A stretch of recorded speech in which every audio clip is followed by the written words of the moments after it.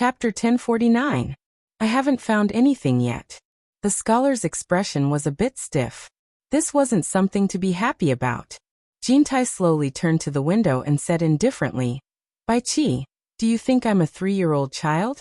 If you can't even find out about this, I think you'd better give up your position as the emperor of the underworld to someone else." The meaning of his words couldn't be clearer.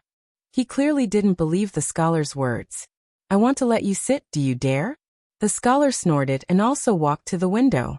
Standing side by side with Jintai, he said, "Don't talk nonsense. I don't have the mood to beat around the bush with you. It's not that I didn't try my best to find out the truth. It's just that I haven't found anything yet. The people involved in the matter are all dead, and some key figures even committed suicide. Don't you think it's strange?" Committed suicide? Jintai suddenly tilted his head and raised his sword-like eyebrows. "This matter is a bit strange and unpredictable. It seems that your control over the underworld is really not flattering. Someone actually dared to play this kind of trick under your nose. Haven't you found the mastermind behind it? You don't need to worry about my side. I know what I'm doing." The scholar put his hands on the windowsill and looked at the fireflies shining in the forest. He said indifferently, "But you should investigate carefully on your side. There's one thing I need to remind you. This time, it's not only the army of Dark and the father-in-law of your external affairs commander. There are also the subordinates of the king of Black Mountain. The 3 forces are led by Mu Bing. Mu Bing alone can't cause such a big wave. I'm afraid your external affairs commander isn't simple." "The king of Black Mountain?" Jintai's slender eyes flickered. He said, "I've heard of this person for a long time. I heard that he's very powerful. Haven't you investigated his background? He suddenly appeared many years ago. After swallowing several territories with thunderous means, he hasn't made any moves since. He's a bit mysterious."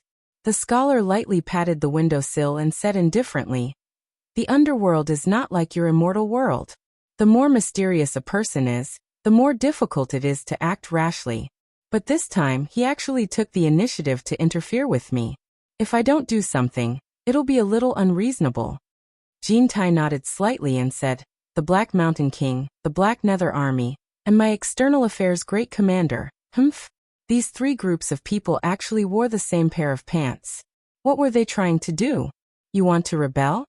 As he spoke, he turned to Scholar and said, "Don't be in a hurry to make a move on this matter. Let's get to the bottom of this matter first. It's fine if we don't make a move, but once we do, we must eradicate the root of the problem. Don't leave any hidden dangers behind. Both of us should keep in touch with the progress of the matter." After he finished speaking, he turned into a streak of golden light and disappeared into the distant night sky. He left as soon as he finished what he had to do. He had no intention of staying for even a moment longer. In the surging immortal realm, amidst the vast and tumbling sea of clouds, there was a tall mountain that pierced the heavens like a sword. The mountain was extremely steep, and there was no way to find it. It was surrounded by cliffs and precipitous cliffs. Ordinary people could only look up at it and sigh. More than half of the mountain peak abruptly emerged from the surging sea of clouds. One could see the tangled vines hanging down from the surrounding mountain walls. There was no lack of inspirational eagles building their nests on the high and dangerous mountain. A heavenly wind swept through the sea of clouds. As the vines swayed, a series of resounding eagle cries could be heard. Several eagles drilled out of their nests and soared against the strong wind. Behind the mountain wall, behind the swaying vines, 14 unforgettable and awe-inspiring words were carved vertically in 3 rows on the steep mountain wall. The words were each tens of feet in size. The heavenly wind still pushed the clouds away. Even the ancient vines that were as thick as a child's arm could not hide the true appearance of the words. "The heavens are heartless, and the earth is heartless. I think of you, and I will also forget my feelings." The words were deeply embedded in the mountain, and had been eroded by wind and rain. It was obvious that they had existed for countless years. Suddenly, the clouds gradually turned red.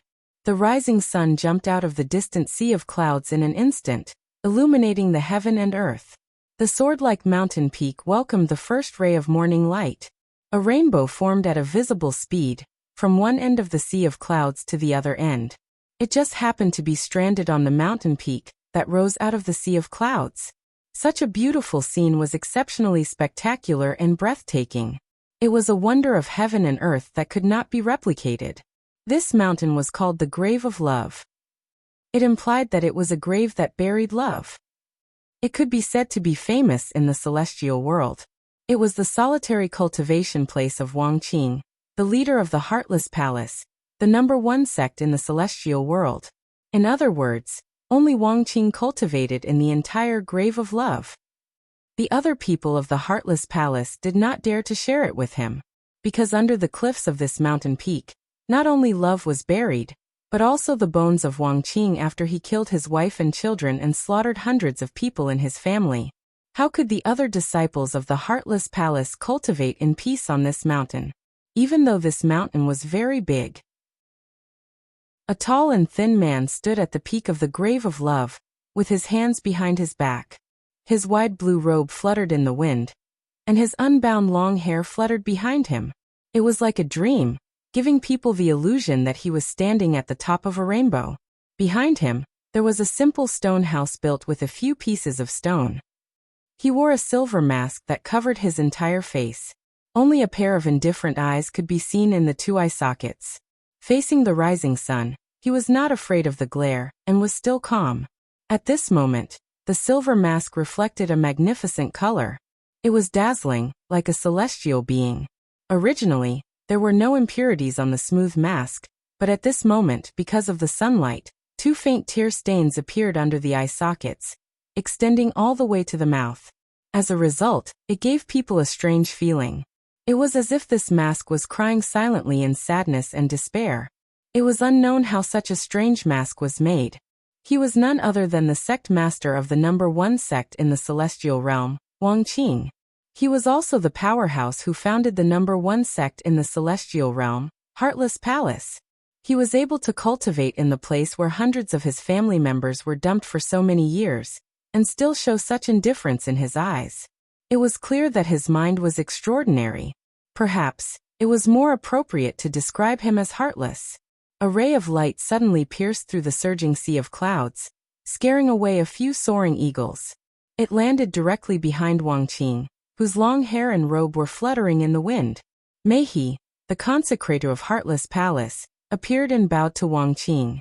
"Master." Wuxia did not turn his head, nor did he make any sound.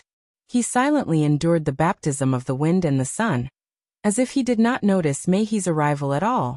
Meihe seemed to be used to all of this, and did not mind at all. After bowing respectfully, he summoned a dazzling snow blue sword from his storage bracelet. The blue was so pure and thorough that its smooth surface faintly gave people a dazzling feeling of snow white. With one look, one could tell that it was an extraordinary treasure, but it was so huge that it could even be described as deformed.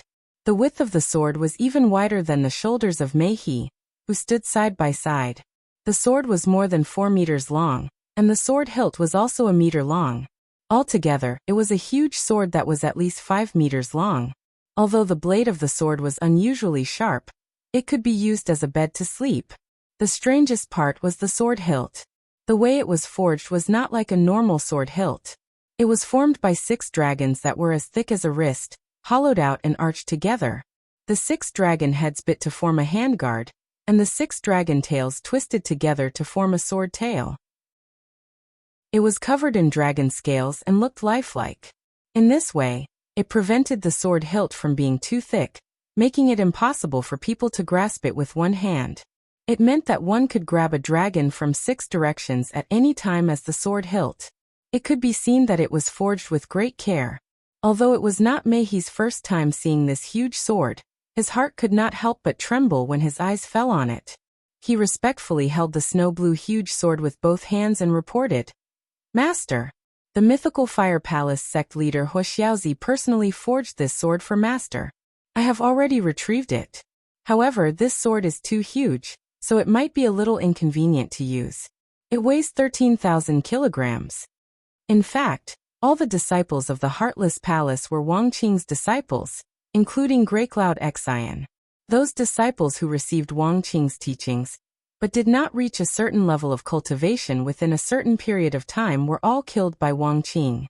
Now almost all the disciples in the Heartless Palace were the disciples of Grey Cloud Xian, and the group of Grey Cloud Xian's disciples. This time I owe Old Ho a big favor. Wang Qing finally spoke in an extremely calm voice. There was no fluctuation of emotion in his tone, as if he was reciting a paragraph word by word. Owe him a favor? I don't think so. Mei smiled bitterly and said, the Heartless Palace has been around for more than 50,000 years. Countless disciples have been sacrificed to collect the best blacksmithing metal in the 3 realms, the blue sea gold essence. There's a mountain of it, but he has squandered it to this point. Who knows if he has embezzled it or not? Not to mention the endless supply of treasures. We even gave him 3 trillion divine-grade spirit stones as wages, not a single piece less. How could we owe him a favor? Wang Qing slowly turned around. The wind was still blowing, but at this time, his long hair and robe were motionless, not moving in the slightest. An indifferent gaze shot out from behind the mask, sweeping over the sword in Mei's hands. His voice was calm as he said, good sword.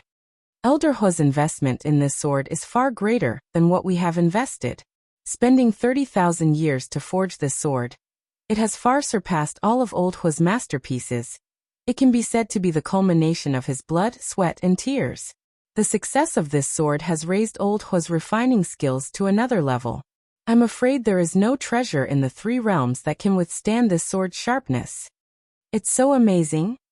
Mei looked at the giant sword in his hand, which was bigger than a bed frame, incredulous. An unparalleled masterpiece comparable to a divine artifact. Truly an amazing masterpiece. Wang Qing expressed his admiration in a calm tone. A majestic aura suddenly surged out from his body, engulfing the giant sword in Mei's hand. A humming sound akin to a dragon's roar reverberated throughout the mountain peak, piercing one's eardrums. The sea of clouds at the foot of the mountain suddenly became turbulent. Mei could clearly feel an incomparable excitement coming from the giant sword in his hand. It vibrated nonstop, as if a hidden dragon had awakened and was about to soar into the sky. Chapter 1050. In an instant, the feeling became reality. The giant sword that was 5 meters long slowly floated up from his hand. The sharp and piercing dragon roar became a continuous stream that surged through the sky and the sea of clouds. Countless gazes looked over from all the mountains under the sea of clouds. They did not know what was happening on the peak of the love mound above the clouds. This? Mei looked at the giant sword dumbfounded. He could clearly feel that the energy in his master's body had been withdrawn.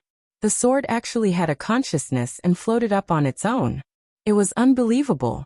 He thought it was an illusion. An unparalleled masterpiece, an amazing masterpiece. No wonder it is the artifact that Old Hu spent 30,000 years refining with countless treasures. Even though it was almost the highest level of praise, Wang Qing's gaze towards the sword was still faint.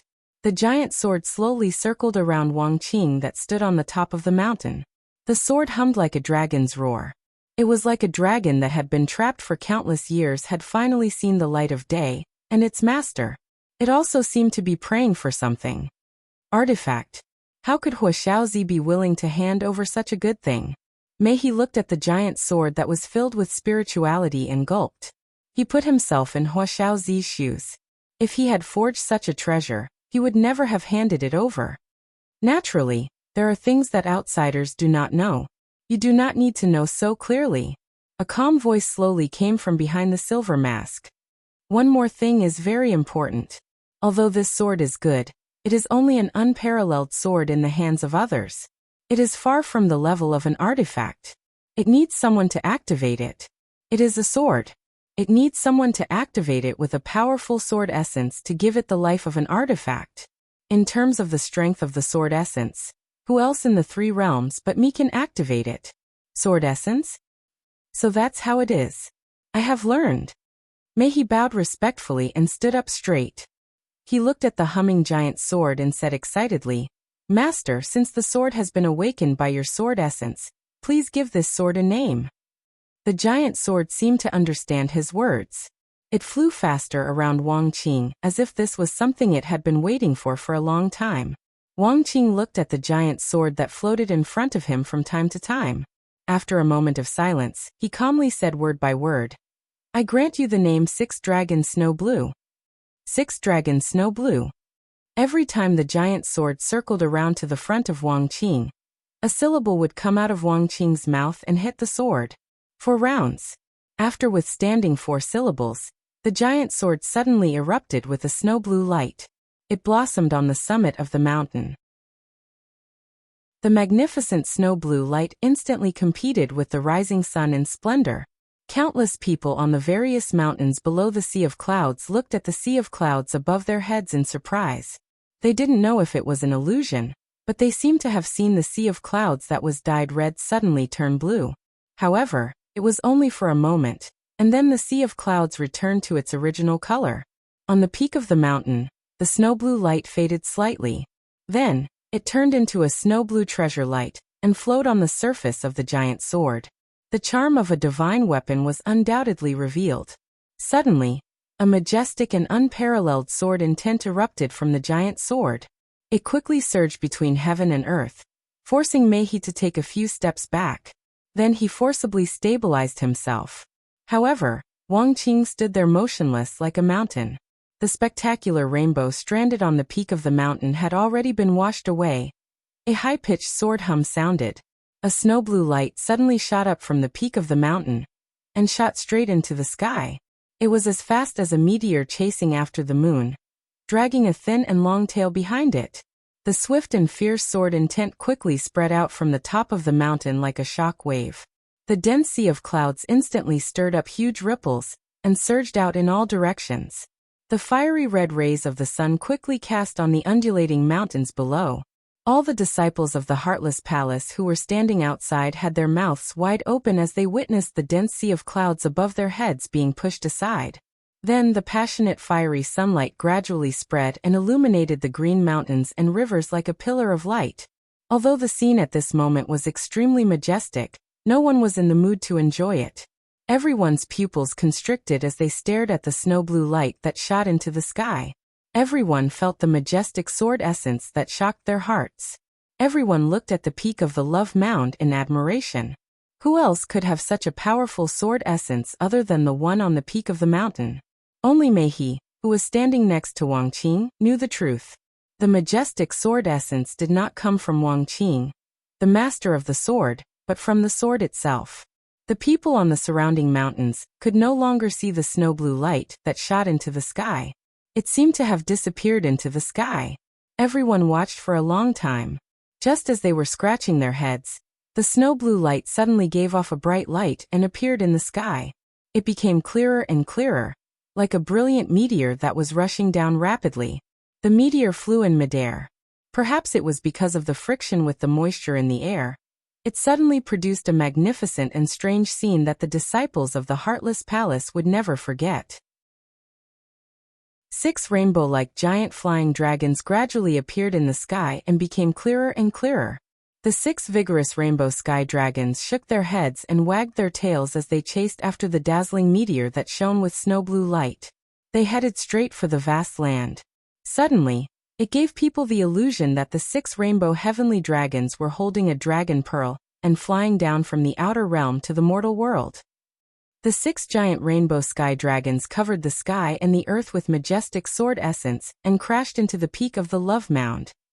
All the disciples of the Heartless Palace turned pale with fright and did not dare to breathe. With a loud boom, the vast mountains trembled. The birds and beasts cried out in fear and fled in all directions. The 6 giant rainbow sky dragons instantly disappeared and burrowed into the Love Mound mountain. It was as if the Love Mound was a dragon nest, and they had returned from their travels. All the disciples of the Heartless Palace followed the mountain. After the earth shook, some people looked at the Love mountain and heaved a sigh of relief.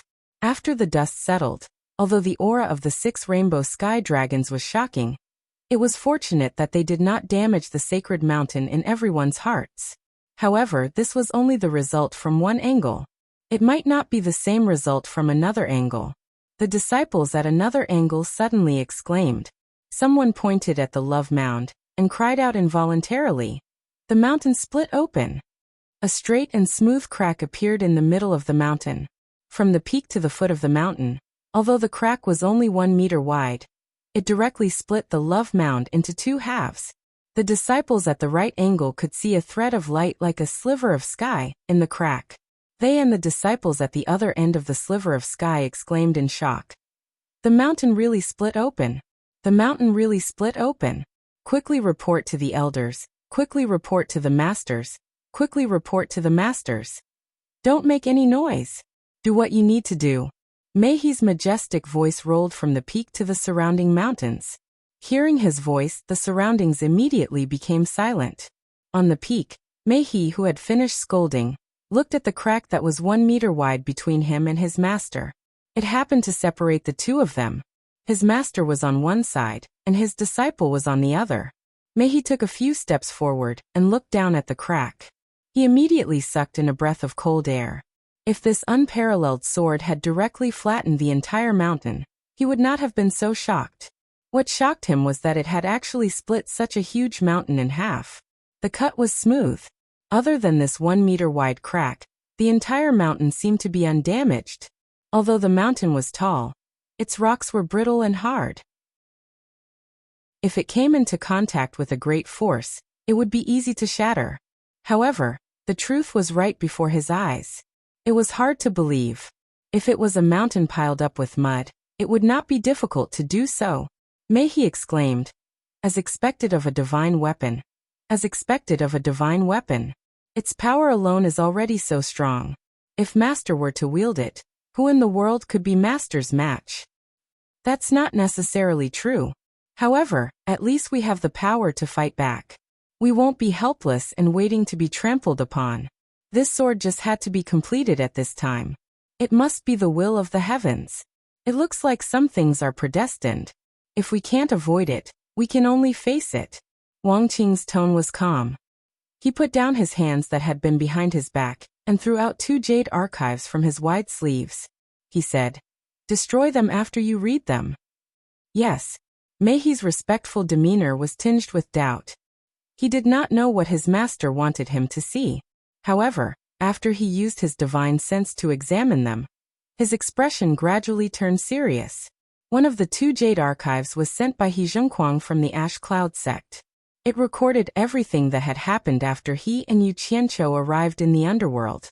It focused on analyzing the unknown events behind the assassination attempt on Yu Qianqiu. It clearly analyzed everything with reason and evidence. Although it was not 100% conclusive conclusion, the words revealed an incomparably heavy plea for his master, Wang Qing, to make early preparations to prevent a major crisis that might occur. The other jade archive was a message sent by a disciple of the Heartless Palace from the underworld. It also mentioned what had happened in Twilight City. It stated that the assassination attempt on Yu Qianqiu was still a mystery, and that it needed further investigation before reporting. Meihi clasped the 2 jade archives together and crushed them into powder with his palms, scattering them away with the wind. His expression was incomparably grave as he said, "I didn't expect the Immortal Palace to make a move against our Heartless Palace." High Deacon's analysis is correct. When Yu Qianqiu of the mystic Immortal City inexplicably came looking for you to cooperate, I was there as well. Yu Qianqiu's actions were indeed superfluous. I didn't expect there to be more than meets the eye. Master, we need to make early preparations. We cannot let the Immortal Palace have their way so easily. What's the rush? Wang Qing slowly walked to the crack. He looked down and said calmly, "Whether it's true or not, before we are certain of victory, we will not make a move. Don't make a fool of yourself. The fate of Heartless Palace does not lie in how well prepared we are. It lies in the battle between me and Jintai." Chapter 1051. Although his tone was flat, the arrogance in it was obvious. Meihi replied respectfully, "Yes." But he was excited and shocked. The meaning of his master's words was very clear. That was, with his master's current cultivation, only the immortal Emperor Jin Taikai was qualified to fight with him in the entire Immortal Palace. As for the others, they could not stop him at all, so there was no need for him to take them seriously. Wang Qing stretched out a wide palm towards the crack that had condensed into a claw. A snow-blue light buried at the bottom of the abyss shot out with a whoosh and flipped in the air above the mountain peak. With a clang, it decisively stabbed into the ground not far behind him. Although almost half of the sword body was inserted into the stone ground, there was still a large part of the sword exposed. The flowing snow-blue light had already disappeared, and under the sunlight, there was a bright spot on the mountain peak that was shining brightly. This six-dragon snow-blue sword was quietly inserted into the mountain peak. From beginning to end, Wang Qing didn't touch it even once. In the next few months, he still didn't touch it even once. In fact, he rarely even looked at it. The man and the sword faced each other from a distance, only communicating with each other through their minds that outsiders could not see. It was not until a few months later when Wang Qing left the mountain that the six-dragon snow-blue sword was pulled out of the mountain peak. "If there is nothing else, you may leave," Wang Qing said indifferently. May he seemed to remember something, and took out a small red box. He held it with both hands and said, "Hua Xiaozi wanted me to give this to master." Wang Qing did not ask what it was. He took the red box and held it in his palm in silence. After Mei He left, he slowly opened it. The box was filled with snow-white silver sand. He tilted the box slightly, and the fine silver sand flowed out like water, drifting with the wind into the distance. Gradually, a snow-blue ring buried in the silver sand was revealed. He stretched out 2 fingers and picked up the ring. After the red box was abandoned, the silver sand rolled out and fell into the crack under his feet. This was a ring that was slightly wider than an ordinary ring. The material was obviously the same as the material used to forge the six-dragon snow-blue sword. They were both rare blue sea gold essence in the 3 realms. There was a huge independent space in the ring, several times larger than the 10 spaces in an ordinary storage bracelet. However, this did not fail to attract Wang Qing's attention. His gaze landed on the inner surface of the ring. The 2 words Ruoyun were engraved on it, causing him to be unable to shift his gaze away for a long time. After a long time, Wang Qing sighed softly and said to himself, "Old Hua, are you reminding me to remember something?" Not many people knew the meaning of Ruoyun. It was a woman's name. It was the name of Wang Qing's first wife. Also, what no one knew was that his wife's surname was Hua, and her name was Ruoyun. She was the sister of the Lifire Palace's sect leader, Hua Jun. Back then, there were 3 siblings. The eldest was Hua Hualai, Hua Kongzi, the second was Hua Jun, Hua Xiaozi, and the third was the younger sister, Hua Dai Hua Ruoyun. However, before the Lifire Palace was established, the third sister, Hua Dai, had already married Wang Qing. Other than those involved, no one else knew about this. Holding this snow-blue ring and silently looking at it for a while, Wang Qing finally put it on his left index finger. In the Paradise Wonderland, in the back garden of the Immortal Palace's External Affairs Great Commander's mansion, the well-dressed Mu Tianjiao sat in a pavilion and silently wept. The quality of the golden robe was very good, and it didn't get wet even after being soaked. Her tears fell directly on it. Her right hand, which rested on the stone table, held a jade archive. She did not know when Wu Xiong had appeared beside her. She was in a daze and did not notice him. Wu Xiong also looked at her silently, his face dark and gloomy. He didn't expect that even with so many people working together, they still couldn't kill Yu Qianqiu. His plan to assassinate Yu Qianqiu without anyone knowing had actually caused such a huge commotion. It was truly beyond his expectations. The people over there shouldn't have made such a big mistake. Otherwise, no one would have an easy time. He asked himself this question more than once. However, this was not what worried him the most. What worried him the most was that Yu Qianqiu actually had the token of the Emperor of the Underworld. Without a doubt, the matter would be blown out of proportion. Once the token of the Emperor of the Underworld was revealed, it would be impossible not to attract the attention of the Immortal Emperor. Fortunately, he received news from the other side that the matter had been resolved, and that there was no need to investigate further. However, the other side was also urging him to leave the Immortal Palace as soon as possible. Otherwise, he might be in danger. However, Wu Xiong knew that if there really was danger, he would not be able to leave even if he wanted to, since he was already being watched. Therefore, he mustered up his courage and went to the Immortal Palace to seek forgiveness from the Immortal Emperor, Jin Tai. He said that his father-in-law had used his name to collude with a group of people to seek revenge on Yu Qianqiu in the underworld. He was guilty of negligence and asked the Immortal Emperor to punish him.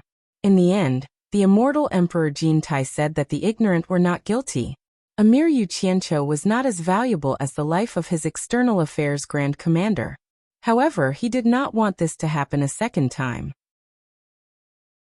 Wu Xiong heaved a sigh of relief and thanked him profusely. Although it seemed like he was safe for the time being, his heart was still stretched taut. He was prepared to find a suitable opportunity to leave as soon as possible. He had just returned from the Immortal Palace when he saw this scene. His gaze fell upon the jade archive in Mu Tianjiao's hands. He sighed softly and said, "If I had known this would happen, I wouldn't have had people deliver the news from the outside world to you every day." Mu Tianjiao raised her head with tears streaming down her face. She looked at him and choked with sobs. "You knew all along?" News travels slower in the underworld than in the immortal realm. When the news spreads in the immortal realm. Wu Xiong walked up to her and patted her shoulder in consolation. "The news from the Immortal Palace arrived a few days earlier than you did. I've been thinking about how to break the news to you. I'm also very sad that something has happened to my father-in-law. However, the dead are dead and the living have to look forward. My condolences, madam." As expected, he went to seek revenge on Yu Qianqiu. "I've been worried. I told him that he was no match for Yu Qianqiu, but he wouldn't listen." Mu Tianjiao suddenly stood up and grabbed Wu Xiong's hand. She lost control of her emotions and asked, "Who did it? Who killed my father? Those people had no grudge against my father. Why would they want to kill him? Was it Yu Qianqiu who did it?" Wu Xiong did not know how to answer her. The public news in Twilight City was that another group of people from the underworld had killed Mu Bing, but he knew in his heart that he was afraid that Mu Bing had not experienced such a big scene. He was afraid that he would be implicated if things got out of hand. So he found some reliable people to cooperate with Mu Bing. Those people would not kill Mu Bing at all. In fact, the people involved in this matter knew very well that at that time, Yu Qianqiu was outside the dungeon. There was no one else in the dungeon who would kill Mu Bing except for Yu Qianqiu. However, he could not say such words now. He only deeply regretted agreeing to Mu Bing in the first place. Wu Xiong looked at Mu Tianjiao and sighed slightly in his heart. The reason why he was jealous was that he really cared about this woman. Otherwise, he would not have done such an impulsive thing. According to the news from the other side, it should not be Yu Qianqiu. Yu Qianqiu was locked up alone in a dungeon at that time. It is unlikely that he would have the opportunity to kill father-in-law. This has been confirmed by the army of Onyx. Wu Xiong said helplessly, "But I saw the news that Yu Qianqiu broke out with my father's head." Mu Tianjiao went straight to the point and cried intermittently. Since he could break out of the dungeon, it means that the dungeon could not trap him. It means that he had the opportunity to kill my father. What's more, he has the token of the Emperor of the Underworld in his hand. He can command the army of Onyx. Who knows if the army of Onyx is cooperating with him to put on a show? This woman was as smart as ever. She saw the suspicious point at once. Wu Xiong sighed in his heart. He really did not know what to say. He could only grab her hand and comfort her. "Don't worry. The truth will come to light one day."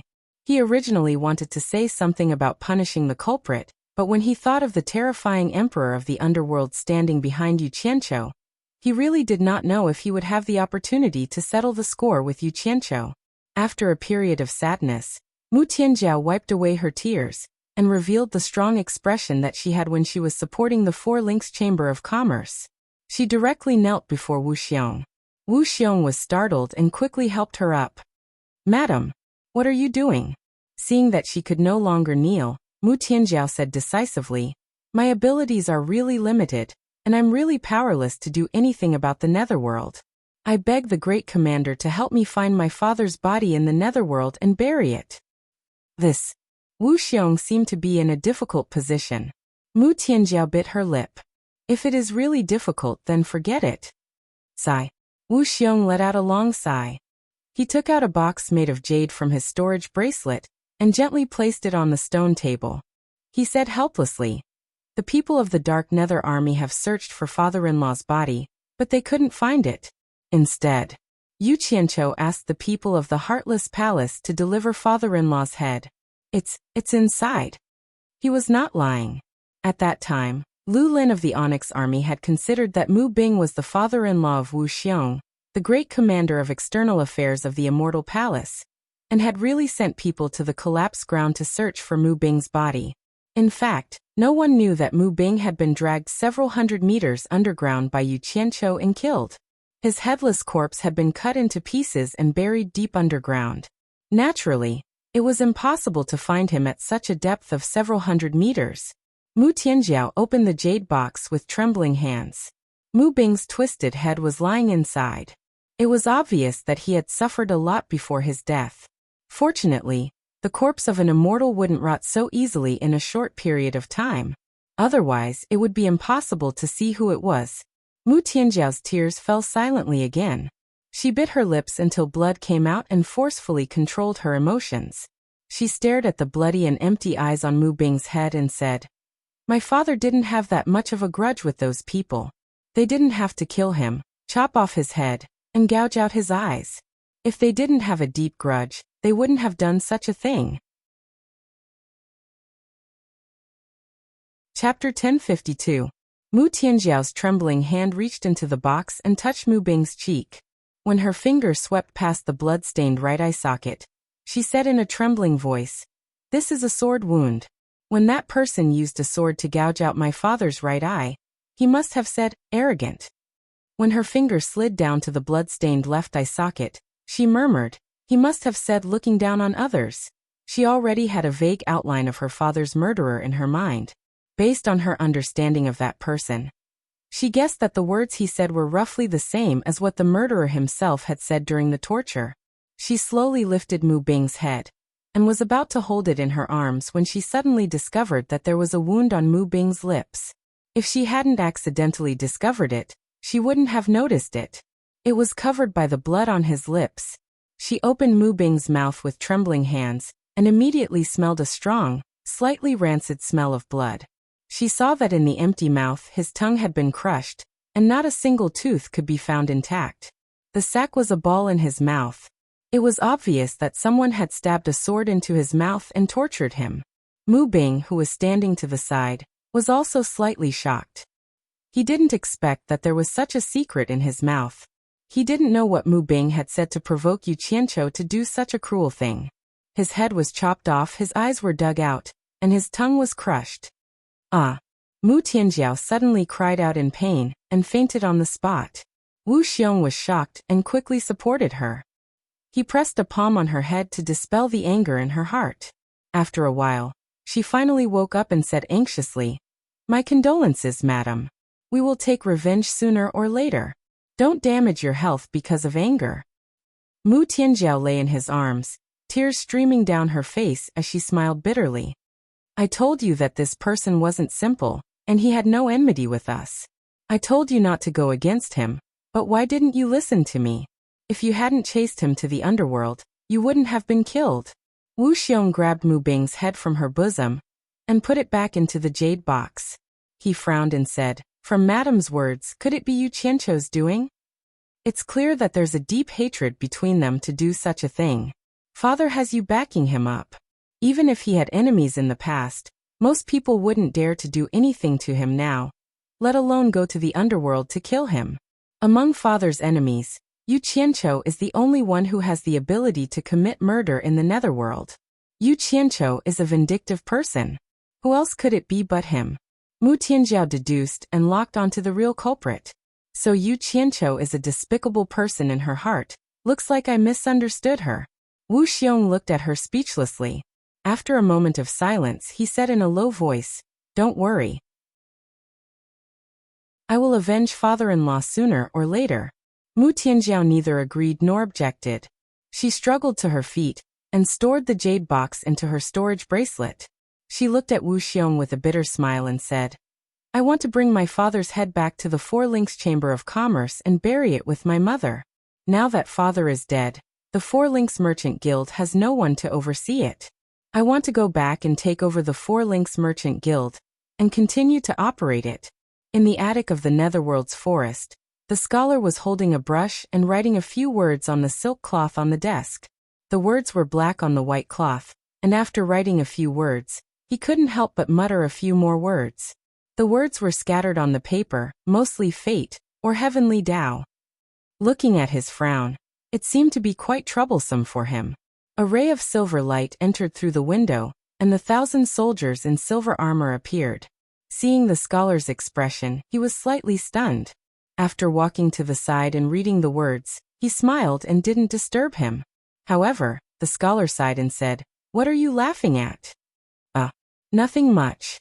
The 1,000 soldiers in silver armor cupped his hands and changed the topic. "I found some information regarding Yu Qianqiu. Someone saw him and Grey Cloud Xian hiding in the body of a river clam called Xinyu. They took the water route and went against the current of the Netherworld River. I don't know where they are going.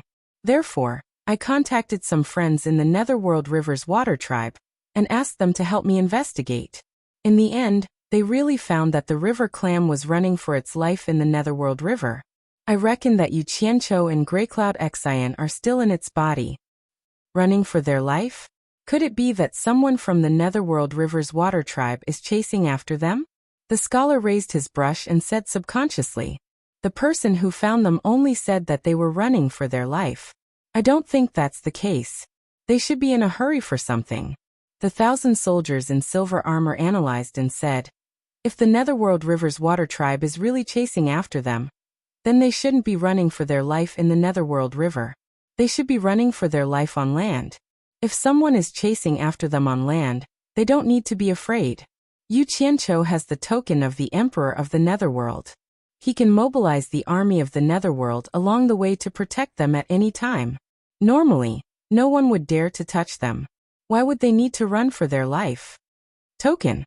The scholar was slightly startled. Speaking of the token, he couldn't help but think of what the saintess of the Netherworld had said. Yu Qianqiu didn't even know that it was the token of the Emperor of the Netherworld. Could it be that he scared himself when he took out the token of the Emperor of the Netherworld?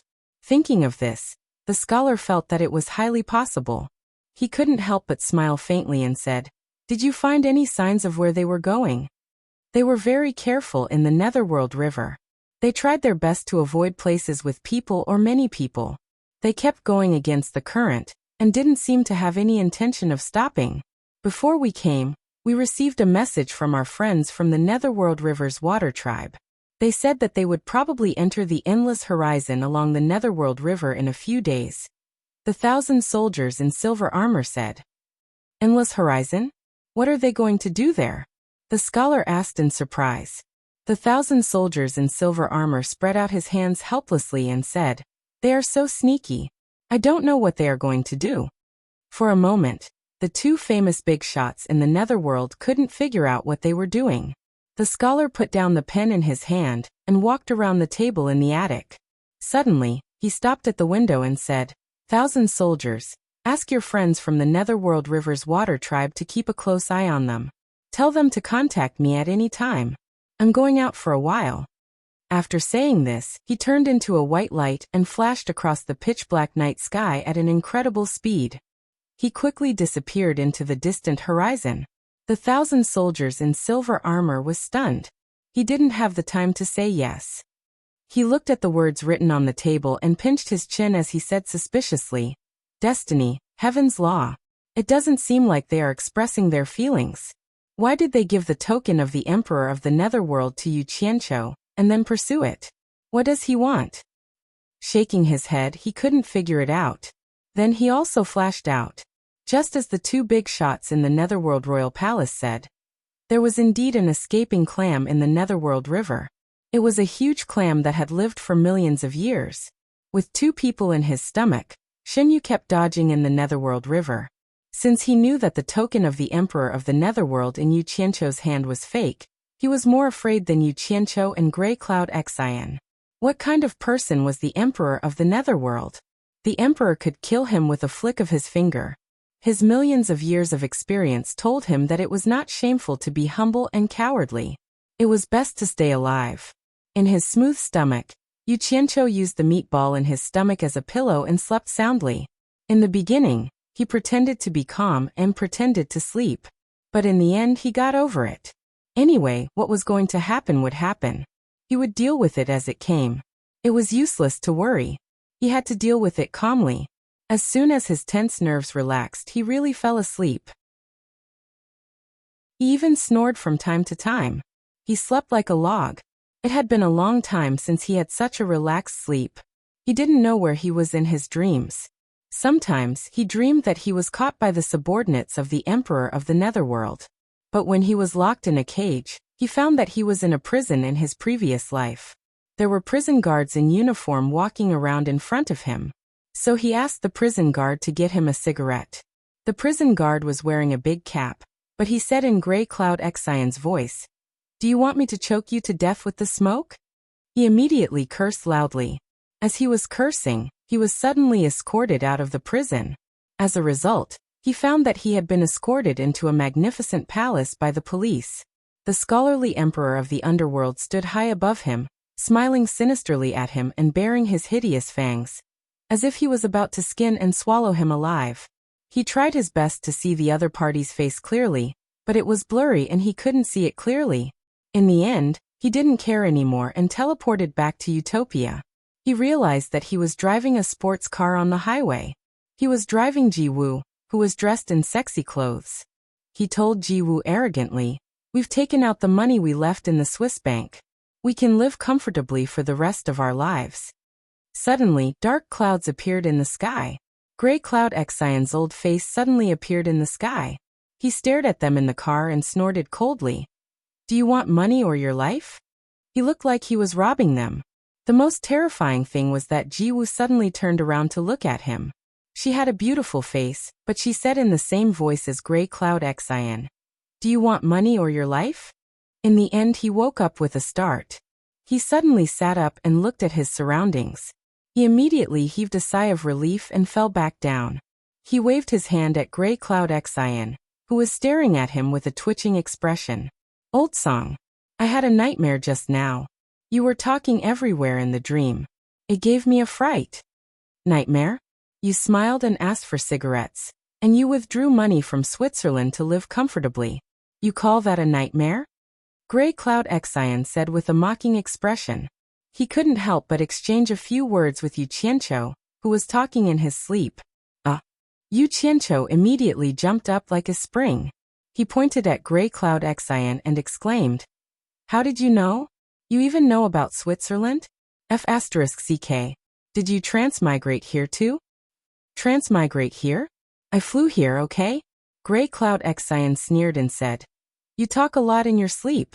It's hard for me not to know. I say you're really broad-minded. You're already in this state. Yet you can still sleep and have sweet dreams?" Yu Qianqiu was stunned. He had been talking in his sleep. He could talk in his sleep? He was slightly shocked. He didn't say any secrets that couldn't be exposed, right? It seemed like he couldn't sleep in front of strangers anymore. It was too dangerous. He wanted to ask Grey Cloud Exion what else he had said. Suddenly, Xinyu's voice came. "Everyone be careful.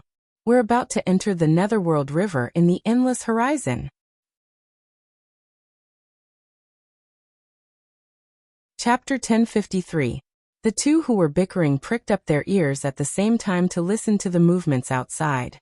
They looked at each other and saw the nervousness in each other's eyes.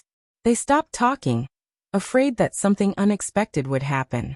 However, they seemed a little lost amidst their nervousness. Did they reach the endless horizon so smoothly? According to Xinyu, the Netherworld River was the same as the land. It was also ruled by powerful factions. The long journey was full of danger, and accidents could happen at any time. The two were mentally prepared for the worst. However, what made them feel strange was that they reached the endless horizon without any danger. Someone even slept the entire way. Compared to Xinyu's explanation, the two felt that it was a little unbelievable. In fact, even Jiuyu himself felt a little baffled, let alone the two of them. Since when had the Netherworld River Basin become so peaceful? Where did all those fellows who blocked the road, robbed, killed, bullied the weak, and committed all sorts of crimes go? Everything had its cause and effect. In fact, Xinyu's cautiousness, or rather timidity, and familiarity with this route were also objective reasons for being able to reach this place smoothly. Most importantly, Due to the intervention of the Netherworld Emperor's guards, the Silver Armor Army's friends in the Netherworld River were not weak either. With these powerhouses' forces secretly monitoring their journey, those who had ill intentions along the way would dispel their evil thoughts after discovering them. This was equivalent to providing protection for them in disguise. This was the real internal reason. Yu Qianqiu and Songyin Xian held their breaths and listened attentively to the movements outside. It would be a lie to say that they did not want to go out and take a look. Even the Netherworld cultivators did not dare to step into the punishment land of the Netherworld, let alone the people from the immortal world. The two of them wanted to see the true appearance of the endless horizon. With this experience, it would be an enviable qualification to show off. However, no one had the guts to go out and take a look. Endless horizon. Those who heard this name for the first time would probably associate it with darkness. In fact, in a place as dark as the Netherworld, there was probably no place brighter than it. It was definitely not a lie. Almost half of the vast endless horizon was fused with the bright and wriggling red light, and it was steaming hot. Coming here, one would realize that one was like a freshly baked bun. On a narrow section of the Netherworld River, red light enveloped the river, dyeing the entire river red. On both sides of the river Styx, there was a row of soldiers in red armor. Their clothes and armor were bright red, and each of them gave off a vicious aura, as if they had charged out from blood and fire. Not far behind them, there was a hot red mist rising into the night sky. They stood quietly by the river as if waiting for something. One of them, be it in terms of appearance or temperament, was clearly different from the other red-armored soldiers. Although he was also wearing red armor, his armor was like the shell of a beetle. It was extremely close-fitting and had sharp edges. He was tall and sturdy, with a layer of short hair sticking to his scalp. His face was thick, and his eyes were as round as copper bells. He had the aura of a tiger-lion beast king. Both his shoulders and the upper half of his body were wrapped in red iron chains that were as thick as a thumb. They were like thick armor that was stretched taut on his muscular chest.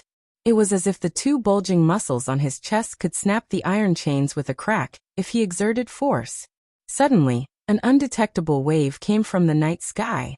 The tall and sturdy man with the red chains frowned slightly. Then he waved his hand, and 100 of the red-armored soldiers on both sides of the river Styx immediately scuttled into the river Styx and quickly disappeared into the water. The giant clam that was almost sticking to the bottom of the river Styx suddenly came to a halt. Jiuyu realized that the path in front of him had been cut off by the hundreds of red-armored soldiers. Oh no! It's the Purgatory Army that controls the endless horizon. They've blocked our path. Jiuyu panicked and told the two people in his body. Yu Qianqiu and Songyin Xian quickly stood up. Songyin Xian stared at Yu Qianqiu and sneered. What's going to happen is going to happen. It's all your fault. I've fallen into the pit with you. Damn it. What's the hurry? Jiuyu, turn around. Let's hide for a while first. They might not be targeting us. Yu Qianqiu waved his hand and shouted. Jiuyu had the same intention. He did not hesitate to turn around. In the end, he realized that 100 red-armored soldiers had appeared out of nowhere and cut off their path of retreat. Jiuyu looked around in fear. In the end, he realized that he could not see through the cultivation of any of the red-armored soldiers. Now the only way out was to leave through the water. However, the endless horizon was the main camp of the Purgatory Army. It would be even more dangerous to leave the river Styx. It was impossible to escape. What should we do? What should we do? The path ahead and back have been cut off by the Purgatory Army. We have nowhere to run. Jiuyu was completely panicking. Why are you panicking? You're from the river Styx. They won't dare to do anything to you. Be careful. They won't make things difficult for you. Yu Qianqiu tried to make his tone as calm as possible. He patted his plump body in the clam and laughed. Jiuyu, whether we can pass this time depends on you. Jiuyu thought about it and agreed with him. He was from the river Styx, so the Purgatory Army would not do anything to him. However, when he slowly approached the soldiers in front of him, his stomach still palpitated with fear. Hence, he forced himself to calm down and asked with a smile, I'm from the water tribe of the Netherworld River. I wonder if you can make way for me and let me pass. A red armored soldier floating in the water slowly floated forward and pushed his palm to stop him. We're pursuing a fugitive. Regardless of whether you're in the sky or in the water, you have to be checked. If there's nothing wrong, we'll naturally let you pass. Jiuyu was stunned. He plucked up his courage and asked, "You're from the land. Since when did you have the right to set up a checkpoint in the river Styx to check the river Styx? That's not something you should worry about. We've naturally informed the overlord of this water body." The red-armored soldier pointed at Jiuyu's huge body in the water and said, "I see that your clam is huge. It's big enough to hide a few people inside. Please open it and let us search. If there's nothing wrong, we'll immediately let you pass." Jiuyu was speechless, but he did not dare to open the clam for them to search. While he was panicking and hesitating, the red-armored soldier suddenly shouted, "Cooperate quickly. Otherwise, don't blame us for using force." The two people hiding in the clam looked at each other. They had clearly heard the movements outside. Although the people searching outside did not say who the fugitive was, the two of them felt that they were the ones being captured. "Old Song, you're an expert. What do you think we should do?" Yu Qianqiu humbly asked with telepathy. "You respect me as an expert now?" Gray Cloud Xian rolled his eyes, but now was not the time to fight. He replied telepathy, "With Jiuyu's cultivation, if anything happens, we won't be able to break out. Hiding outside is not a solution. If anything happens, are you confident that you can help me and Jiuyu break out?" Yu Qianqiu asked cautiously with telepathy. Gray Cloud Xian thought for a while and slowly replied, "I can't say for sure since I can't see the situation outside. But I'm sure there are many experts in purgatory. Plus, the endless sea is vast. Even if I can break out for a while, I'm afraid I won't be able to resist a large number of experts. If I'm alone, maybe it won't be difficult to break out. Maybe they're not here to capture us, Old Song. Just be prepared for the worst."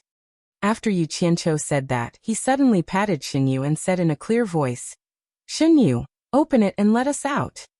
Jiuyu, who was in a dilemma, opened the giant shell. Two people flashed out. Jiuyu also turned into human form. The three of them stood side by side. Yu Qianqiu looked back and forth, then cupped his hands towards the red-armored soldier who came out of the formation, and said with a smile, "I wonder what happened that caused the Purgatory Army to make such a big fuss." The man glanced at Sungyan Xian and Yu Qianqiu and said, "Two criminals have escaped from the endless horizon. We are currently searching for them." Then he pointed at the two and said, "I think the two of you are very suspicious. Please come back with us for a while. If there's nothing, we will let you go." So the criminals escaped from the endless sea. Hearing this, the three looked at each other and heaved a sigh of relief. "It has nothing to do with us." Yu Qianqiu immediately laughed. "General, I think you're mistaken. We are from the celestial world. We can't be criminals that escaped from the endless sea. Take a closer look." The red-armored soldier covered up the loophole in his words without hesitation. Some of the criminals in the endless sea are from the celestial world. The two escaped criminals are from the celestial world. Such a coincidence? Yu Qianqiu was stunned. Then he smiled bitterly. "General, we can cooperate with you. But how long will it take? Why ask so many questions? You'll know when you get there." The red-armored soldier snorted. "Don't make us use force." The three looked at each other. Yu Qianqiu had no choice but to take one step at a time. He said to Jiuyu, "This is none of your business. Wait for us in the river Styx." Jiuyu nodded and watched the two of them leave with the red-armored soldiers. Suddenly, Xinyu looked around and immediately realized that something was wrong. The red-armored soldiers that were blocking his way had all left. He could leave at any time. Not to mention him, even Gray Cloud Xian and Yu Qianqiu, who had leapt out of the water along with the red-armored soldiers, exchanged a glance and also realized that something was wrong. It didn't make sense for the fugitives to retreat just because they encountered the two of them, right? The two of them immediately became vigilant.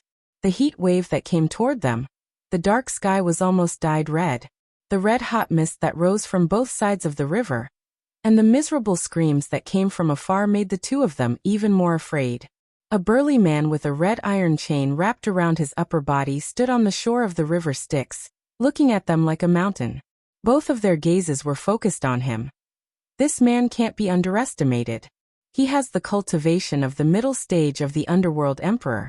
I'm afraid he will be a difficult character to deal with, Jiuyu said secretly. Needless to say, Yu Qianqiu couldn't move his eyes away when he saw the man with the red iron chain wrapped around his upper body. He was a bit surprised. He immediately recalled the wall carvings in the underground palace when he first met the saintess of the underworld in the East Holy Land. Besides the carvings of the underworld emperor, who was dressed like a scholar, there were also carvings of the 12 underworld generals on both sides of the wall. One of them looked exactly like this man.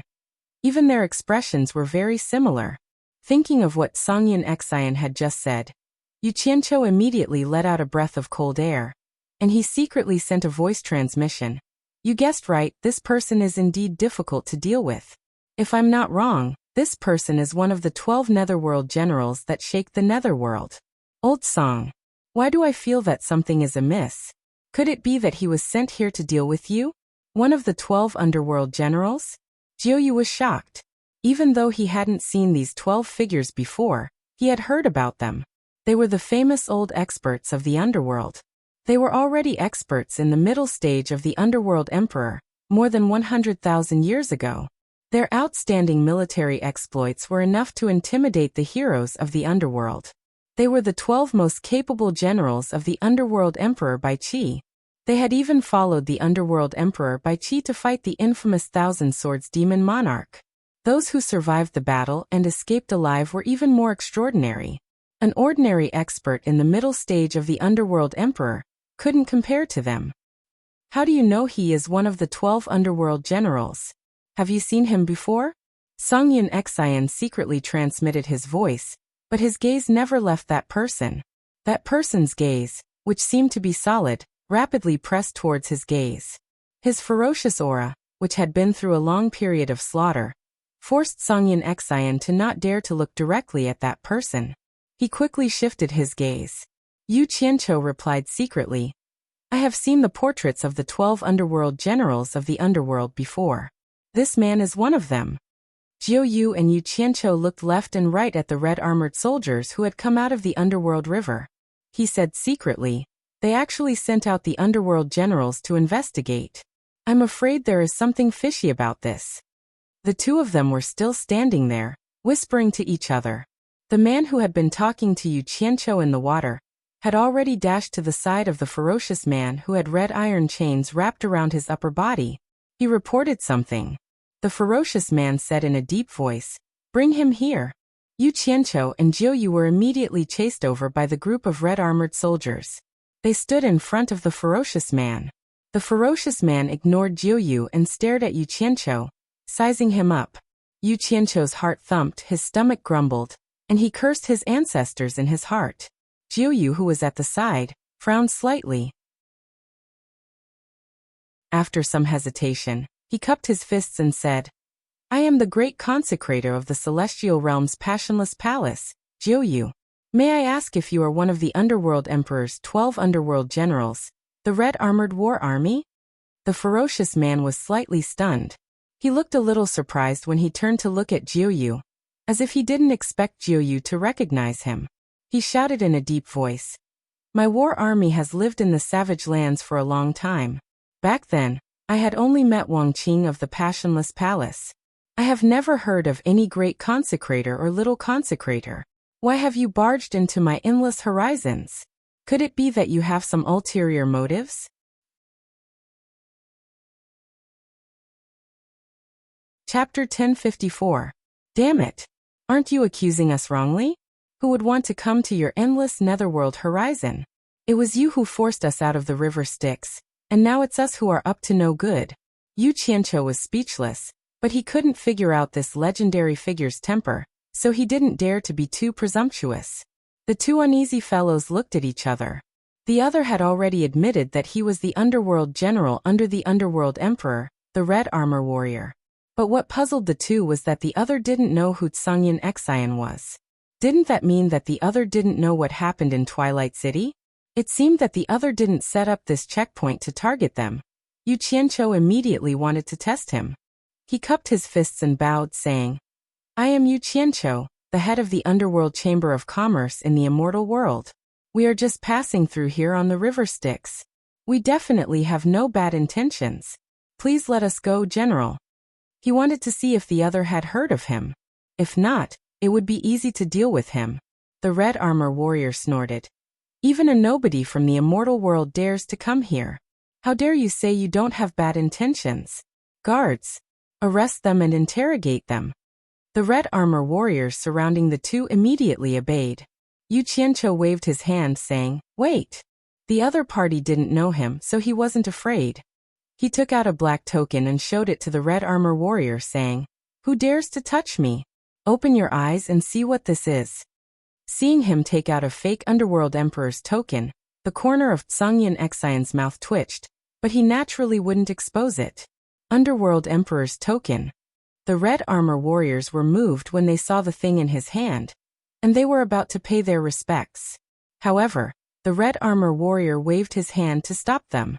He stared at the token in Yu Qianqiu's hand and said disapprovingly, I have followed the Underworld Emperor for so many years, and I have never heard of him giving the token to an outsider, let alone a small Immortal World cultivator like you.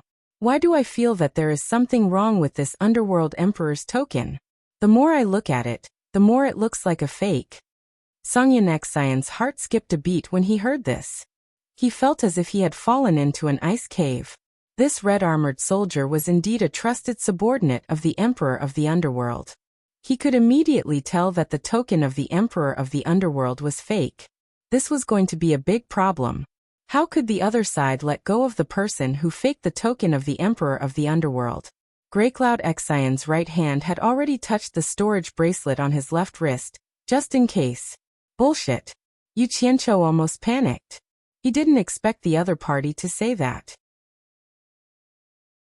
Although he had fooled Sangyan Xian and Xinyu by saying that the token of the Underworld Emperor was fake in order to avoid their suspicion, he knew that the token of the Underworld Emperor was given to Yu Ji by the Saintess of the Underworld herself.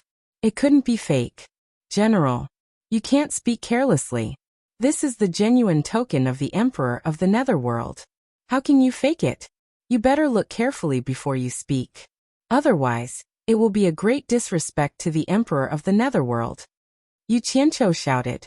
At this moment, Sangyan Xian only wanted to say 5 words to him, stubborn. There's no need to argue whether it's real or fake. I have someone here who can tell whether the token of the Emperor of the Netherworld in your hand is real or fake. The red-armored soldier looked at him disdainfully and sneered. Take the 2 of them away. Wait. Yu Qianqiu shouted. You really don't know your place. Do you still want to resist? The red-armored soldier's gaze turned cold. We can go with you to verify whether it's real or fake. What if it's real? Yu Qianqiu was very confident. If the token in his hand was real, there was no need to be afraid. You dare to bargain with me? You must be tired of living. If you have the real token of the Emperor of the Netherworld in your hand, no one will dare to do anything to you. You can do whatever you want in the endless horizon. According to the red-armored soldier's temper, he wouldn't be so patient. He would have captured the 2 of them and interrogated them. However, he was here under orders to put on a show, so he couldn't do anything. Okay. Yu Qianqiu shouted. I'll go with you. I want to see who has the guts to distort the truth and say that the token in my hand is fake. Take them away. The red-armored soldier shouted. Wait. Yu Qianqiu tried to delay again. This time the red-armored soldier's expression was really bad. No one dared to disobey him again and again. He immediately said in a deep voice, What do you want again? I have a friend in the Netherworld River. I have to bring him along. Yu Qianqiu didn't care whether he agreed or not. He turned and shouted at the surface of the Netherworld River. Jiuyu, come out. Jiuyu heard their conversation clearly from below. He flashed out of the Netherworld River with a pale face. He had no choice. There was a restriction on his body. He had to follow even if he didn't want to. Actually, Yu Qianqiu didn't want Xinyu to take the risk either. However, the green fire pearl had been planted in Xinyu's body. If the two of them were placed too far apart, it wouldn't be a problem for a short period of time. However, if the two of them were placed too far apart, they would immediately lose control, and Xinyu would definitely die. He didn't know where the red armored soldier would take them to verify the authenticity of the Netherworld Emperor's token. He decided to bring Jiuyu along for the sake of safety. Just like that, the three of them were surrounded by the Purgatory Army and flew to the depths of the Netherworld River. Along the way, Greycloud Xian couldn't help but ask, "Yu Qianqiu, the token in your hand is obviously fake. You still dare to follow them? Once the matter is exposed, we will be trapped in the depths of the endless sea cliff. It will be even more difficult for us to escape. What are you trying to do?" Don't worry. The quality of the Netherworld Emperor's token is very high. Unless it's the Netherworld Emperor himself, no one will be able to tell it's real. I don't believe that anyone would dare to attack someone with the Underworld Emperor's command medallion without knowing if it's real or fake. How about it? You can rest assured. Yu Qianqiu said confidently. I hope so. Greycloud Xian could only sigh. He felt like he was stuck in a quagmire and couldn't get out of it. However, he had already made up his mind. Once he was at death's door and had nowhere to run. He would kill Yu Qianqiu first to avenge his grandson and himself. Otherwise, he wouldn't be able to die in peace. After coming to the Netherworld, they had long heard of the endless sea cliff. Unfortunately, they didn't have the chance to see it. Even Jiuyu only dared to look at it secretly from the Netherworld River. Now that they were overlooking the endless sea cliff from the sky, the three of them were still shocked and terrified. So this was the true face of the endless sea cliff. Scorching red molten lava continuously bubbled up from the ground like a spring, slowly flowing in all directions on the vast land. It was such a shocking scene. The lava field that was as wide as the sea was dyed red, and had been rising for many years. Under the red mist, there were crisscrossing paths on the lava field like fields. Io! Io! The sorrowful and miserable voices of men and women mixed together and echoed endlessly. Countless men and women were completely naked, stepping on the scorching ground barefoot like slaves, working together to pull the huge iron chains on their shoulders and hands. The other end of the iron chains dragged something that looked like a sieve, filtering something that had gushed out of the ground along with the lava. There were many soldiers of the Purgatory Army in the surroundings who were holding long whips that were covered in thorns. Once they discovered someone slacking off, they would lash out with a hoo sound. Along with the laceration of flesh, miserable screams would resound. The slaves who had been whipped and were physically weak were immediately whipped into the boiling lava by the long whips. They wailed and screamed incessantly in the lava, and their bodies sank into the lava while emitting black smoke. A soldier in charge of law enforcement took out a Wuling mirror and shone a beam of white light at the corpses that had sunk into the lava. Immediately, a ray of green light entered the mirror. This kind of scene could be seen at any time during the flight, causing Yu Qianqiu and the other two to feel their blood run cold. In the vast lava field, there were also hills and mountainous areas. When they flew over, they could see countless naked men and women mining in the open in the mountains. Similarly, they could also see soldiers carrying long whips mercilessly executing people. Miserable screams still lingered in their ears. What was even more eye-opening was that they could occasionally see neatly dressed women being dragged and thrown into the mountains by the Purgatory Army. It was obvious that they had just been caught after committing some crime. Once such women were thrown, the busy male slaves in the surroundings immediately stopped what they were doing and swarmed over. Amidst the women's screams, their ragged clothes were torn to shreds, and they were stripped in the blink of an eye. A group of dirty men were no different from beasts. They held down the fair-skinned women and rushed to rape them one after another. No one knew how long this would last. What was strange was that the Purgatory soldiers, who were supposed to be strict in law enforcement, turned a deaf ear to them and allowed these men to do as they pleased. It inevitably made people feel that this was the time for these male slaves to rest. The unimaginable scenes they saw along the way made the three of them shudder with fear. The soldiers of the Purgatory Army did not treat the prisoners here as humans at all. In their eyes, they were no different from beasts and pigs. They endlessly tortured the prisoners using all kinds of strange methods. turning this place into a living purgatory that was too horrible to look at. One thing was obvious. Those naked slaves either had their cultivation sealed, or had their cultivation crippled. They were forced to do all kinds of heavy labor with their pure physical strength. Also, the lava that emerged from the ground had a suppressive effect on meditation cultivators. It was easy to imagine the suffering they had to endure in such an environment. Shen Yu's uncomfortable expression as he flew in the air, due to the high temperature. However, what made the three of them feel strange was that these purgatory soldiers were also meditation cultivators, but they did not seem to be affected by the lava at all. The three of them easily suspected that the red armor they were wearing could help them resist the torture of the lava. After flying for half a day, a towering mountain stood like a ferocious giant beast in the red light of the lava in the distance. Flying closer to take a look, the laborers at the foot of the mountain were as dense as ants. Clanking sounds could be heard incessantly, as if they were forging something. In between, the familiar sound of caltrops and whips could be heard incessantly, and screams could be heard one after another. There were countless caves on the mountain with red-armored soldiers going in and out. The whole mountain was like a nest of red ants. As the three of them were observing carefully, the red-armored soldier had already flown to the top of the mountain, where there was a magnificent palace. The others followed closely and landed on the square in front of the palace. Standing on the top of the mountain and looking around quietly, they saw a sea of red light and a red fog rising noisily into the sky, looking magnificent. The miserable screams that kept coming from the foot of the mountain allowed the three of them to understand the meaning of this endless horizon.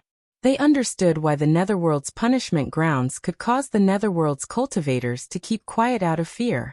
Presumably, no one would be willing to be sent here.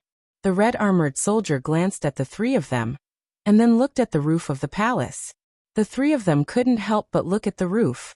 They saw a man dressed like a scholar in white standing on the roof with his hands clasped behind his back and bare feet, motionless with his back to the people on the square, and his face to the vast red lava world. The red light filled the sky, and his white robe fluttered in the wind. The three of them were stunned. Even though they had never seen the Emperor of the Underworld with their own eyes, they had heard that the Emperor of the Underworld liked to dress like a scholar in white for a long time. At this moment, they saw a scholar in white standing so leisurely on the roof of a palace in the endless horizon. It was self-evident what it meant. Could this man be the legendary Supreme Master of the Underworld who rarely came out? The Emperor of the Underworld? The three of them felt short of breath. It felt unreal, and they didn't know if they were lucky or unlucky. Yu Qianqiu found that the back of this scholar in white was exactly the same as the back of the scholar he had seen in the wall sculpture in the underground palace in the Holy Land, where he had seen the Saintess of the Underworld for the first time. It was also the back of the scholar, as if the scholar in the wall sculpture had suddenly walked out of his mind. Under such circumstances, the three of them were certain without a doubt that this scholar in white with his back facing them was the Underworld Emperor, who had awed the three realms. The Emperor of the Underworld by Qi. Grey Cloud Xian. And Yu Qianqiu suddenly remembered what the red-armored soldier had said earlier. I have someone here who can tell whether the token of the Emperor of the Underworld in your hands is real or fake. The two of them instantly felt bitter when they thought about it. So the person he had mentioned was the Emperor of the Underworld by Qi. They had found the right person. Grey Cloud Xian and Shen Yu slowly turned their heads to look at Yu Qianqiu, their eyes filled with despair. The former even transmitted his voice to him resentfully. Yu Qianqiu, play with me. Why don't you play with me anymore? You can't play with me anymore. The Emperor of the Underworld is here. No one can escape this time. This old man has been fooled by you. You haven't seen the Emperor of the Underworld. Maybe he just looks like the Emperor of the Underworld. Yu Qianqiu said with a last shred of hope. T. Grey Cloud Xian immediately said this to him. The red-armored soldier flashed to the roof of the palace, bowed to the scholar in white, and reported something. The people below couldn't hear a single word. This scene had undoubtedly extinguished the last shred of hope of Yu Qianqiu. Could there be another person in the endless horizon who could make the red-armored soldier bow to him respectfully? The scholar in white, who stood barefoot on the roof with his hands clasped behind his back, nodded slightly. The red-armored soldier immediately flashed back and stood in front of Yu Qianqiu. He said with a mocking expression, "I have found you someone who can tell whether the token of the Emperor of the Underworld is real or fake. Show him the token." Chapter 1055. Yu Qianqiu choked and was speechless. It was said that those who had nothing to lose were not afraid of those who wore shoes, and this was used to describe those ruffians. However, if they knew that there was a hard and sharp nail in front of them, which ruffian would still dare to step on it? Jiuyu lowered his head sadly. He had been cautious all his life. A small mistake had caused him to be doomed eternally. He wanted to cry, but no tears came out. Songyan Xian wanted to say something but stopped himself. He knew that it was meaningless for him to intervene. With Emperor of the Underworld Bai Qi here, he had no hope of protecting Yu Qianqiu. Back then, the sect master's 3-in-1 sword drawing technique could not deal with Immortal Emperor Jin Tai, and Emperor of the Underworld Bai Qi was definitely not weaker than Immortal Emperor Jin Tai. How could he deal with him? He could only take one step at a time. If he was really in a desperate situation, he could only fight with his life on the line. If he could escape, he would escape. If not, there was nothing he could do. After all, he had already come this far, and there was no way to retreat. The red-armored soldier crossed his arms in front of his chest, and the red chains wrapped around his body made an ear-piercing sound. He sneered and said, "Why? You don't dare to? You win," Yu Qianqiu said ruthlessly. He took out the Emperor of the Underworld's token and flew up to the roof of the palace. He had wanted to slip back to Utopia and run, but he thought that the Emperor of the Underworld's token was a genuine gift from the Saintess of the Underworld. He could take a gamble. The Emperor of the Underworld couldn't possibly kill him without saying a word, right? It wouldn't be too late to escape if he realized that something was wrong.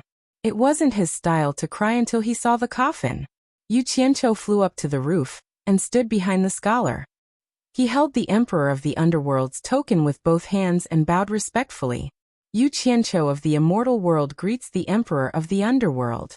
Taking advantage of his free time, he glanced down at the foot of the mountain. He realized that the scenery at the foot of the mountain from this angle really made him feel like he was the ruler of the world. Lowering his head, he saw the fair and bare feet standing on the roof slowly turn around without a speck of dust on them. He immediately understood that the Supreme of the Underworld was sizing him up. His heart immediately thumped nonstop, and many past events flashed through his mind. Yan Zicheng met Lu Chongqing, the head of the Ongquangsung sect, and joined the Ongquangsung sect. He became a small disciple who was ridiculed. Later, his master died and he was framed. After experiencing a series of events, he escaped with his life. After hiding outside for a long time and experiencing some things, he joined the #1 sect in the cultivation world, Fuxian Island. He was expelled from the sect and was hunted by various sections. Then he became the disciple of the #1 expert in the world by Changchun, until he took charge of the demon domain and became the #1 expert in the human world. Finally, he founded the World Chamber of Commerce in the immortal world. He had been through countless life and death situations along the way.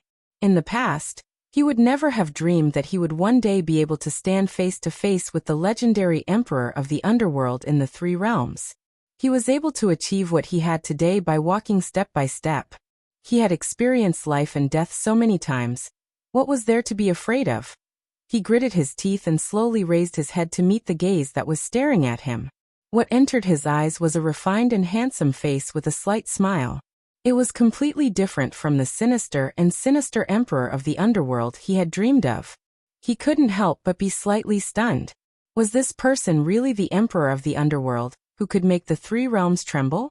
The scholar was also sizing up Yu Qianqiu carefully. He wanted to see what kind of person the Saintess of the Underworld was talking about was. When he saw that there was no trace of fear in the other party's eyes when he raised his head to look at him, he couldn't help but nod slightly in his heart. Indeed, there was something extraordinary about an extraordinary person.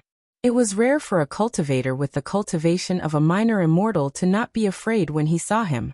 What he didn't know was that Yu Qianqiu didn't even have the courage to raise his head to look at him. He only managed to raise his head after a torment in his heart. If he had looked at him with a murderous intent, it would be strange if Yu Qianqiu wasn't afraid. Perhaps he wouldn't even be able to see Yu Qianqiu's figure right now. Most importantly, he came with good intentions. That smile on his face was so harmless, and he looked refined and handsome. Women would rush up and kiss him when they saw him. Who would be afraid? Yu Qianqiu, this is the second time we've met. The scholar was the first to speak with a slight smile.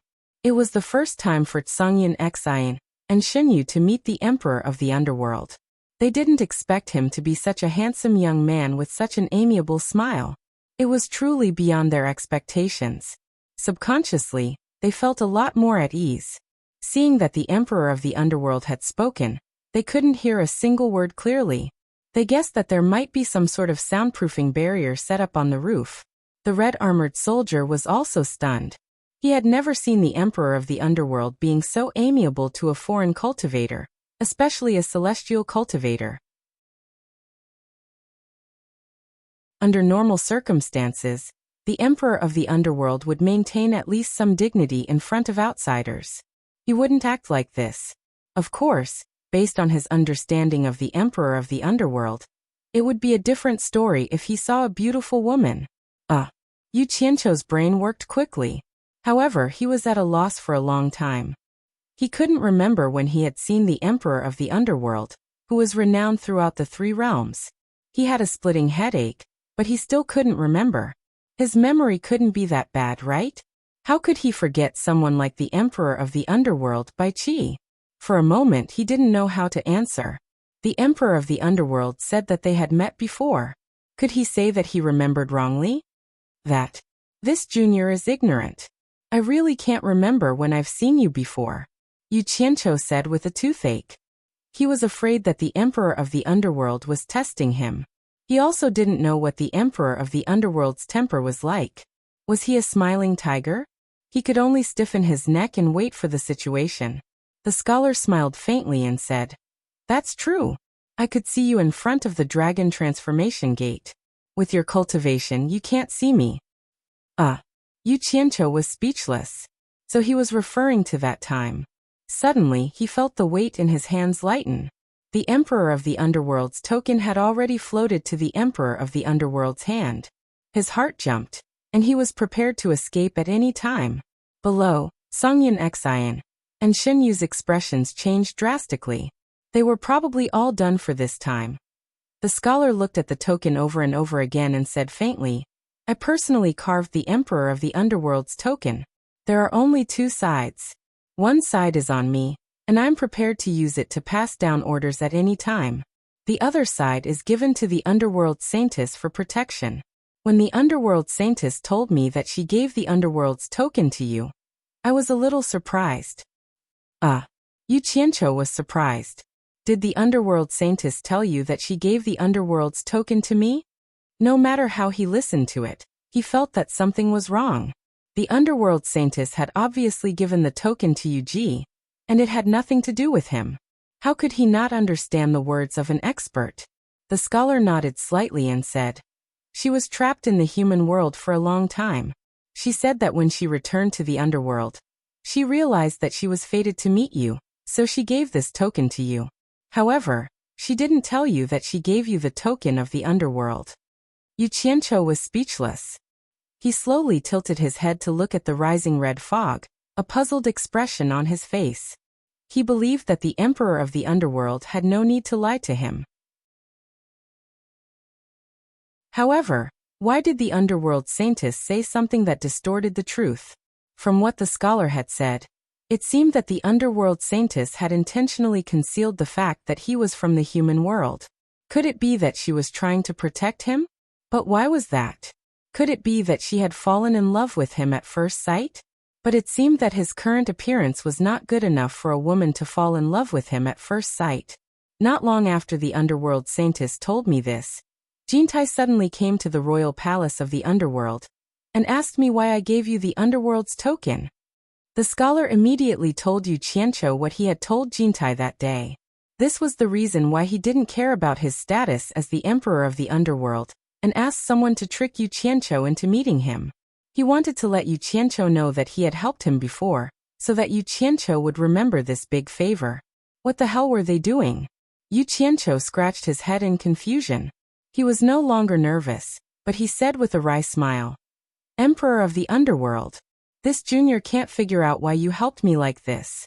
It seems that this junior's ability is not worthy of your kindness. It's right that you can't figure it out. If I could figure it out, then I, the Emperor of the Underworld, would be too despicable to come here and curry favor with you." The scholar immediately laughed heartily. His thin white robe wrapped tightly around his body in the wind, giving him a feeling that he was floating in the air. He appeared to be exceptionally elegant and refined. This surprised Songyan Xian, Jiuyu, and the red-armored soldiers below. Not knowing why the Emperor of the Underworld was so happy, he waved his hand disapprovingly, saying, "You are too serious. It's not a kindness. Since the Underworld Saintess thinks so highly of you, how can I undermine her? Naturally, I have to do my best to help you. Otherwise, as an immortal, you dared to use my Underworld Emperor's token to show off outside, let alone help you block Jintai. Do you really think you can avoid my eyes and ears by hiding in the Underworld River? Once I give the order, how can the Water Tribe of the Underworld not give me face? If I want to deal with you, I can make it difficult for you to move an inch in the Underworld River at any time. If I want to catch you, it will be a piece of cake. Do you think you can hide until today?" As he spoke, he laughed coldly and said, "Actually, your movements in the Netherworld River have always been within my grasp. It's just a matter of time and place for me to catch you. Otherwise, why do you think the Purgatory Army coincidentally intercepted you in the Netherworld River? Do you really think you are catching a fugitive from the endless horizon? It's because I happened to come here for something." Thinking that the Underworld Saintess thinks so highly of you, I can't help but want to see why she thinks so highly of you. So, I asked the soldiers to intercept you and bring you here. Do you think I can see just anyone? Although what he said was half true, the domineering aura of the Supreme Emperor of the Underworld was undoubtedly revealed in his words. He behaved like an emperor, using both kindness and power. It was enough to fool Yu Qianqiu without his knowledge. Yu Qianqiu wouldn't expect that the Emperor of the Underworld came here on purpose for him. Hearing this, Yu Qianqiu blushed with shame. He realized that the three of them had indeed thought too simply, thinking that they could avoid being caught by the Emperor of the Underworld by hiding in the water. Since the Emperor of the Underworld had been in charge of the Underworld for so many years, his relationship with the Water Tribe of the Underworld River was naturally not bad. If he, the Emperor of the Underworld, asked the Water Tribe of the Underworld River for him, how could they not give face to the Emperor of the Underworld for the sake of an insignificant celestial cultivator like him? It was guaranteed that a large group of people would surround and intercept him. I felt that there was something fishy about being intercepted in the Underworld River. So that's what happened. Yu Qianqiu smiled bitterly and rubbed his nose. He cupped his hands and said, "I wonder how the Emperor of the Underworld is going to deal with us now. If I really wanted to deal with you, I wouldn't be meeting you here. Zhang Jun would have already killed you." Based on Zhang Jun's ability, the 3-in-1 sword-drawing style of the Heartless Palace would not be able to stop him, unless Wang Qing himself used it. That Grey Cloud Xian is still not good enough. The scholar waved his hand and the token of the Emperor of the Underworld landed in Yu Qianqiu's hand. He smiled faintly and said, "Since the Saintess has already given it to you, I have no reason to take it back. The Saintess has given you benefits, so I naturally can't be too stingy. In the future, you can use this token to come to the Underworld Royal Palace to see me at any time. I will allow you to use the token of the Emperor of the Underworld to solve any problems you encounter in the Underworld. What do you think? The benefits I have given you won't be any worse than the Saintess's, right?" Ah! Yu Qianqiu was stunned. He had never dreamed that this would be the outcome. He didn't dare to believe that this was real. Could it be that there was such a thing as a free lunch in this world? He quickly calmed down. He didn't believe that there was such a good thing. He cupped his hands and said, "Thank you for your favor, Emperor of the Underworld. What does Emperor of the Underworld need this junior to do?" With the scholar's insight and experience, he could naturally tell what Jiang Yi was thinking. He smiled coldly and said, "Do you think that I am making a deal with you? In the three realms, if I want to do something, I only need to say the word and someone will do it. If I want something, someone will naturally deliver it to me. Do you think that with your current ability, you are qualified to be ordered around by me? I am only helping you because I am happy. Don't think too highly of yourself. Damn it. You don't have to be so direct. You should at least give me some face. Yu Qianqiu stood there awkwardly. When he thought about it, he felt that the scholar was right. The scholar didn't have anything he wanted, and his subordinates were as many as the clouds. He also had countless subordinates. Whatever he wanted to do, he could settle it with just a word.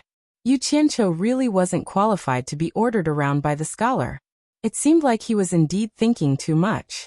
Seeing that Jiang Yi had already been convinced by him, the scholar felt it was funny. However, on the surface he asked calmly, "Let me ask you, what are you doing here instead of cultivating and improving your own cultivation?" Yu Qianqiu immediately smiled bitterly and said, "Actually, this junior was forced to do so. Just as the underworld scientist said, this junior didn't know that this was the underworld token. When I took it out, even I was shocked, thinking that I had gotten into trouble. To tell you the truth, Emperor of the Underworld, the few of us fled here for our lives." He wanted to say that he was here to collect information, but he reckoned that he wouldn't be able to fool the other party. He might as well just admit that he was a coward.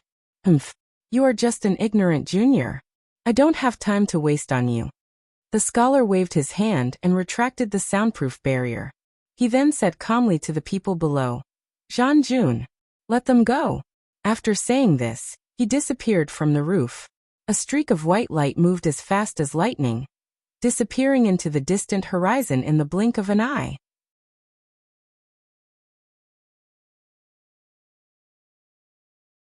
Chapter 1056.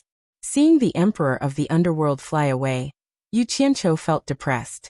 He had wanted to strike while the iron was hot, and form a relationship with the Emperor of the Underworld.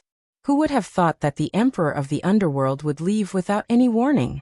Little did he know that the Emperor of the Underworld would shamelessly come here to express his goodwill. For someone who was used to being in a superior position, it was already very awkward. Although he still maintained his demeanor on the surface, he was extremely embarrassed and did not have the face to stay here any longer. Hearing that the Emperor of the Underworld would let them go, Songyun Xian and Xinyu were overjoyed. They did not know what Yu Qianqiu had said to the Emperor of the Underworld to let them pass safely. The red-armored soldier also looked at Yu Qianqiu with a puzzled expression. He also wanted to know what the Emperor of the Underworld had said to Yu Qianqiu, but it was not convenient for him to ask about the Emperor of the Underworld. He could only snort coldly and say, "You guys are lucky today. Get out." Yu Qianqiu stood on the roof and looked at the red-armored soldier below. He still felt like he was dreaming. He did not expect to see the Emperor of the Underworld, Bai Qi, under such circumstances. He did not expect Bai Qi to reward him. It was too unexpected. Hearing Zhan Jun telling them to scram, Yu Qianqiu looked towards the distance where the red light filled the sky. He casually took out his flying shuttle and jumped on it. Gray Cloud Xian and Xinyu understood his intention and flashed up. The three of them saluted the red-armored soldiers below. Afterwards, Ash Cloud Xian took over the flying shuttle without any complaints and quickly drove it away. Standing on the square above the sea of lava, the red-armored soldier looked in the direction they were going. His eyes were filled with confusion. He mumbled to himself, "They are going there. Did the Emperor of the Underworld give them a mission?" The flying shuttle flew across the sky. Below them was still the sea of lava. The screams from time to time could no longer attract the attention of the three people above.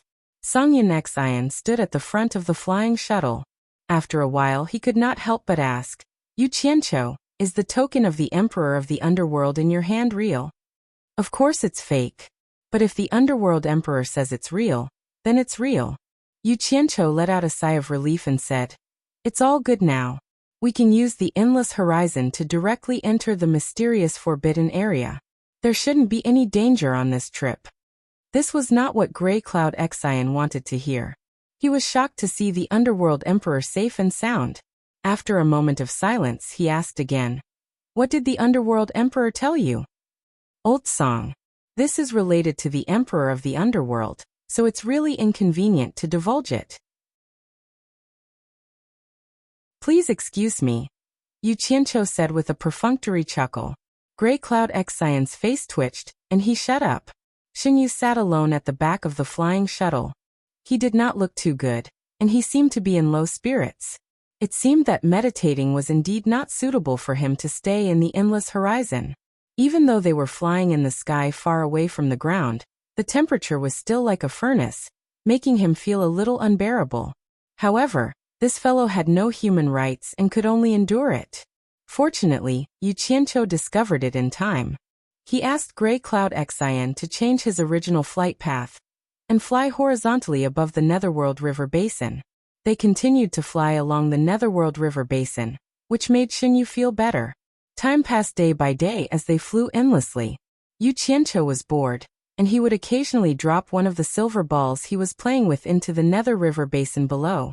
As time passed, the two sides of the Netherworld River, which were sometimes wide and sometimes narrow, gradually drew closer.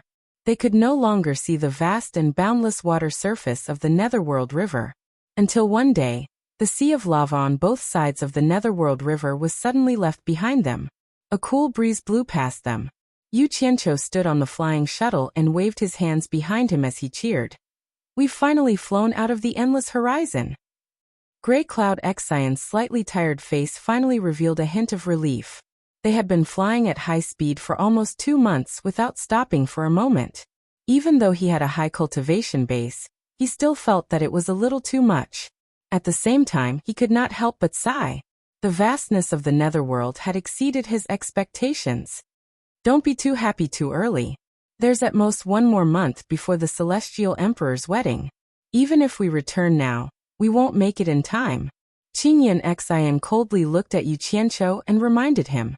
In fact, he had already reminded him countless times along the way. However, Yu Qianqiu was determined to continue forward.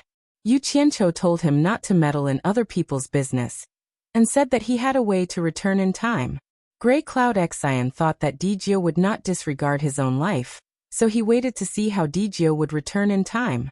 Hearing his words, Yu Qianqiu was about to repeat the same old story, but he saw Jiyu walking to the front of the flying shuttle in a daze. He inserted himself in front of Gray Cloud Xian, who was frowning, and slowly knelt down. He faced the cool night wind and began to cry. His tears flowed down his face. Yu Qianqiu walked forward and exchanged glances with Gray Cloud Xian. They both felt a little strange. Then they heard Jiyu choking on his sobs and muttering to himself, "I'm back. After 150,000 years. I'm finally back." Although the voice was soft, the two of them could hear it clearly at such a close distance. Surprised, they couldn't help but look at their surroundings. The two sides of the Netherworld River were empty plains that were like the Gobi Desert. Not a single undulation could be seen, and the Netherworld River below them was at most 100 meters wide. "Jiyu, you used to cultivate here?" Yu Qianqiu asked suspiciously. Jiyu was shocked and realized that he had lost his composure. He panicked and suddenly remembered something. He suddenly stood up and shouted at the two of them, "Slow down. Slow down, it's very dangerous here." Not only did he slow down, Gray Cloud Xian directly stopped the flying shuttle in the air. He narrowed his eyes and said in a deep voice, "Jiyu, what's going on?" This area is the isolation zone between the Netherworld and the mysterious Forbidden Area. Don't think that it's peaceful here. In fact, it's full of danger. The invisible and mysterious power that can tear everything apart can appear in the air at any time. It's very powerful. Even the Immortal Emperor of the Immortal World and the Netherworld Emperor of the Netherworld don't dare to trespass here. Jiyu pointed at the Netherworld River in front and below. In this isolation zone, whether it's on land or in the water, even underground, there are no living creatures. It's because they can't survive the invisible and mysterious power. Yu Qianqiu and Gray Cloud Xian looked at each other. No wonder no one dared to trespass the forbidden area of the Netherworld. It was because of this reason. However, the two of them had suspicions in their eyes. Yu Qianqiu touched his chin and sneered. "Jiyu, do you think the two of us are fools or idiots? Since no living creatures can survive here, Why were you able to cultivate here in the past? You should be punished. Grey Cloud Xian stared at Jiyu and shouted coldly. Looks like we can't let him live anymore. Otherwise, who knows what traps are waiting for us ahead. After all, we're not familiar with this place at all. Yu Qianqiu frowned and looked at Jiyu, but he didn't object. Jiyu looked at the two of them and smiled bitterly. I won't hide it from you now. Actually, you've misunderstood. This isn't the place where I cultivated in the past. As he said that, he raised his hand and pointed ahead along the Netherworld River. He sighed. Follow this Netherworld River straight ahead. With Elder Tsong's flying speed, it won't take more than a day for you to see a waterfall that flows down from a tall mountain. I came down from that waterfall back then. As long as we cross that tall mountain, we'll reach the legendary forbidden area of the Netherworld. And I am from the so-called mysterious forbidden area of the Netherworld. Yu Qianqiu and Songyun Xian were stunned. Both of them had suspected that this fellow was hiding some sort of secret, but none of them had imagined that this fellow's origins would be so strange. He was actually from the mysterious Netherworld forbidden area, and it was too inconceivable. Grey Cloud Xian's throat moved, and he said with some difficulty in a threatening tone, You're not lying to us, are you? There's no need. I want to go back alive, so there's no need to lie to you. There was a trace of nostalgia hidden in Jiu Yu's lonely expression. He looked ahead and sighed faintly. More than 1,000,000 years ago, I was born in a lake there. I was ignorant and carefree. Only after 500,000 years did my spiritual wisdom appear. Another 500,000 years later, I was lucky enough to find the way of cultivation. It only took me 50,000 years to cultivate to the early stage of Underworld Lord. Just when I broke through to the early stage of Netherworld Venerable, which was 150,000 years ago, I was suddenly possessed and wanted to see the outside world. Therefore, I followed the small river that connected the lake and finally stood on the waterfall. I hesitated for a long time, but in the end, I couldn't help but go with the flow. In the end, I came to the so-called Netherworld River. Who knew that the outside world was extremely dangerous? It was the first time I met the water tribe in the Netherworld River. They wanted to take my life because of a disagreement. I was so scared that I fled in a panic. I ran far away, before I got out of danger. After that, I didn't want to stay outside anymore. I wanted to go back to where I left. But my fate was really full of misfortune. Every time I wanted to go back the way I came, I would always encounter some dangerous things. It was as if God was playing a joke on me. It worked every time. Not only did I fail to come back, but I was also getting further and further away from where I wanted to go. Just like that, I spent 150,000 years in the river Styx with nowhere to go. I thought that I would never be able to return in this lifetime. I left home so far away and experienced so many dangers. I no longer had the courage to return because I was too scared to try again. Until I met you two. It was the first time I had the courage to taste the flesh of a human in the immortal world. Who knew that I was as unlucky as ever? You know what happened next? I never dreamed that I would be able to come back here in this lifetime. There was such an unlucky guy in this world. Yu Qianqiu and Songyun Xian looked at each other. While they felt it was unbelievable, they also sighed for Jiyu's fate. Songyun Xian looked ahead and asked with a frown, I don't know what's so mysterious about this Netherworld Forbidden Land. Jiyu, what's in the Forbidden Land? This. Jiyu hesitated for a while and smiled bitterly. I didn't think that place was mysterious before, but after coming out and getting in touch with the outside world, I realized that it's a place far away from the three realms.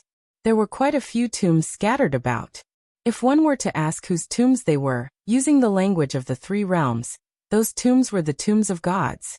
Dead gods were buried there. The so-called Forbidden Land of the Netherworld is actually a vast mausoleum of the gods.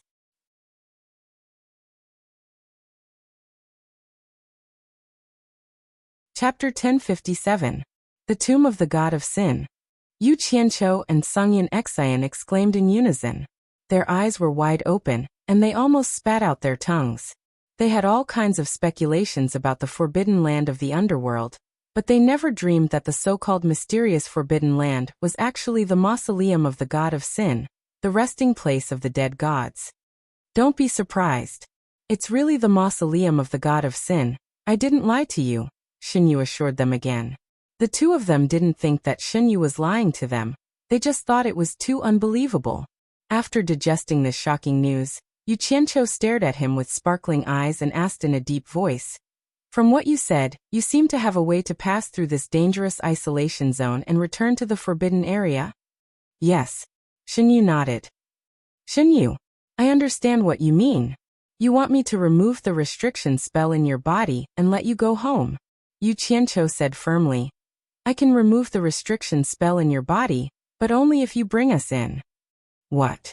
Before Xinyu could answer, Sangyan Xian exclaimed, "Yu Qianqiu, you must be tired of living. If it's really the mausoleum of the god of sin, how can we barge in with our cultivation?" Yu Qianqiu raised an eyebrow and said, "You don't have to go in and wait for me here. But since I'm here and there's a great opportunity in front of me, how can I not go in and broaden my horizons?" "Crazy. You're completely crazy. You're a lunatic." Sangyan Xian's expression twitched. Yu Qianqiu had his own purpose and didn't bother to argue with him. He continued to ask Xinyu, "Xinyu, what do you think?" Xinyu was quite hesitant. He didn't know if he should bring an outsider in. Was it up to him? After some consideration, he gritted his teeth and said, "Fine. As long as you remove the restriction spell in my body, I'll bring you in." "Then it's settled. However, you can't let your guard down. I can't remove the seal in your body right now. You'll have to wait until I'm safely inside," Yu Qianqiu said bluntly. Sangyan Xian gritted his teeth once more and said, "Yu Qianqiu, don't blame me for not reminding you. You and I don't know anything about the situation inside, so you have to consider clearly whether it's worth the risk." Yu Qianqiu frowned. Sangyan Xian's words were not wrong. Although he was worried about Bai Changchun's life and death, it was not wise to blindly take the risk. He paused and said, "Xinyu, tell me honestly, is there any danger in the forbidden area? If you dare to lie to me, you'll have to bear the consequences. I'm not a soft-hearted person. Think carefully before you speak." Xinyu sighed slightly and said, "It's impossible to say that there's no danger at all. Most of the gods who died had loyal subordinates when they were alive, and most of them would have someone guarding their mausoleum after they died. They guarded the mausoleum of the gods they were loyal to and generally did not care about others. As long as we know our place and do not trespass into the area they were guarding, nothing will happen. So that's how it is." Yu Qianqiu nodded slightly and looked around before asking, "You said that Jintai and Baiqi did not dare to trespass this isolation zone with their cultivation, but you, a mere underworld supremacy, can come and go as you please. Is there a secret passage here?" "There's no secret passage." Jiuyu pondered and shook his head. "Actually, I don't know the reason either. Others would be crushed to pieces by that mysterious power here, but when I encounter that mysterious power, it always turns from majestic to gentle, like a gentle breeze brushing past me. I still can't figure out why. Perhaps it has something to do with the fact that I was born inside and the people inside. There was such a strange thing." The two people beside him looked at each other, and looked at Xinyu suspiciously, as if they wanted to see something different about him. However, they were not that observant. After a moment of silence, Yu Qianqiu waved at Xinyu and said, "Bring me in." "Wait."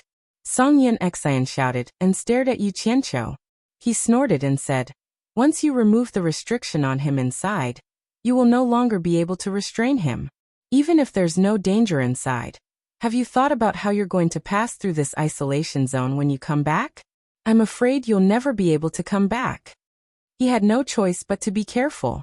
Now that Yu Qianqiu's life was related to his life, the Immortal Palace might even find an excuse to attack the Passionless Palace. Even if he could hide in the Netherworld and not go back, ignoring the existence of the Heartless Palace, if the Heartless Palace was really destroyed, he, Grey Cloud Xian, would lose his backing to deter others. It would be very difficult for him to survive in the Netherworld alone. At the same time, the Immortal Palace would not allow him to hide in the Netherworld and live comfortably. Yu Qianqiu was stunned. He did not think about this at all because it was not a problem for him at all. He could leave whenever he wanted to. Xinyu smiled bitterly and said, "Then what does Mr. Tsang want?"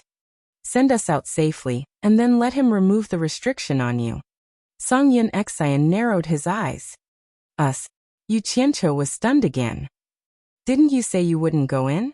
Song Yun Xian looked around, then glanced at him and said, "Since there is no danger inside and it's a rare opportunity to see the mausoleum of the god of sin, why not go in and have a look?" He said this against his will.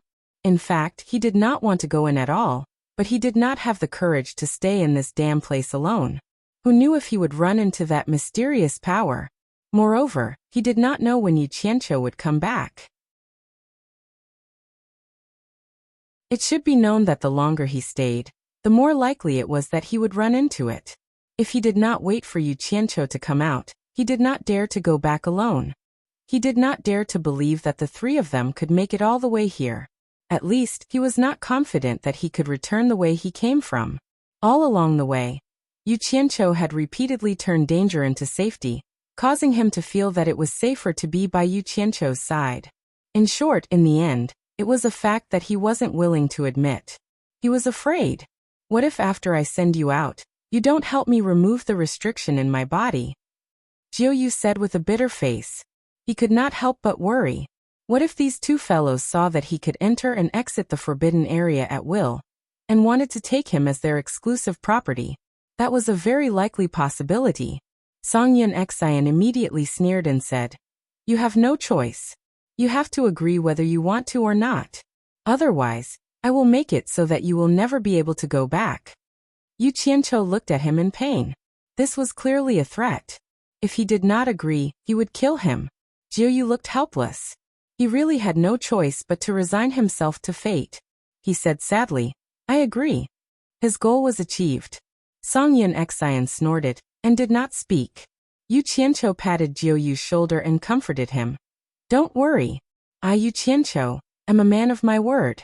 Before I leave this place, I will remove the restriction in your body and let you go back safely. What do we do now?" In fact, this place was more difficult than ascending to heaven for others, but it was not a problem for Jiu Yu.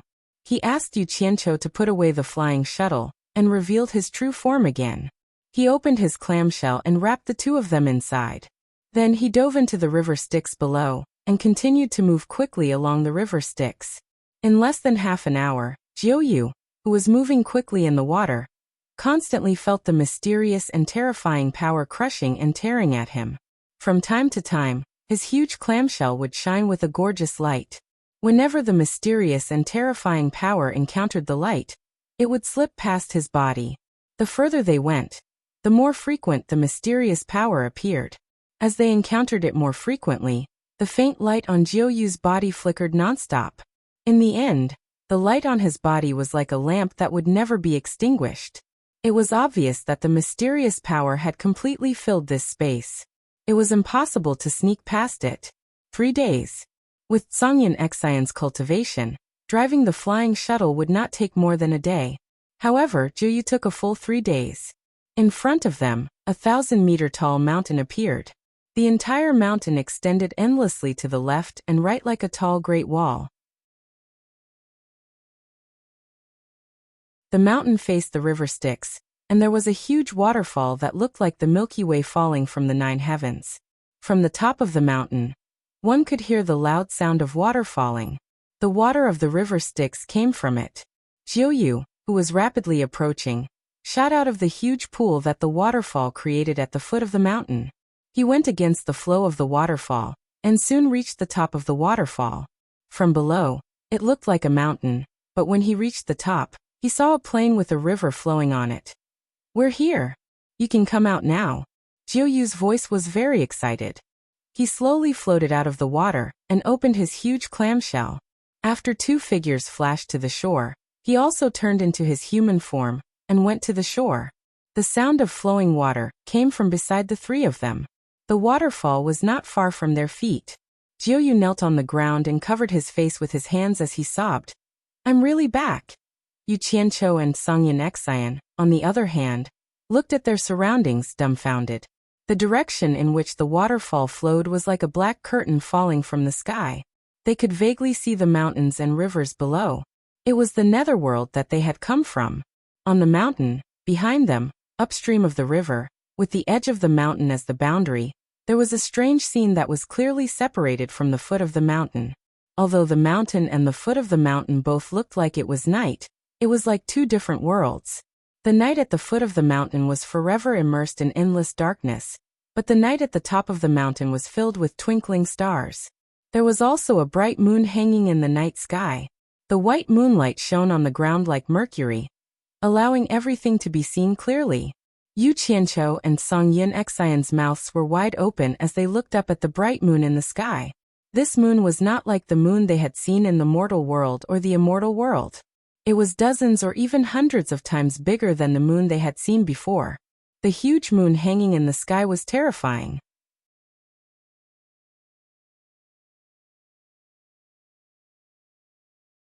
Chapter 1058.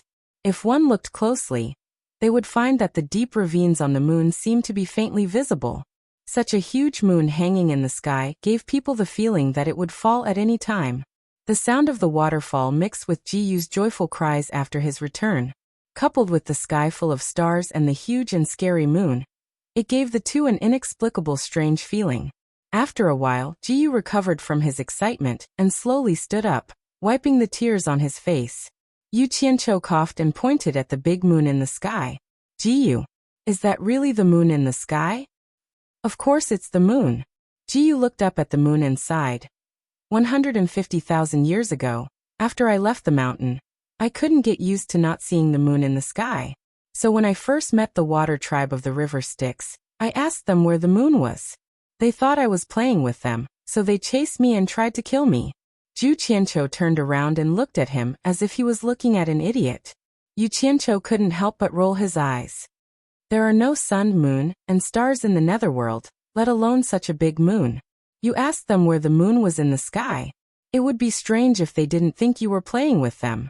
You deserve to be killed. That's right. Jiyu sighed. But I've never left this place before, so how would I know there's no moon in the netherworld? Now that I think about it, maybe I ended up like this because I asked about the moon. Otherwise, I would have come back long ago. The corner of Yu Qianqiu's mouth twitched. He seemed to vaguely remember a saying in his previous life. It's all the moon's fault. It couldn't be more suitable to be used on this unlucky guy. He patted his shoulder and comforted him. You can't blame yourself for this. It's all the moon's fault. Let bygones be bygones. Now that you're finally back, just treat it as going out to see the world. If you hadn't wandered outside for 150,000 years, how would you know there's no moon in the netherworld? Pfft. Yu Qianqiu couldn't help but scoff. He had never seen anyone comforting someone like this. It was no different from provoking someone. Sure enough, Xinyu's expression twitched as he said, if it takes 150,000 years just to find out if the netherworld has a moon, then I'd rather not know if the netherworld has a moon. If I could cultivate here peacefully for 150,000 years, I might have broken through to the underworld emperor period. Damn it. Then you can slowly regret it. What does it have to do with me? Yu Qianqiu had a feeling that his good intentions had been treated as malicious intent. He pointed to the depths of the plain and asked in annoyance, where should we go next? Jiu looked at the flowing river and murmured, I naturally want to go to where I came from, which is the source of this river. Yu Qianqiu looked at the waterfall under his feet. His eyes lit up as he said, in other words, you lived at the source of the river Styx? Grey Cloud Xian looked at Xinyu curiously. You can say that. Jiu looked at the two and asked, are you going to my place? It's my honor to have the opportunity to see the source of the river Styx that nurtured the entire river Styx water tribe. How long will it take to get to your place? Yu Qianqiu asked. I came down along this river in less than a month. Jiu looked at Grey Cloud Xian and said, with Song's speed, it shouldn't take more than 10 days. 10 days. Yu Qianqiu thought for a while and shook his head. That's too long. I came here to look for someone. If I can't find him, I have to hurry back to the celestial world to attend the celestial emperor's wedding. Look for someone. Gray Cloud Xian and Xunyu were speechless. Gray Cloud Xian sneered and said, You Qianqiu, are you kidding me? You came here to look for someone? Don't tell me you have an acquaintance here? Yu Qianqiu said after some thought. I heard that there was an expert who fought a great battle with the Underworld Emperor. In the end, the expert fled here while being hunted by the Underworld Emperor. I am here to find him. He didn't want to tell them about this because he didn't think he could really break into the forbidden area of the underworld. However, he needed Xunyu's help to find Bai Changchun. After all, he was unfamiliar with this place, so he had to tell Xunyu who he was looking for. He couldn't let Jiuyu search aimlessly. The expert in the human world, Bai Changchun, who challenged the Emperor of the Netherworld. Jiuyu was shocked. Gray Cloud Xian was also suspicious and said, Why are you looking for him? There is naturally a reason why I am looking for him. As for why I am looking for him, once we find him, you will naturally know. Yu Qianqiu waved his hand. It was certainly not convenient to tell these two the truth. Gray Cloud Xian sneered. I've long suspected that there's something wrong with your collection. You really have other intentions. I've accompanied you all the way here in vain. Old song. It's not nice of you to say that. If you hadn't followed me all the way here, would you have had the chance to come to the forbidden area of the underworld? Many people want to come here, but don't have the luck.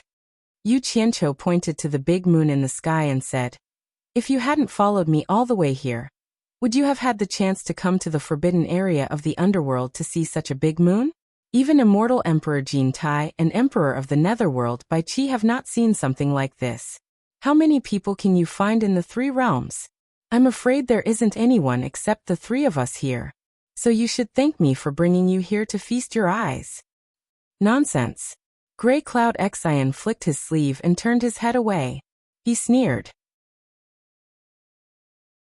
Jiuyu is unlucky because he didn't see the big moon when he left here. I hope you and I won't be unlucky because we came here and saw the big moon. Don't worry. Long live I won't be unlucky. The one who will be unlucky is you. Yu Qianqiu retorted.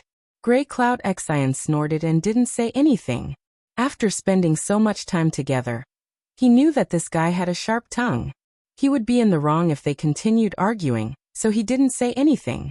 Seeing that the two of them had stopped arguing, Xunyu scratched his head and said, That Bai Changchun's cultivation level is not bad, but it is still far from Bai Qi and Jin Tai's cultivation level. If even the two of them can't come in, then that Bai Changchun can't come in either. Moreover, I heard that he was severely injured by the Emperor of the Netherworld. If I'm not wrong, that Bai Changchun should have died in the quarantine zone, so there is no need to find him. Bullsh *T. Yu Qianqiu shouted angrily. He pointed at Xunyu and said, You better pray that he is alive. Otherwise you won't be able to live either. Xunyu was startled. He exchanged a look with Gray Cloud Xian. He didn't know why this guy suddenly turned on him. Gray Cloud Xian snorted coldly and said, Don't bother with him. This guy is a complete lunatic. Don't talk nonsense in front of me. Yu Qianqiu pointed at his head and said with a ferocious expression, Jiuyu is dead. You won't be able to leave this place alive. Just stay here and guard the mausoleum for those dead gods. You must have taken the wrong medicine. Gray Cloud Xian's expression turned cold. He said indifferently, You won't be able to get out even if Jiuyu is dead. I'm warning you, before we leave this place, you better not touch him. Otherwise I will cut off my way out. Since I can't get out, I will kill you first to avenge my grandson. You can try. Yu Qianqiu said sternly. Gray Cloud Xian immediately retorted. Then you can try. Let's see if I dare to kill you or not. The two of them were at each other's throats again. Jiuyu stood there with a bitter expression. In short, he was the unluckiest one. Even if Gray Cloud Xian killed Yu Qianqiu, he would also be unlucky. He sighed and said, Then try your best to find him. If you really can't find him, there's nothing I can do. This finally made Yu Qianqiu feel better. He snorted coldly and said, This is such a big place. Where do we start? How are we going to find him? I don't know which direction Bai Changchun came from. Anyway, he has to jump over this cliff. Let's search along this cliff and ask someone along the way. Jiu said helplessly. Yu Qianqiu looked around and asked suspiciously, who should we ask? The dead in the mausoleum definitely can't speak. Of course. We'll look for the living guarding the mausoleum. Xinyu looked ahead and said, I remember there are 2 adjacent mausoleums less than half a day from here. I know the people guarding the mausoleum, but I don't know if Grandma Yin is still there. After all, 150,000 years have passed. All right. Yu Qianqiu casually took out his flying artifact, and the 3 of them flashed on it. Then Yu Qianqiu coughed and said, Old song. Your cultivation is higher, so you should control it. That way, we can save some time. He had just fallen out with the other party, and now he immediately asked for help. He really had to put down his pride. People with thin skin would not be able to do that. Fortunately, Grey Cloud Xian did not want to waste time when the situation was unclear. He snorted coldly and looked at Yu Qianqiu with disdain. In the end, he still took over. Following the direction that Xinyu pointed, the flying shuttle flew quickly. It took less than half a day for Xinyu, and even less time for Grey Cloud Xian. In less than 4 hours, a mountain range began to appear under the silver moonlight. Under Xinyu's guidance, Grey Cloud Xian slowed down and slowly flew toward a mountain that looked like the head of a monster. When they got closer, they could see that what looked like the eyes of 2 monsters were actually 2 bulging tombs. The 2 tombs were made of unknown dark red crystals, and they did not reflect light at all under the moonlight. Each of them was about 100 square meters, and they were less than 10 meters tall. And at the head of the monster mountain, there was a small single-family manor built with local materials and stones. Yu Qianqiu and Grey Cloud Xian looked at each other anxiously. After putting away the flying shuttle, Xinyu flew to the front and said loudly, Is Grandma Yin here? Xiaosu is here to see you. In the silence, there was suddenly an "oh" in the silent stone manor. I was wondering who it was. It's Xiaosu. You haven't been here for many years. I thought you had forgotten about me.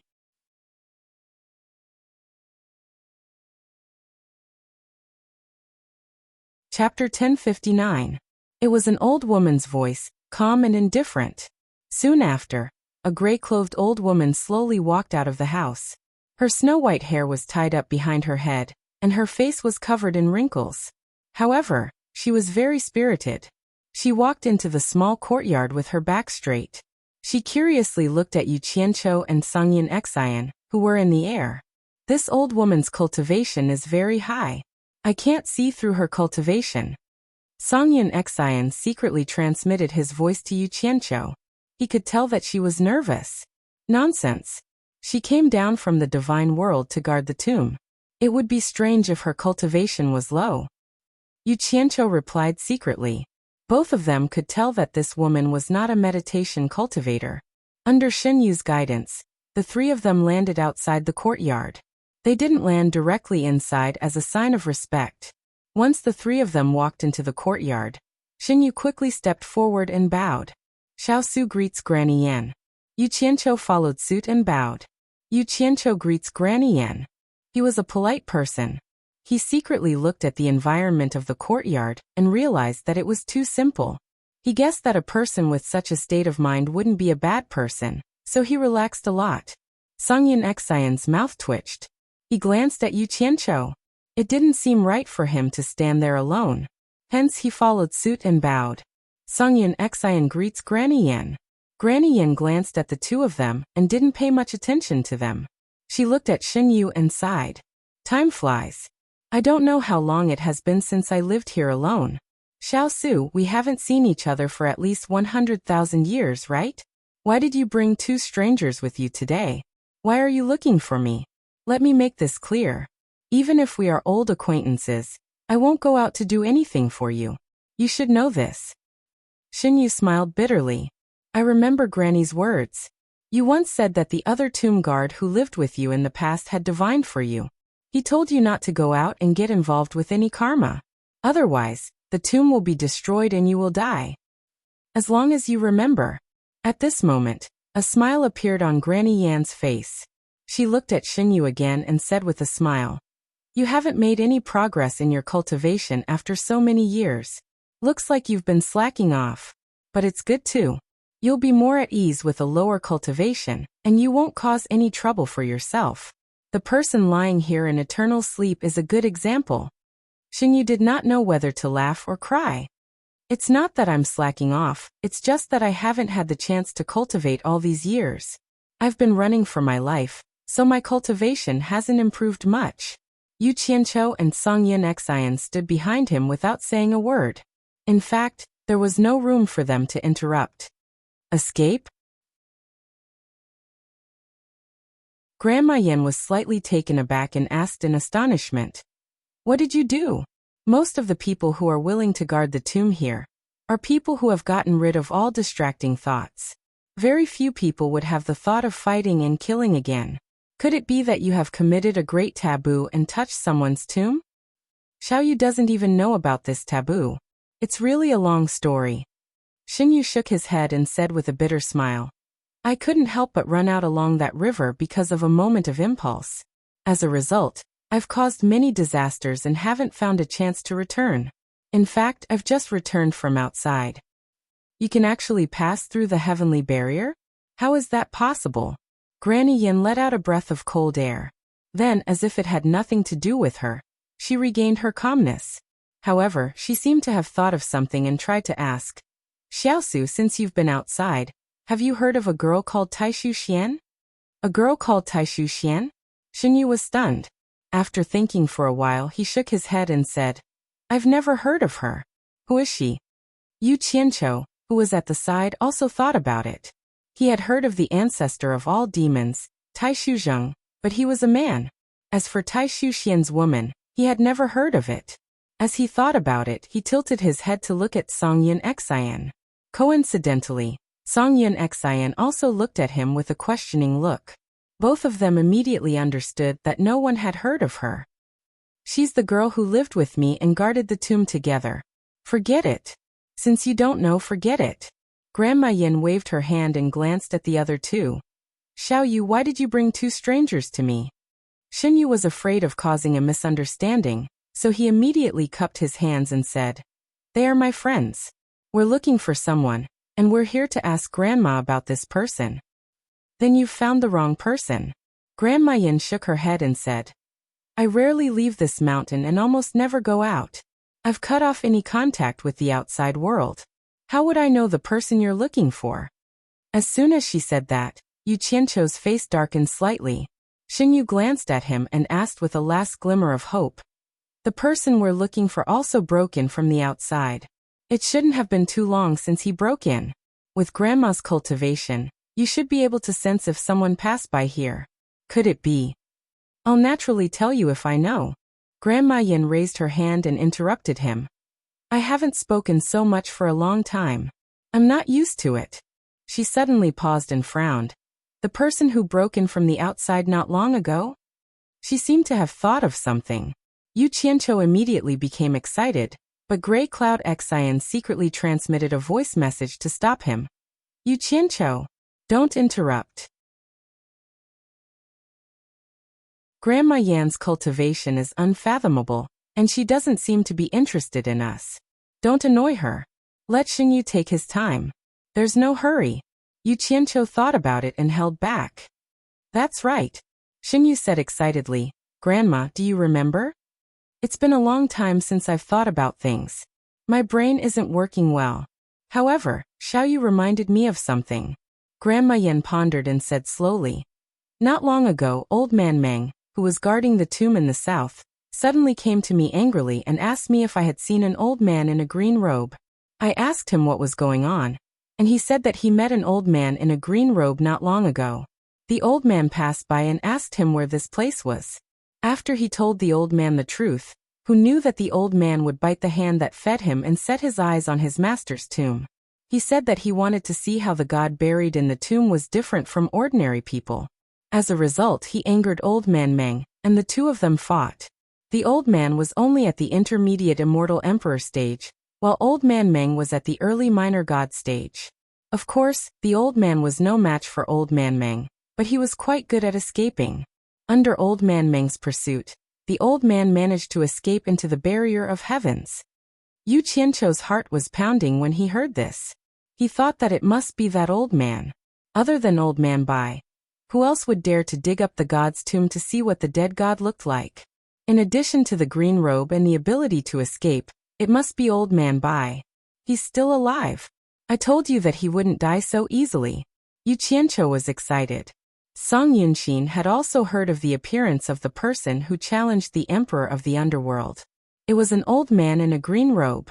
Now that he heard Granny Yan's words, he could roughly guess that it was the Bai Changchun that Yu Qianqiu was looking for. He didn't expect that the guy who had been seriously injured by the emperor of the underworld was still alive, and he was as arrogant as ever. He even wanted to dig up the tomb of the god of sin in front of the tombkeeper, whose cultivation was obviously higher than his, knowing that it was the tomb of the god of sin. Wasn't he looking for a fight? Madman. That guy was definitely a complete madman. Of course, Xinyu had also heard of the Bai Changchun who caused a stir in the netherworld. He knew that he was the person he was looking for. When he heard that Bai Changchun was still alive, he immediately asked, "Granny, you mean that the person entered the all-heavens boundary and returned to the outside world?" Granny Yin shook her head slightly and said, "Old Meng also thought that the guy knew that he was no match for him and escaped. Who knew that when Old Meng came back from a trip, he suddenly found that the man in the green robe came back again." Moreover, looking at the situation of the man standing by the tomb, it seemed that he was going to dig up the tomb.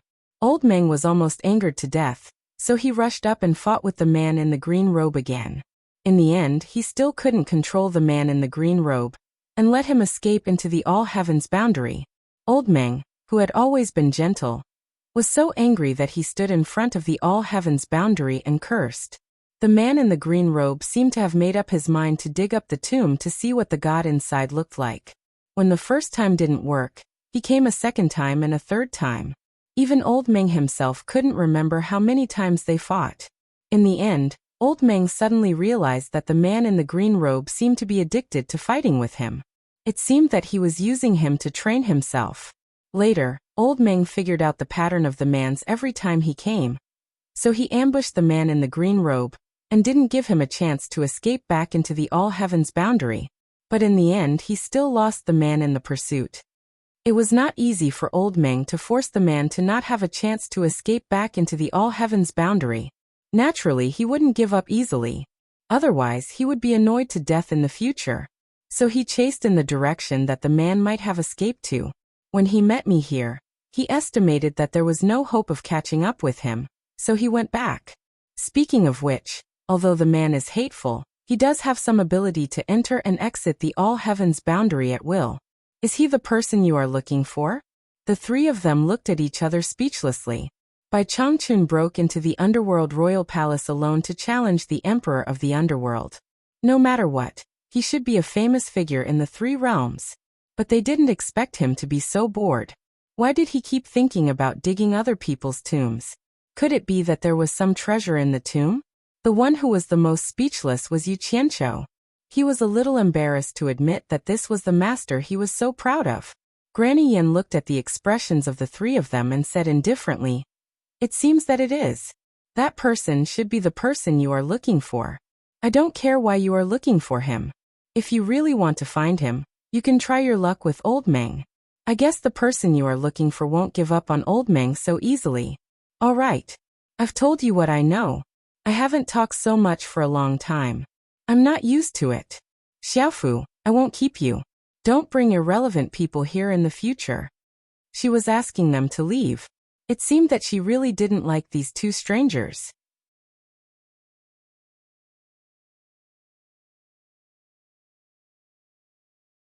Chapter 1060.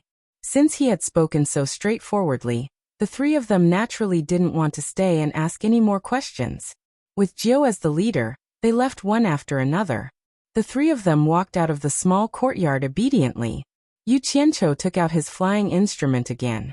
After the three of them boarded it, it was still Songyan Xian who drove it. Before leaving, the three of them once again bowed to Grandma Yan, who was standing in the courtyard.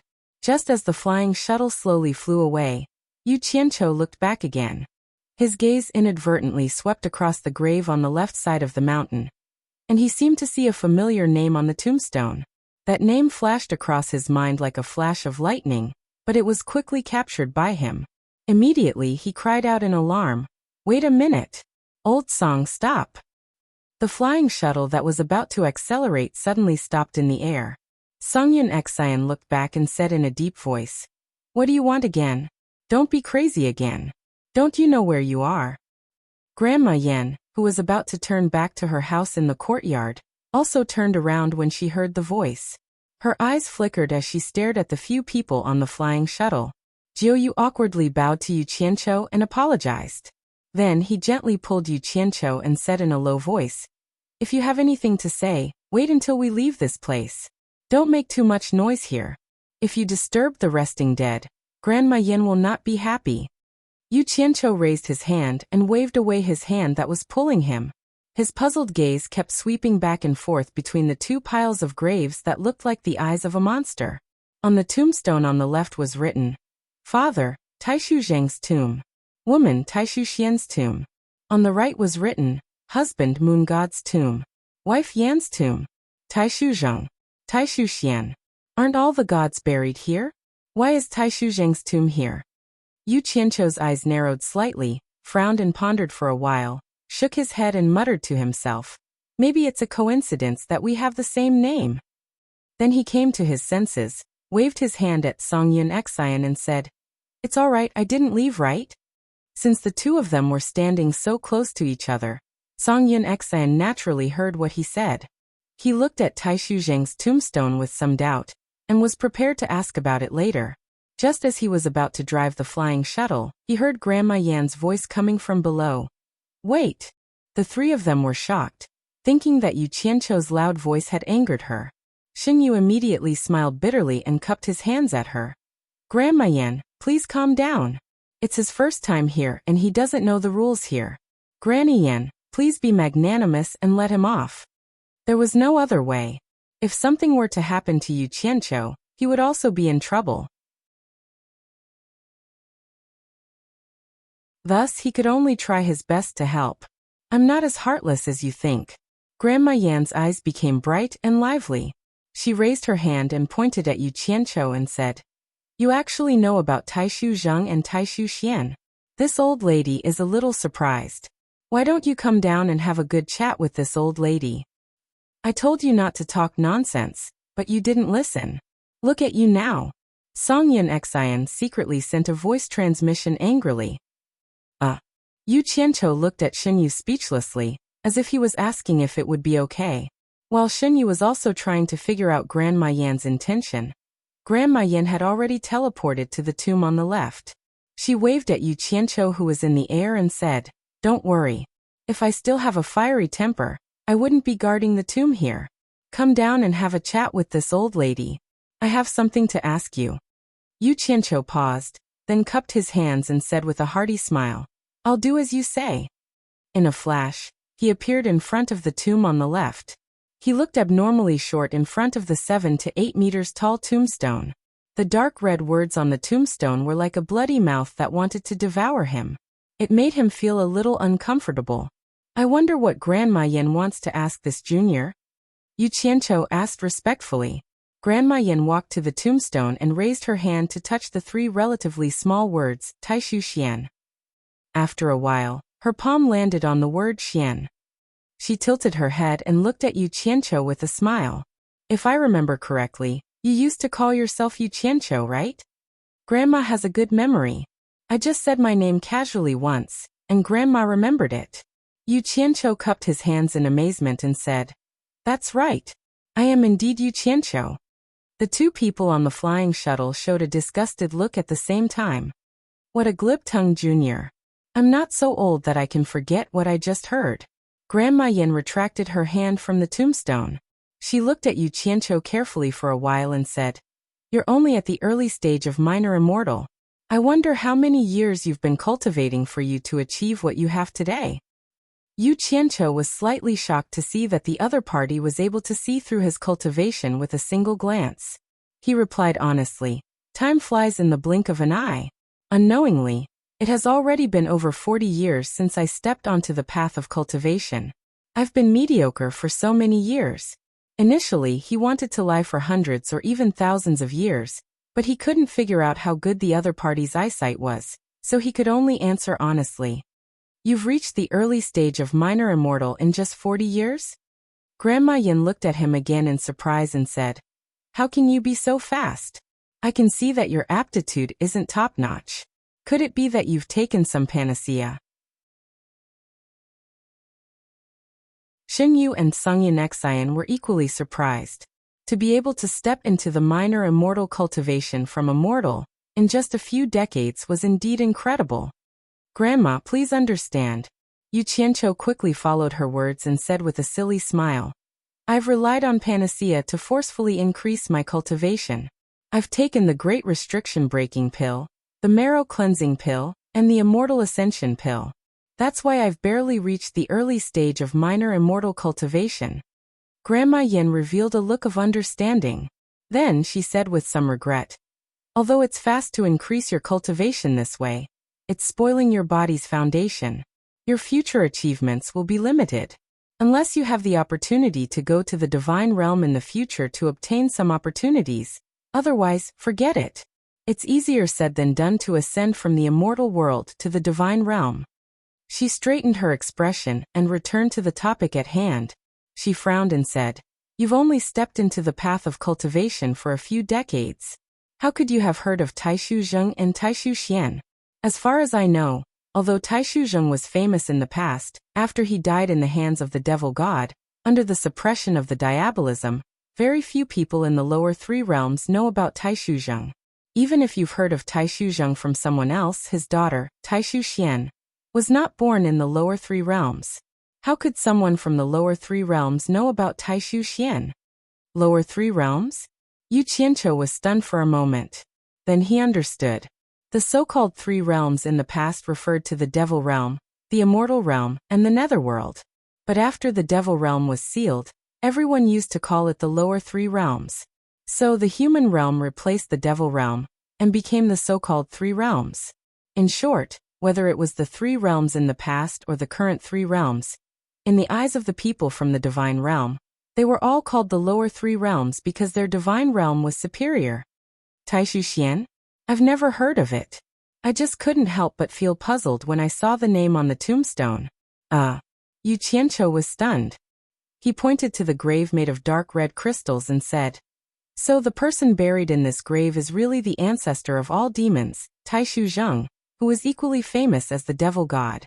The ancestor of all demons who is equally famous as the devil god. Song Yanxian and Xin Yu looked at each other in shock. They had naturally heard of the peerless devil god who dominated the three realms in the past, but they had never heard of the ancestor of all demons who was equally famous as the devil god. To be able to be equally famous as the devil god. How powerful must that person be? But why had they never heard of it before? Thinking about what Granny Yen had said before, the two of them suddenly fell into deep thought. The ancestor of all demons died in the hands of the devil god. Maybe there was some secret between the two that the devil god didn't want outsiders to know. So the diabolism suppressed it and made this past disappear from everyone's sight. However, the two of them felt strange. How did Yu Qianqiu know about the ancestor of all demons, Taishu Zheng? Granny Yin nodded and said, It seems that you really do know some things. You have some experience. That's right. The person resting in this grave is the ancestor of all demons, Taishu Zheng, who was equally famous as the devil god. That's not right. Yu Qianqiu scratched his head and said, I heard that the ancestor of all demons didn't become a god when he died in the hands of the devil god. But why is his corpse buried here? Isn't this the place where gods are buried? This matter involves the realm of gods, and the process is extremely complicated. It's too far away for you to know, so there's no point in telling you. Granny Yen sighed slightly and said, I wanted to ask you about little girl Xian. Since you don't know, then forget it. Go do what you should do. After saying that, she turned around and left. However, Yu Qianqiu couldn't stand it. Bai Suzhen was currently cultivating the Thousand Demons Heart Sutra left behind by Taishu Zheng. What if there were any hidden dangers in it? Since someone knew the ins and outs of this matter, He naturally had to ask about it. He immediately shouted anxiously, "Granny Yan, please wait." Seeing that he was making noise again, Xingyu and Sungyan Xian were a little afraid. They were afraid that this guy would really anger Granny Yan. Sure enough, Granny Yan turned around and frowned. "I've already said that it's useless to tell you. Why do you have to force it? This isn't something that a little cultivator from the lower realm, like you, should know. Leave quickly, don't disturb the peace of the dead and anger me. Damn it. You want to ask me to stay, but I want to ask and disturb the peace of the dead. What kind of logic is this?" Yu Qianqiu felt sick in his heart, but on the surface he sincerely cupped his hands and said, "Granny, did Taishu Xian pass through the barrier of heavens and go outside?" Granny Yan, who had already walked to the door of the small courtyard, immediately stopped and turned around. Her eyes were slightly cold as she said, "In that case, you have heard of little girl Xian, but you deliberately hid it from me just now?" Once he said those words and saw the anger that rose between his eyebrows, Xingyu and Grey Cloud Xian immediately became on tenterhooks. Grey Cloud Xian even cursed Yu Qianqiu in his heart for having nothing better to do than to look for trouble.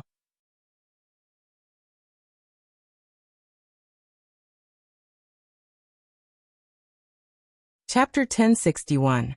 Yu Qianqiu, on the other hand, did not think this way. He was more confident in bargaining because he had guessed Taishu Xian's whereabouts correctly. He cupped his fists respectfully and said, "Junior has always yearned for those legendary seniors. Therefore, every time I hear about their deeds, if I don't ask them about it, I will feel as if I'm sitting on pins and needles. Because of this, I heard some things about the ancestor of all demons, Taishu Zheng, and was able to talk to Grandma face to face. If Granny is willing to tell me the details, I will immediately use all the forces in the 3 realms to track down the whereabouts of Taishu Xian. You are just a lowly pawn in the early stage of small immortal. How dare you ask me to use all the forces in the 3 realms to help me find that person? Humph! How many people can you use with your lowly cultivation?" Granny Yan said as she approached him step by step. She said in a deep voice with a frosty face, "How dare you play the game of bargaining in front of me? It seems that I have to teach you a lesson." Yu Qianqiu had always been one to achieve his goals. Every time something big happened, he would remain calm. He squinted his eyes and did not show any fear. Instead, he calmed down. Without moving, he cupped his hands and replied calmly, "Granny, you are wrong. Although my cultivation is not high, I am afraid that few people in the lower realm can compare to me in terms of connections." Seeing that the other party was still approaching, he raised his bargaining chip again and said, "Let's not talk about anything else. I have the decree of the Immortal Emperor in the Immortal World, so I can travel freely in the Immortal World. I also have the token of the Emperor of the Underworld given by the Emperor of the Underworld, so I can do whatever I want in the Underworld. Except for the Devil Realm, which is sealed and I can't enter. I think it is not difficult to find someone in the lower realm. As long as she is still in the lower realm, I have a way to find her." Then he pointed at Xingyu and continued to raise his bargaining chip. He said confidently, "In order to find the person who broke into this place, I can even find Xingyu and enter the barrier of heavens to search. Do you still not believe in my ability to find someone even with these proofs?" As a result, Granny Yan was still unmoved. It seemed that she did not believe his answer at all.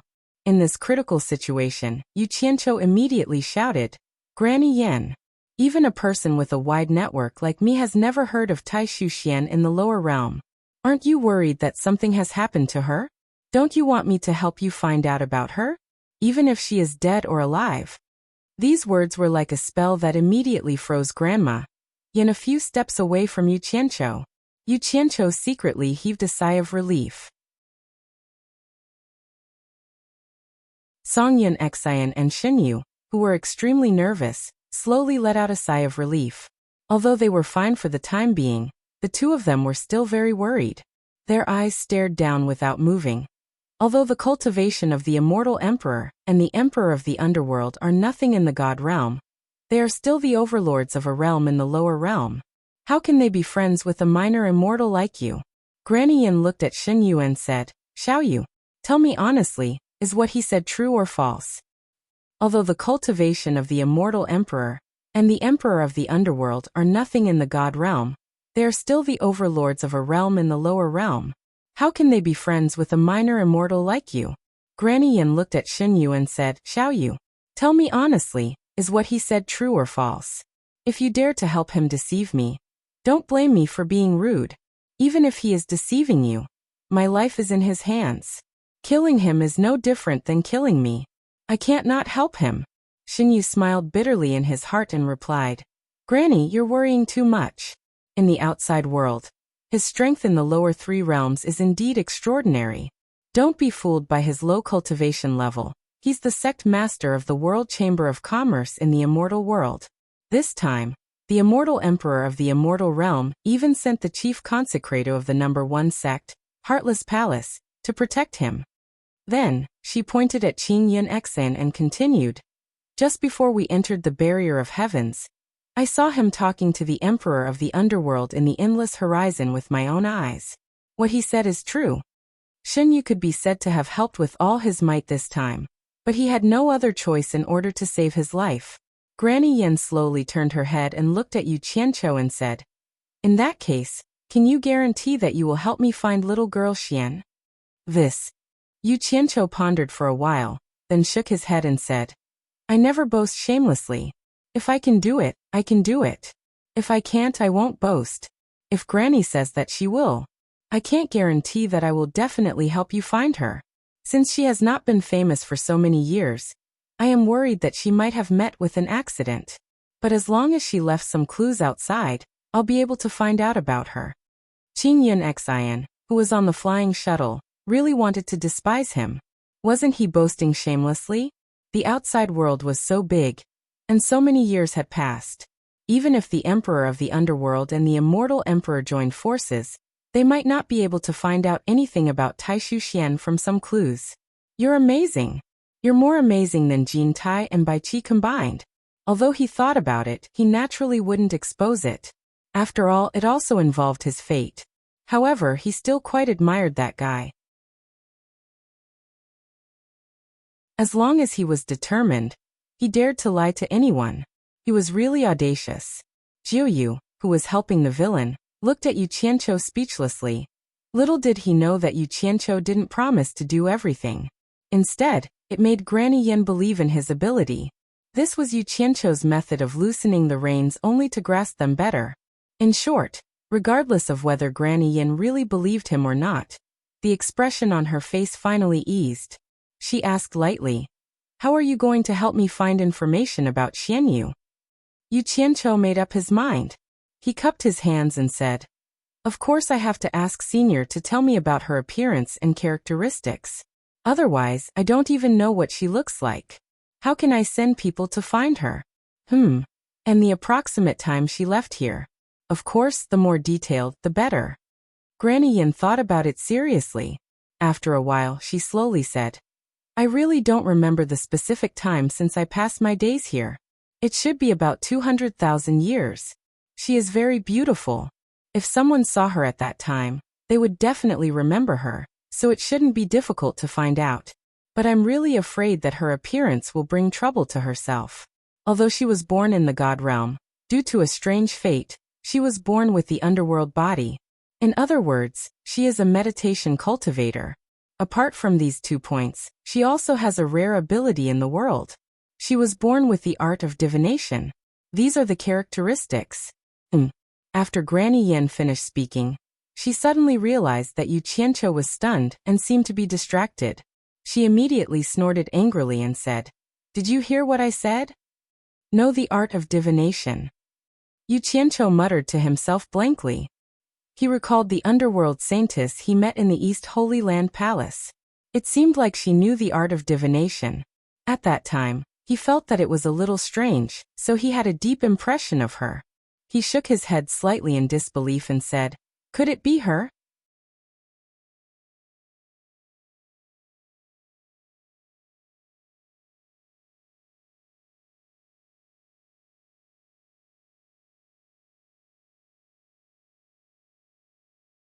Yu Qianqiu waved his hand heartily and said with a hearty laugh, I've never known her name, but it turns out that her name is Taishu Xian. Hee. It seems that some things are predestined by the heavens. She and I are good friends, and she has a close relationship with you, Granny. Now that I have met you, Granny, if this isn't fate, then what is it? You're good friends with her? Grandma Yin looked at Yu Qianqiu with an infinitely gentle expression. She reached out to hold his hand and patted it gently, like a grandmother looking at her grandson. She nodded repeatedly and said, "That's right. It's indeed fate. Tell me quickly, how is she now?" Songyan Xian and Xinyu were dumbfounded as they watched the two of them turn from a hostile couple into a close family. They didn't expect the world to be so unpredictable.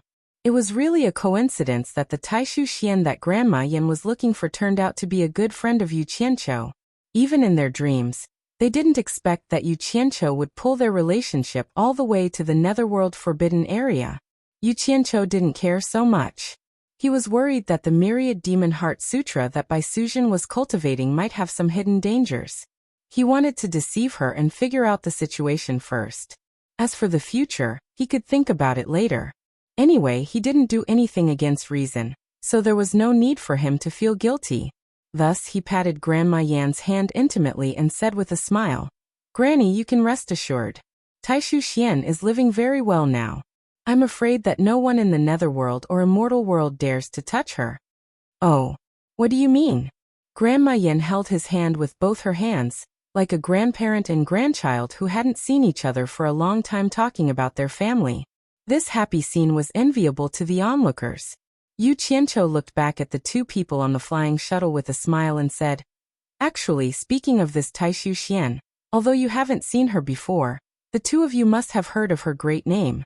Her current status in the netherworld can be said to be second only to the emperor. Can you guess who she is now?" Songyan Xian and Xinyu were confused at first. Then they looked at each other and cried out in unison, "Madam Heiqi?" Grandma Yin frowned and said, "Madam Heiqi? Could it be that little Xian has found a man she likes?" Yu Qianqiu's face twitched. He looked at the two disdainfully and said, "Is that all you know? Madam Heiqi is nothing. She is only the concubine of the emperor of the underworld, Bai Qi. Haven't you heard of the underworld saintess?" "Underworld saintess?" Songyan Xian and Xinyu cried out in surprise again. The two of them had naturally heard of the underworld saintess. However, this person was even more reclusive than the emperor of the underworld. She almost lived in seclusion in the underworld royal palace. She was very mysterious. As time went by, unless someone mentioned her, very few people would remember her existence. Compared to Madame Heiqi, who had millions of soldiers and horses under her control, although the underworld saintess had a higher status in the underworld royal palace, Madame Heiqi seemed to be second only to the emperor of the underworld.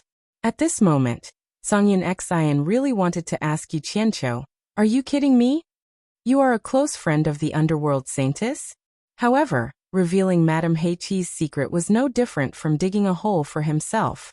When he thought of the conversation between the emperor of the underworld and Yu Qianqiu, who actually let everyone go, he couldn't help but let his imagination run wild. "That's right." Yu Qianqiu turned around and looked at Grandma Yin with a smile.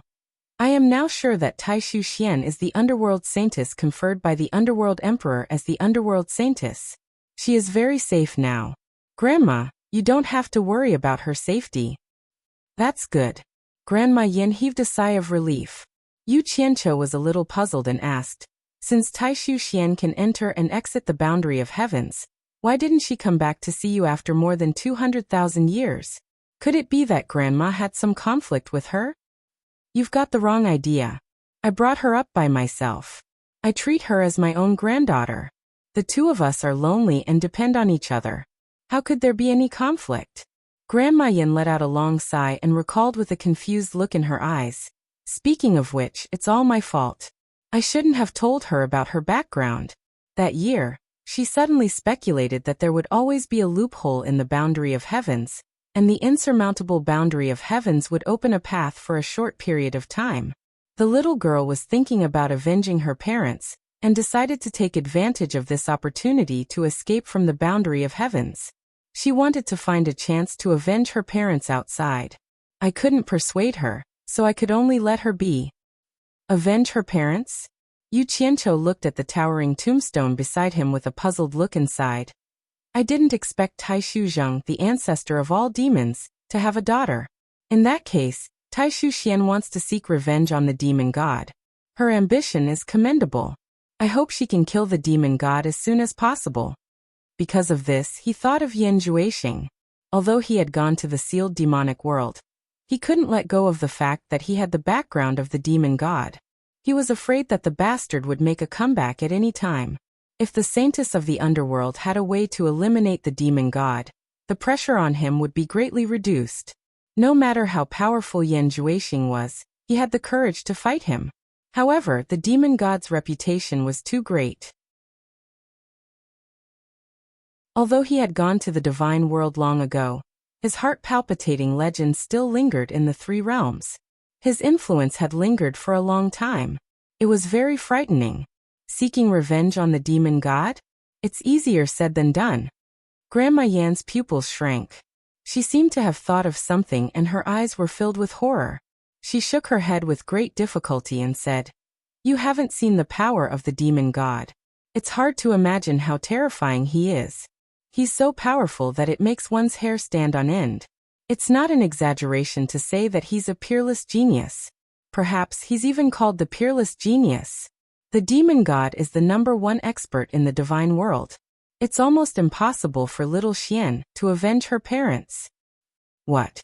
Yu Qianqiu turned pale with fright when he heard that. Emotion is the #1 expert of the deity world.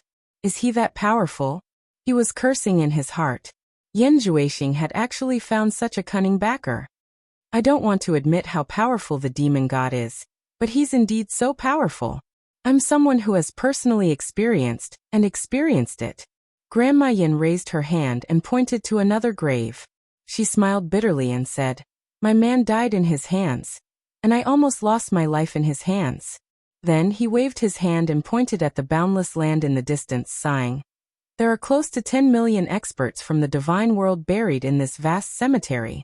In fact, the number of people who were qualified to rest here in the beginning was only a few hundred.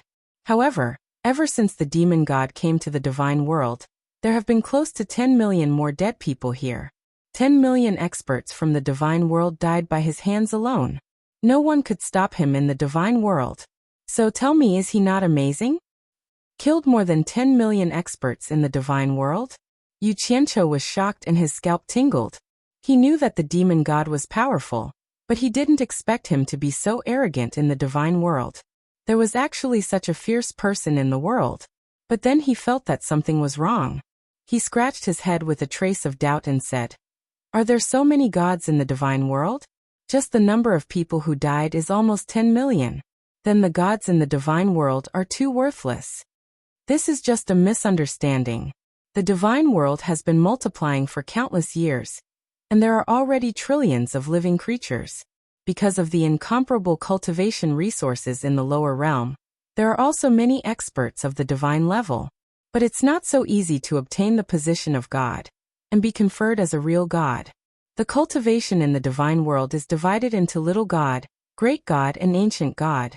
If you want to be conferred as a god, your cultivation must at least reach the level of great god. And you have to go through fierce competition and get the recognition of several ancient gods before you can be conferred as a god.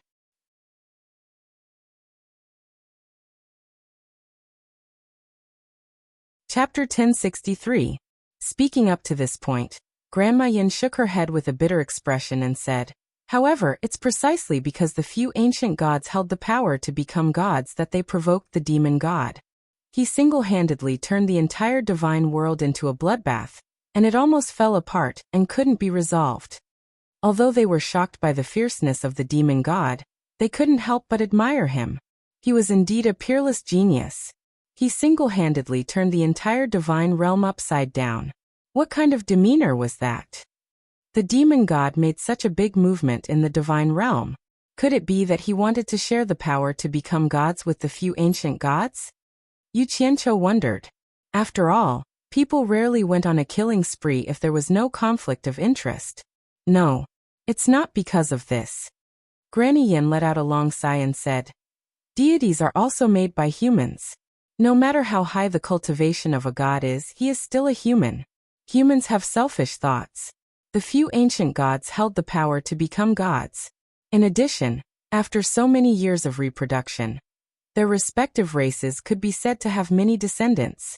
Since they had selfish thoughts, they would naturally fight for the interests of their own race. At least, they would be biased towards their own descendants. Therefore, for many years, whenever a new deity position was formed in the world, most of it would be divided by the few ancient gods. It was very difficult for others to gain anything. As she spoke, she raised her hand and pointed to Taishu Zheng's tombstone and said, Taishu Zheng, the demon god, and Little Xian's mother. The tragedy between the three of them began. It was also because of this that the demon god trampled on all living beings in the divine realm. When these three people were placed together, Yu Qianqiu couldn't help but exclaim. He thought of something and said, could it be that these three people are? I heard that there were three peerless geniuses in the lower realm in that era. They were the ancestor of all demons, Taishu Zheng, the demon god Yi, and a woman called Ming. It seems that there is a story between the three of them.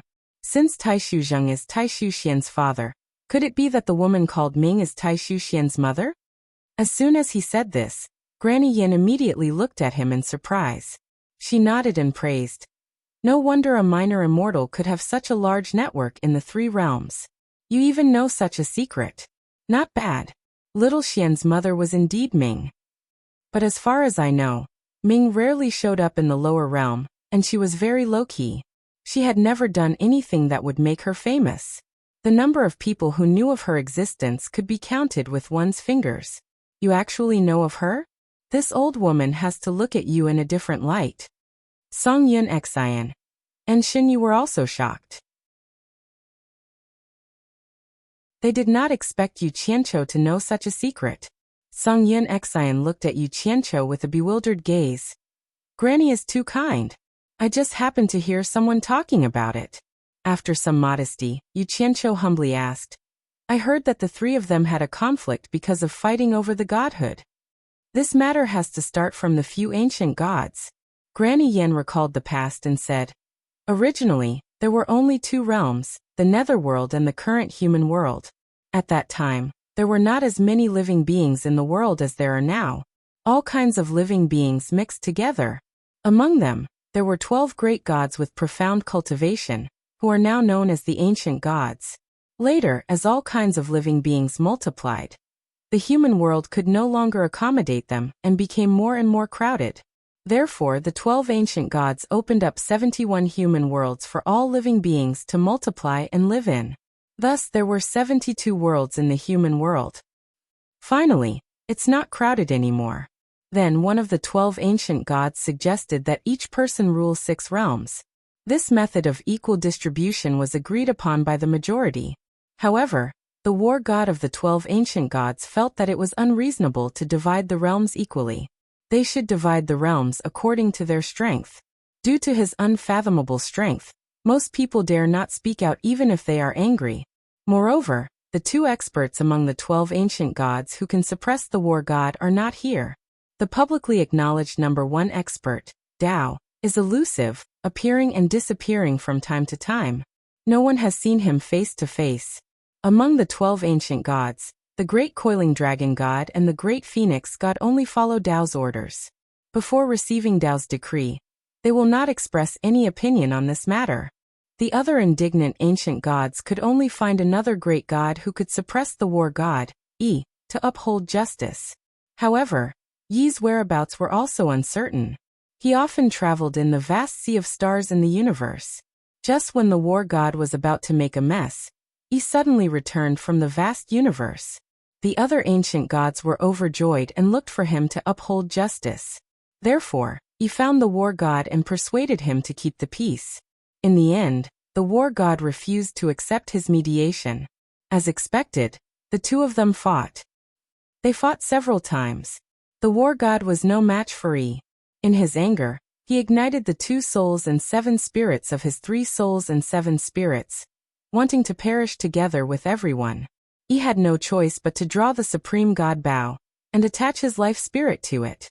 the other 2 souls and 7 spirits attached to the 9 heaven and earth splitting arrows. He shot 9 arrows in a row and sealed the ignited 2 souls and 7 spirits of the war god in 9 different time and space. An unprecedented battle that shocked the ancient gods ended just like that. And the 2 ancient gods fell apart just like that. Yu Qianqiu and the others listened with rapt attention. In fact, they had more or less heard of this legendary battle. It was just that too much time had passed, and there were many different versions of it. This was the first time they had heard of such a detailed story, and they couldn't help but sigh with emotion. Tsk, a godly bow and arrow that could even seal a war god. Its power is truly extraordinary. I wonder where these godly weapons ended up in the end? Yu Qianqiu suddenly asked. He was thinking that if he could gather the 10,000 swords of the demon monarch of swords into one heaven and earth splitting arrow, and then find the supreme god Bao, he should be able to deal with the demon monarch. It would be even better if he could kill the demon monarch with one arrow. Divine weapons can only be obtained by those who are fated. Grandma Yin shook her head and said, "There's no need to even think about the 9 heaven and earth splitting arrows. Our time and space is the main battlefield of the battle back then. The 9 divine arrows have already traveled to 9 other time and space. Unless someone's cultivation has reached the realm of the great god Yi and can travel to different time and space, how can they be found?" Hearing this, Songyan Xian and Yu Qianqiu couldn't help but glance at each other. Their eyes were filled with suspicion because they both knew that the 10,000 flying swords in the hands of the demon monarch of swords were the legendary great god Yi's heaven and earth splitting arrow. Could it be that the legend was wrong? Or was it that the demon monarch of swords didn't have the heaven and earth splitting arrow at all? Otherwise, how could the divine arrow that had traveled to 9 other time and space return? Grandma Yin continued. However, the supreme god Bao is still in our time and space. Moreover, it's very likely that it's lying dormant in one of the 72 worlds in the human world. It's just that even the ancient gods couldn't find it. We don't know where it has gone. What happened after that? Yu Qianqiu asked while the iron was hot. He still had to look for Bai Changqun and didn't have time to waste here. Naturally, it was better to get to the bottom of things as soon as possible. Grandma Yin didn't hide it from him. She tilted her head to look at the tomb of the moon god inside. After that war, the 72 worlds that were originally divided by 12 people became 10 people. Naturally, they couldn't even share it even if they wanted to. In the end, they had to go to war again. At this time, the great phoenix god brought the decree of Tao. He asked them to stop fighting and give up the 72 worlds in the human world to all living beings. He asked the gods to open up a new world to live in, and restricted them to not easily step into the human world in the future. When Yu Qianqiu heard this, he couldn't help but ask, "I heard that there's an illusory god in the god realm. The dragons and phoenixes are his messengers. Is it this Tao? You even know about the god realm. It seems that you're really knowledgeable." Grandma Yin nodded in appreciation and said, "That's right. There's an illusory god in the god realm, which is the Tao that I mentioned just now. The dragons and phoenixes are willing to be his messengers. Will the gods really listen to him obediently and give up the 72 worlds that have already been opened up?" Yu Qianqiu said in disbelief. "Of course not. You should know that even if it's an ancient god, it's not easy to open up a world. The energy required is also abnormally huge." Grandma Yin suddenly sneered and said, "At that time, there were people who refused to do so. In the end, the coiling dragon god brazenly made a move and fought with the ancient god. In the end, he killed the ancient god. Everyone immediately swallowed their complaints and listened to him obediently. You should know that apart from the coiling dragon god, there was also the great phoenix god who was eyeing them covetously. Moreover, the two of them even had the support of Tao, who dared to say anything. Therefore, the gods were forced to open up a world together. This world was much bigger than the 72 worlds combined. It is now the celestial world in the lower realm. However, not long after, Tao forced everyone to open up the god realm again, and allowed the gods to migrate to the god realm. He also established the rule that mortals could ascend to the celestial world if they succeeded in their cultivation. and immortals could ascend to the god realm if they succeeded in their cultivation. Tao also allowed the 6 ancient gods, apart from the coiling dragon god and the great phoenix god, to hold the power to confer and become gods. He himself remained illusory and did not participate in these matters. The 6 ancient gods who obtained such power had the opportunity to establish their own supreme status. Finally, they no longer had any complaints about Tao. Actually, everyone knows the original intention of Tao when he established this ascension system. It was nothing more than to separate mortals, immortals, and gods so that everyone could do their own thing. Otherwise, the mortals with the weakest strength would forever be deprived of all the rights to live by the strong. There would be no chance for them to make a comeback at all. However, people were greedy. Even if they had a high and mighty position, they still could not be satisfied. The 6 ancient gods used the power in their hands to constantly expand their strength. They all wanted to seize the supreme power of life and death that looked down on everything.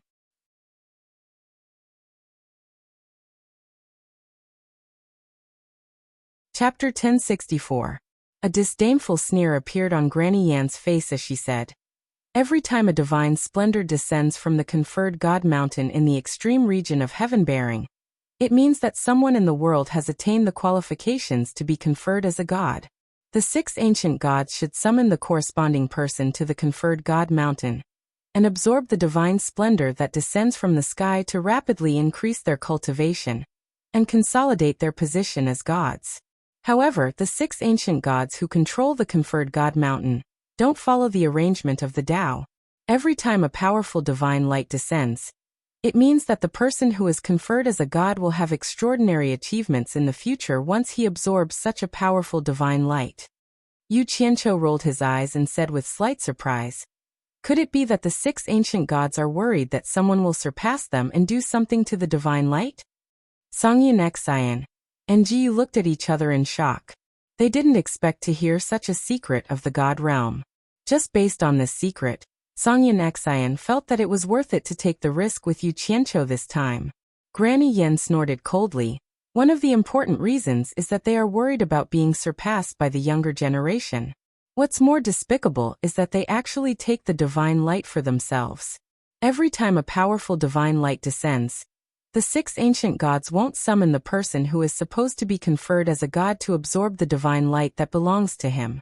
Instead, they quietly arrange for their descendants to come to the conferred God mountain to absorb the divine light and create an expert that belongs to their own tribe. F***ck. They're really despicable." Yu Qianqiu let out a strange cry. His expression twitched as he clicked his tongue. It seems like there are bastards who abuse their power for personal gain everywhere. They take all the benefits that belong to others. What about others? Others? Whether others live or die is not something they consider at all. Granny Yen snorted and said with a sarcastic expression, "The 6 of them have already agreed that if the divine light belongs to one of their 6 tribes, then the other 5 tribes have no right to share it.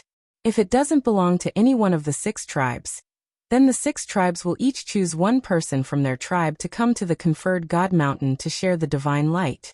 Of course, if the divine light is pitifully small, it won't be able to forge a divine body if it is shared by 6 disciples of the 6 tribes. Under such circumstances, the 6 ancient gods will find the corresponding person from the lower realm to absorb it. Damn it! No matter how small a mosquito is, it's still meat. Are the 6 ancient gods really willing to give it up?" Yu Qianqiu couldn't help but mock. Granny Yin shook her head and said, "You just don't know.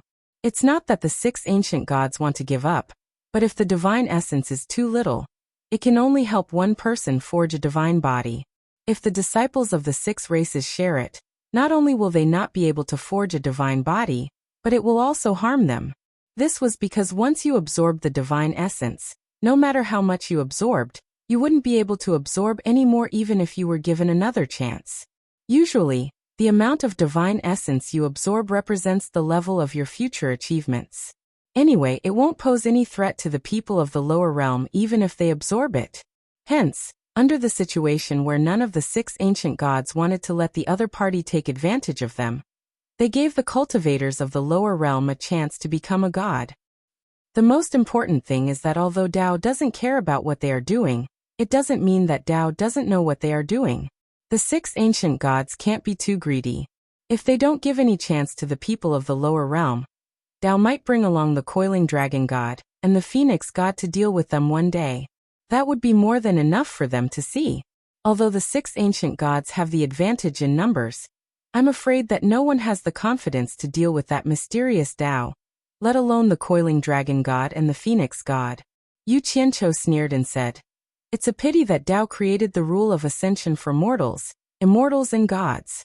It was originally a good intention to let everyone go their own way, but unfortunately, it was destroyed by the greed of a few people. I can't figure it out. Dao created this system, but why didn't he participate in it? He also didn't let the Dragon Clan and the Phoenix Clan who are loyal to him participate in it. With the participation and supervision of these 2 clans, the 6 ancient gods wouldn't be so unscrupulous to this extent. Could it be that Dao has always been indifferent to it and didn't interfere in it?" Granny Yen pondered slightly and said, "I don't know why, and no one can figure out why."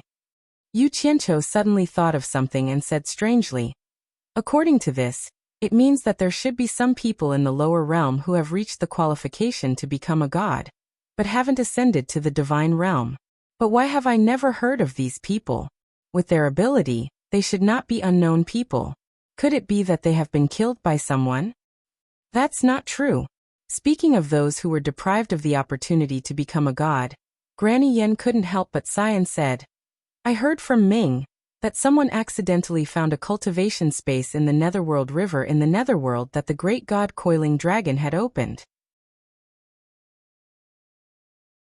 Although it was a space that had been abandoned for a long time, it was said that the great god Coiling Dragon had cultivated in it. For those who had no way to ascend to the divine realm, it was tantamount to finding the way to the divine realm. They treated it as a treasure land and gathered in it to cultivate, almost reluctant to come out. A cultivation space opened by the great god Coiling Dragon in the Netherworld River." Yu Qianqiu was taken aback and said.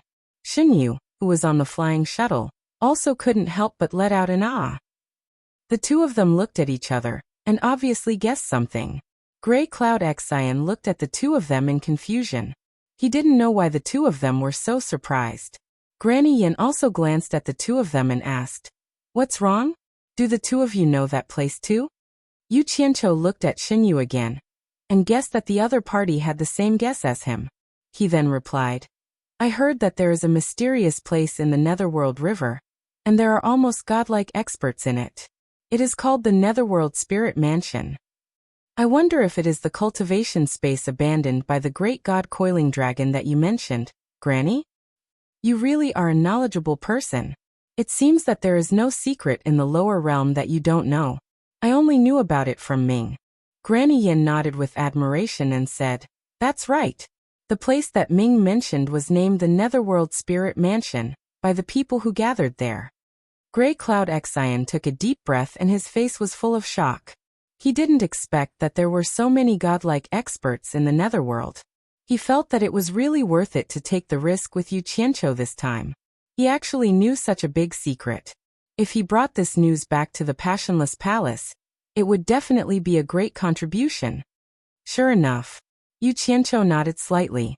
After thinking for a while, he changed the topic and asked, "So, did the demon god massacre the god realm, because the divine essence that belonged to him was divided by the tribes of the 6 ancient gods? But that's not right. If it was divided, how could he ascend to the god realm and become a demon god? That's because the demon god Yu was too powerful." Granny Yin shook her head and sighed. "I only managed to figure out the whole story of that storm after I combined it with what little Xian's mother, Ming, had told me about the lower realm. It's a mistake to classify Ming as a peerless genius like Zheng and Yi. In fact, although Ming has the cultivation of an early-stage small god, he is still far from the level where he can be conferred as a god. In the lower realm, only Zheng and Yi can be called peerless geniuses. With their abilities, even in the god realm, they are absolute masters and have long reached the level of being conferred as a god. But it's a pity that the 2 of them stayed in the lower realm and didn't know anything about the god realm. as their divine essence was too powerful. The divine essence that belonged to them had naturally been divided by the tribes of the 6 ancient gods. Zheng and Yi were originally friends. Their cultivation was rare in the world. Although the latter was a little stronger than the former, the difference was not too big. It's funny that the two of them didn't know anything about the god realm. They still appreciated each other and became good friends, working together to pursue the path to become a god. Later on, the two of them met Ming. Ming was a rare beauty in the world, and her cultivation was also extraordinary.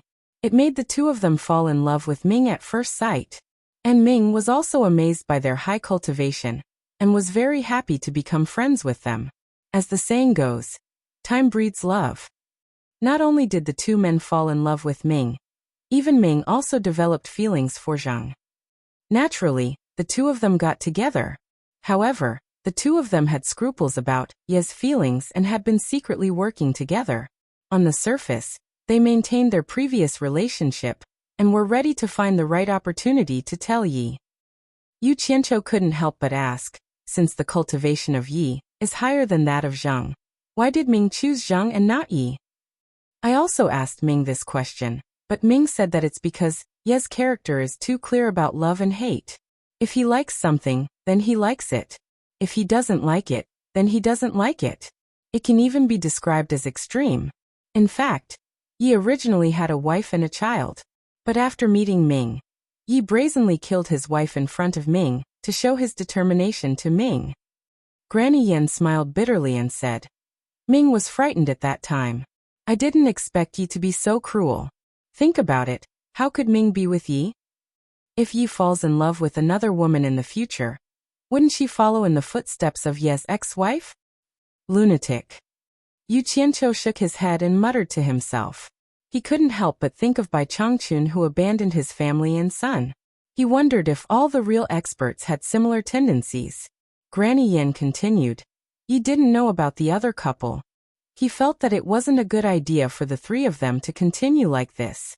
There was only one Ming, and in the end, she could only be with one man. So he secretly looked for Zhang and proposed a solution. He asked for them to cultivate in seclusion together. Whoever obtained the qualification to ascend to godhood first would give up the competition for Ming. In the face of such a ridiculous method, Justice can completely reject it because Dark has already secretly cooperated with him. At the very least, Dark has the right to make her own choice. It's not up to the two men to gamble with her life. However, a person who could reach the level of Zheng was naturally a proud person. He didn't think that he was weaker than his opponent. In the end, he was provoked by Yi and agreed to the bet with Yi behind Ming. Don't you think such a man is a fool?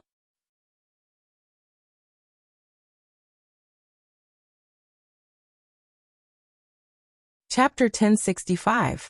At that time, the lower realm was actually very chaotic. In order to find a quiet place to cultivate, the two men joined hands and opened up a huge space with their powerful cultivation.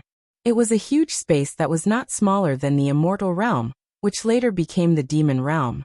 However, it was precisely because of the earth-shattering actions of the two bastards that the 6 ancient gods who looked down on the lower realm were alarmed and all their attention was focused on them.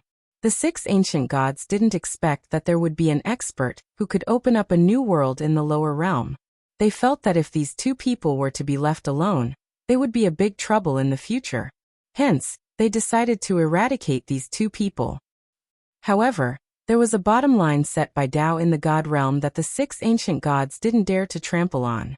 Tao once said that if anyone from the god realm dared to go to the lower realm without permission, he would be destroyed and would never be able to reincarnate. Although no one from the god realm dared to go to the lower realm, it didn't mean that the 6 ancient gods didn't have any way to deal with it. Hence, they secretly contacted the rulers of the Immortal realm and the underworld, as well as the god-level experts in the Netherworld Palace, who couldn't ascend to the god realm, and asked them to gather their forces to eradicate Zhang and Yi. Hence, a turmoil that affected the lower realm began. The devil path led by Yi and the demon path led by Zhang suddenly suffered a heavy blow from the Immortal realm and the underworld. There were also the experts in the Netherworld Palace, who were eyeing them covetously. The two experts who led the monster path and demon path naturally wouldn't sit still and wait for death. They immediately launched a strong counterattack. Zheng handed over the command of the group of demons to Yi. Yi led the monster path and Zheng led the monster path and attacked the immortal realm and the underworld so hard that they couldn't fight back. Zheng and Ming guarded the exit of the Netherworld Palace. They beat the god-level experts inside so hard that they didn't dare to come out. This allowed Yi to quickly kill the immortal realm and the underworld without any worries. After dealing with the immortal realm and the Netherworld, Night was preparing to completely eradicate the hidden danger in the Netherworld Palace when the 6 great ancient gods of the god realm were furious. It was impossible for them to unify the lower realm and have a huge force that could fight against the god realm. Coincidentally, at this time, a divine light descended from the seal of God Mountain, and 2 god positions appeared. The 6 great ancient gods immediately took this opportunity to send their god envoys to the lower realm, preparing to summon Yi and Zheng to the divine realm, and then slowly deal with them. Zheng and Yi didn't expect that they would suddenly have the opportunity to ascend to the god realm. Although they were happy, they were also worried about their gains and losses. There were only 2 places to ascend to the god realm, and Dark didn't have the chance. Neither of them could let go of Dark. After Ming found out about this, she didn't want the 2 of them to waste this rare opportunity because of her, so she persuaded the 2 of them to go to the divine world first and wait for her there. She said that she would definitely cultivate diligently and sooner or later, she would also ascend to the divine world. At that time, the 3 of them would meet again in the divine world. Who knew that at this time, the 2 men actually decided to give up the rare opportunity to ascend to the divine world and stay to accompany Dark. At this time, Zheng naturally didn't want to delay Night anymore, so he told her about his relationship with Dark. He said that it was he who should stay to accompany Dark, and asked Night to cherish this rare opportunity to go to the divine world. However, Night's character is very easy to go to extremes.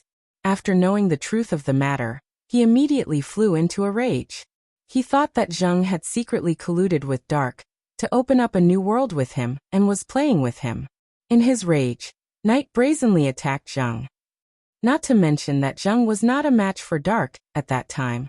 Zheng also felt guilty and was not prepared for it. He was seriously injured on the spot. When the devil god is angry, no one can stop him. Then, Night brazenly killed Zheng, who was seriously injured, regardless of Dark's desperate attempts to stop him. Not only that, Night didn't let it go. He even stripped away Zheng's primordial spirit and annihilated it. He didn't even give Zheng a chance to be reincarnated. It can be seen how crazy Night's stubborn character is. He turned against a friend of many years just like that. Hearing this, Yu Qianqiu immediately thought of the pair of cold and ruthless eyes that appeared in the sky in Lingfang Valley. Sure enough, it was filled with the smell of killing. But thinking of this, he couldn't help but have a trace of doubt. Since the devil god already had the strength to open up a space, in addition to that pair of cold and ruthless divine eyes that could lock on what happened in the human world at any time, he couldn't help but say doubtfully, "I've heard that there are almighty people who can open up a passage from one world to another at any time.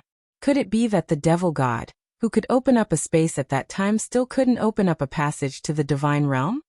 Granny Yin shook her head and said, "Not only does Night have the ability to open up a passage to the divine realm, even Zheng has the same ability. But it's not as easy as you think to open up a passage from one world to another.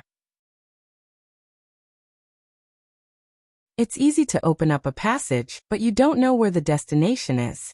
In other words, you don't even know where the divine realm is. So what's the use of opening up a passage at random? Can you step into the divine realm just by opening up a space passage? Who dares to rush in blindly without knowing where the end of the broken void is? If that's the case, you might sink into the endless void forever and be devoured by an inexplicable force. If you don't know the way, you won't be able to enter.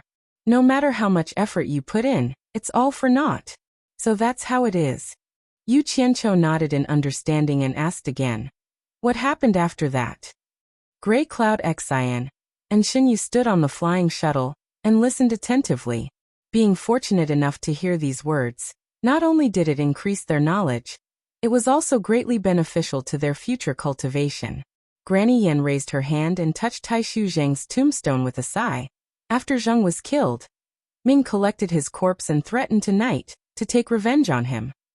Night was still angry and immediately kidnapped her, wanting to bring Ming to the divine realm. He wanted the two of them to be together forever, saying that no one could take anything away from him. The messenger from the divine realm didn't expect such a thing to happen. He didn't expect that the two targets he wanted to eliminate would actually kill each other. One of them died so easily. After the shock, not only did he not get angry, but he happily took care of both of them and brought them to the divine realm. After arriving at the divine realm, Night found that the divine realm wasn't as beautiful as he imagined. The entire divine realm was obviously the exclusive land of the ancient gods. As an outsider, he didn't have much power, and was even ostracized on the way to the God-sealing mountain. Especially when he heard the secret ridicule from the descendants of the 6 great clans. Only then did he understand that he and Zheng should have ascended to the God realm a long time ago, and the divine splendor that belonged to the two of them had long been divided by the others. Now what was given to him was what was left of the others. Night and Ming were chased into the ancient and desolate forbidden land of gods. Looking at the two divine splendors that fell from the sky, although they were beautiful and dazzling, they were two thin rays. He couldn't help but smile bitterly and loosen the restriction on Ming. Two former friends, but now enemies, faced each other alone in the ancient and desolate forbidden land of gods. One of them cursed angrily, while the other shook his head and smiled bitterly. At that time, Ming had the idea of committing suicide, so she spoke incoherently. She actually said that she was pregnant with Zheng's flesh and blood. As expected, Night was enraged and was restrained by Night, once again. However, Night didn't kill her. He only whispered in her ear that if he didn't guess wrongly, once the two of them absorbed the 2 beams of divine essence, they would definitely be persecuted after going through this process. To Ming's surprise, Night brought her under the 2 rays of divine splendor and used the heaven-defying, demonic reversal technique to help Ming absorb the 2 rays of divine splendor into her body. After that, Night told Ming that if you really hate me that much, then you should live well and save your life to take revenge on me. Ming didn't understand what Night meant when Night slapped her stomach and killed the fetus in her stomach. Night said to the grief-stricken Ming again, "I'm sorry. I had no choice but to do this. I didn't have the confidence to escape with you. Only by letting them know that you and I are complete opposites can you have a chance to live. Remember, if you want to take revenge for Zheng and the dead fetus in your stomach, then you must live well." When they heard this, all of them were moved and couldn't help but look at each other. The demonic god Night was neither good nor evil. It was hard to tell if he was a good person or a bad person. It even made the 3 of them feel suffocated. Night really escaped from the sealed god's forbidden land? Yu Qianqiu couldn't help but ask. If he didn't escape, how could the current demonic god exist? Granny Yin nodded indifferently and said, "Indeed, he single-handedly fought his way out of the sealed god's forbidden land and escaped." The guards outside the forbidden land didn't expect to encounter such a ferocious desperado. However, at that time, Night's cultivation was not high enough to move unhindered in the immortal world. Immediately, there were countless experts who chased after him. One can well imagine what happened to him. Although he killed many of those who chased after him, he was forced to break all 4 of his limbs along the way. He had to use the blood escape art 4 times before he was able to escape. It could be said to be extremely tragic. Those who saw it with their own eyes were all shocked. Later on, when they recalled it, they would still be moved. However, his ability was indeed extraordinary. I can't help but admire him. So many people couldn't stop him, and he escaped in the end. After that, the 6 clans led by the 6 ancient gods almost searched the entire divine world, but they couldn't find his hiding place. They also didn't know where he was hiding. Fortunately, under his ruthless actions he made the right bet. Ming really managed to keep her life.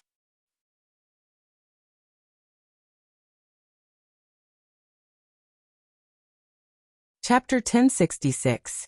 Actually, there's another important reason why I was able to stay alive. It's because Night made too much noise and attracted the attention of the Dragon Tribe and the Phoenix Tribe. The people of the 6 tribes didn't do anything to her, because they were afraid of her. They even gave her the title of God of the Underworld. But it's impossible for her to be treated well. Not only did she not get a territory, she didn't even get a place to live. Granny Yen turned around and pointed at the grave on the other side. Although my old man has been conferred the title of Moon God, he's actually not well received in the tribe. Ming was randomly assigned to stay here with me and my wife, and he'll suffer the disdain of others together with us.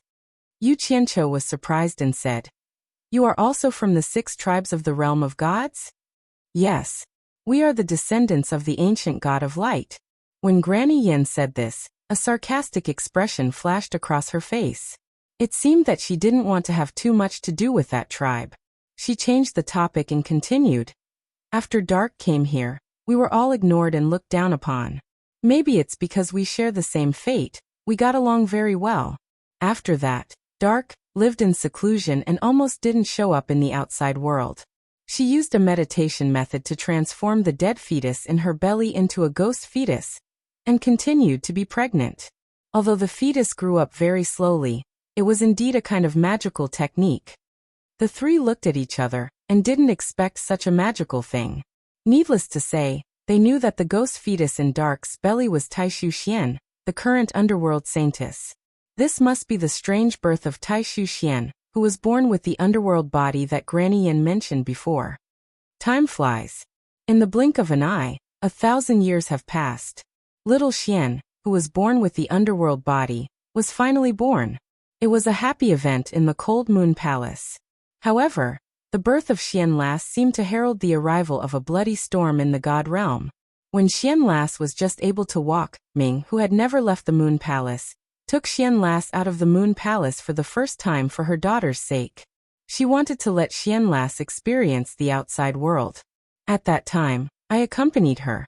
However, as soon as I went out, I got into big trouble because of Dark's beauty. In a beautiful place, Ming saw that there were few people around, so she removed the veil that covered her face so that it would be easier for her to play with her daughter, who knew that she would bump into the descendant of the ancient light god, Qingyang, passing by with a group of people.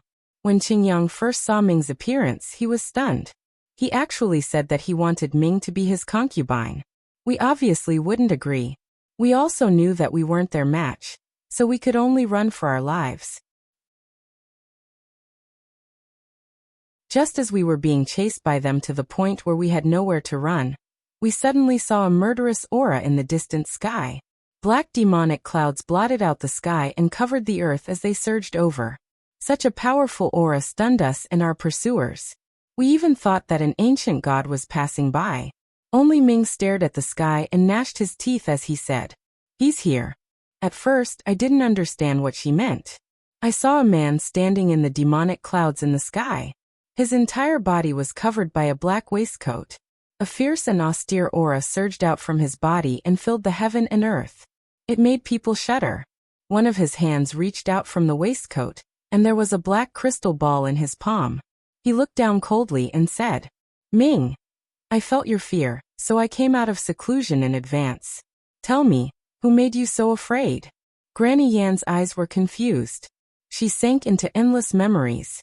She said with an abnormally complicated expression. After hearing this, although I haven't seen Night before, I immediately guessed that this person was him. Qingyang, whose interest was disturbed, immediately asked who he was. Night replied indifferently, "I'm a demonic god." Qingyang asked the people around him who the demonic god was, but they all said that they had never heard of him. In reality, Night really wasn't conferred the title of demon god back then. Qingyang asked him who it was that gave him the title of demon god, but Night said that no one else had the right to confer the title on him. He was the one who gave it to himself. That made Qingyang and the others laugh aloud. Without a doubt, they relaxed after learning that Night had no background. Qingyang's lackeys immediately used the ancient god of light as a background and told Night to piss off and stop disturbing their hunt. After learning that Qingyang wanted Ming to be his concubine, Night's demonic nature was immediately triggered. A huge hand reached out from the demonic clouds beneath his feet and grabbed Qingyang into the clouds effortlessly. The others wanted to save Qingyang, but they were all instantly reduced to dust by the huge hand condensed from the roiling demonic clouds beneath Knight's feet. They could not even fight back at all. The one who suffered the most was Qingyang. Who knows what he did to him, but he was bound by the demonic clouds beneath Knight's feet. Not only was he unable to break free, but his flesh and blood were also devoured by the vicious, sharp-toothed ghost heads conjured by the demonic clouds. Qingyang's miserable cries under Knight's feet were ear-piercing. He no longer looked like a human. He had basically gone through all kinds of torture. Knight said that he wanted to make Qingyang suffer a fate worse than death. He wanted to suffer the demon devouring for all eternity under his feet, never to be reborn. Before long, the weather in the surroundings changed. Knight looked at the surging clouds and said that his presence had already alarmed quite a few experts. Someone was hurrying over, so he told us to retreat for now. Meanwhile, he wanted to bathe the god world in blood for revenge from 1,000 years ago. Back then, I was so shocked by his demonic flames that I did not even dare to breathe loudly. Ming had no intention of saying anything else to him, so we quickly left. However, not long after we left, we suddenly heard Knight's voice ripple through the god world. His tone was abnormally domineering and cold. I, demon god Knight, have returned. All those who hunted me 1,000 years ago will die. All those who hunted me 1,000 years ago will be wiped out. From today onwards, I will bathe the entire god world in blood. From today onwards, the god world will no longer need the 6 great races. The 6 ancient gods will all die. They will use their lives to pay for your years of greed. From today onwards I, demon god Knight, will put an end to everything. Light. Your descendant Qingyang is begging for mercy under my feet. Why are you still cowardly and cowardly? Could it be that you don't dare to come out and fight me? When Yu Qianqiu and the others heard this, they all sucked in a breath of cold air. This demon god's tone was a little too arrogant. He actually wanted to go against the 6 great races led by the 6 ancient gods. He even said that he wanted to bathe the entire god world in blood. He was too arrogant. Knight's undisguised and deliberate words immediately shocked the entire god realm, and the curtains of a bloody battle were drawn. After that, we found out that the current Knight was no longer the same as before. His demonic arts could be said to be omnipotent. He waited for the experts of the god world to gather at the place where he saved us. He did not run or avoid the battle. In that battle, he slaughtered hundreds of thousands of people from the 6 clans. Their corpses piled up like a mountain. He stood at the peak of that mountain of corpses and sea of blood. Under his feet, there was Qingyang, who was neither human nor ghost, screaming miserably day in and day out. Yu Qianqiu and the others were speechless. They imagined the scene at that time. How tall would it be when the corpses of hundreds of thousands of people were piled up? In the end, the experts of the 6 clans were killed to the point that they did not dare to come close. Knight no longer needed anyone to confer him the title of demon god. Just the fact that he stood at the peak of the mountain of corpses and sea of blood without anyone daring to touch him was enough to make his name resound throughout the god world.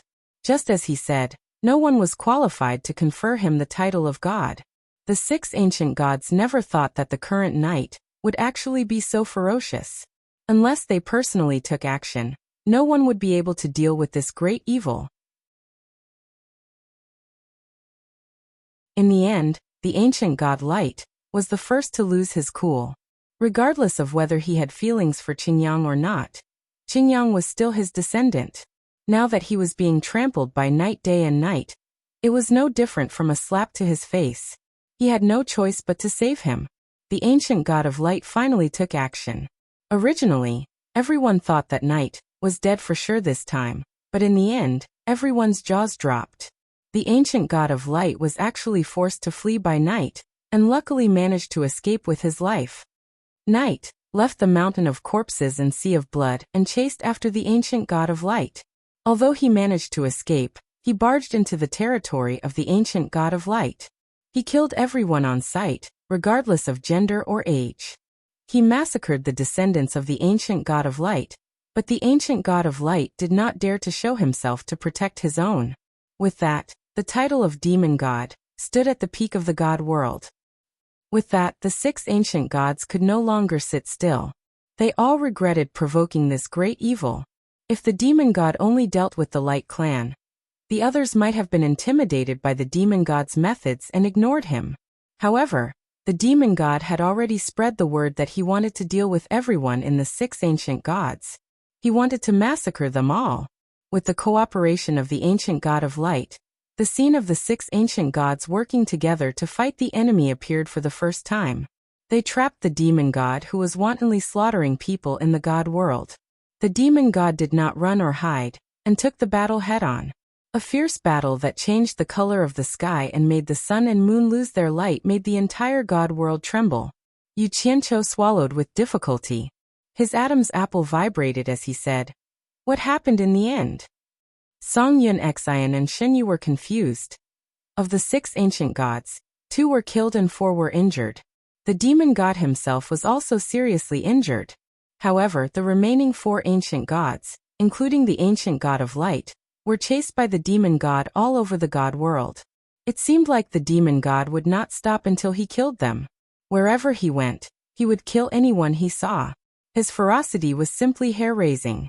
In the end, the 4 ancient gods who could no longer fight were forced to flee into the territories of the coiling dragon god and the phoenix god respectively to seek help. I don't know if the 2 ancient gods who never participated in any battles helped them. However, after the demon god chased them into the territories of the 2 ancient gods, no one knew what was happening inside. When the demon god came out again, the 4 ancient gods also came out with their tails between their legs.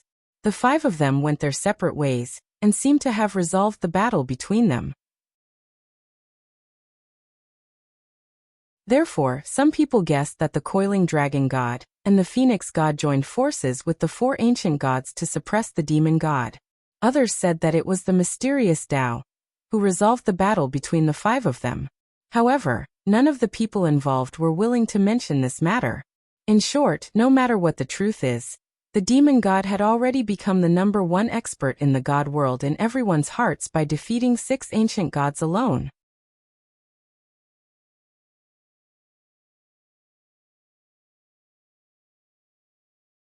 Chapter 1067.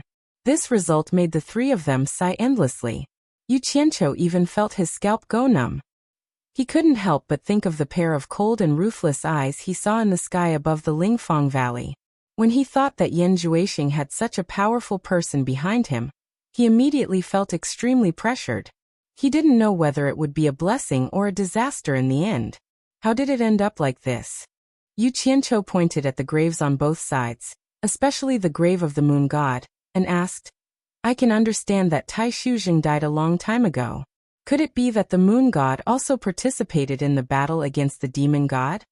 A miserable look flashed across Grandma Yan's face.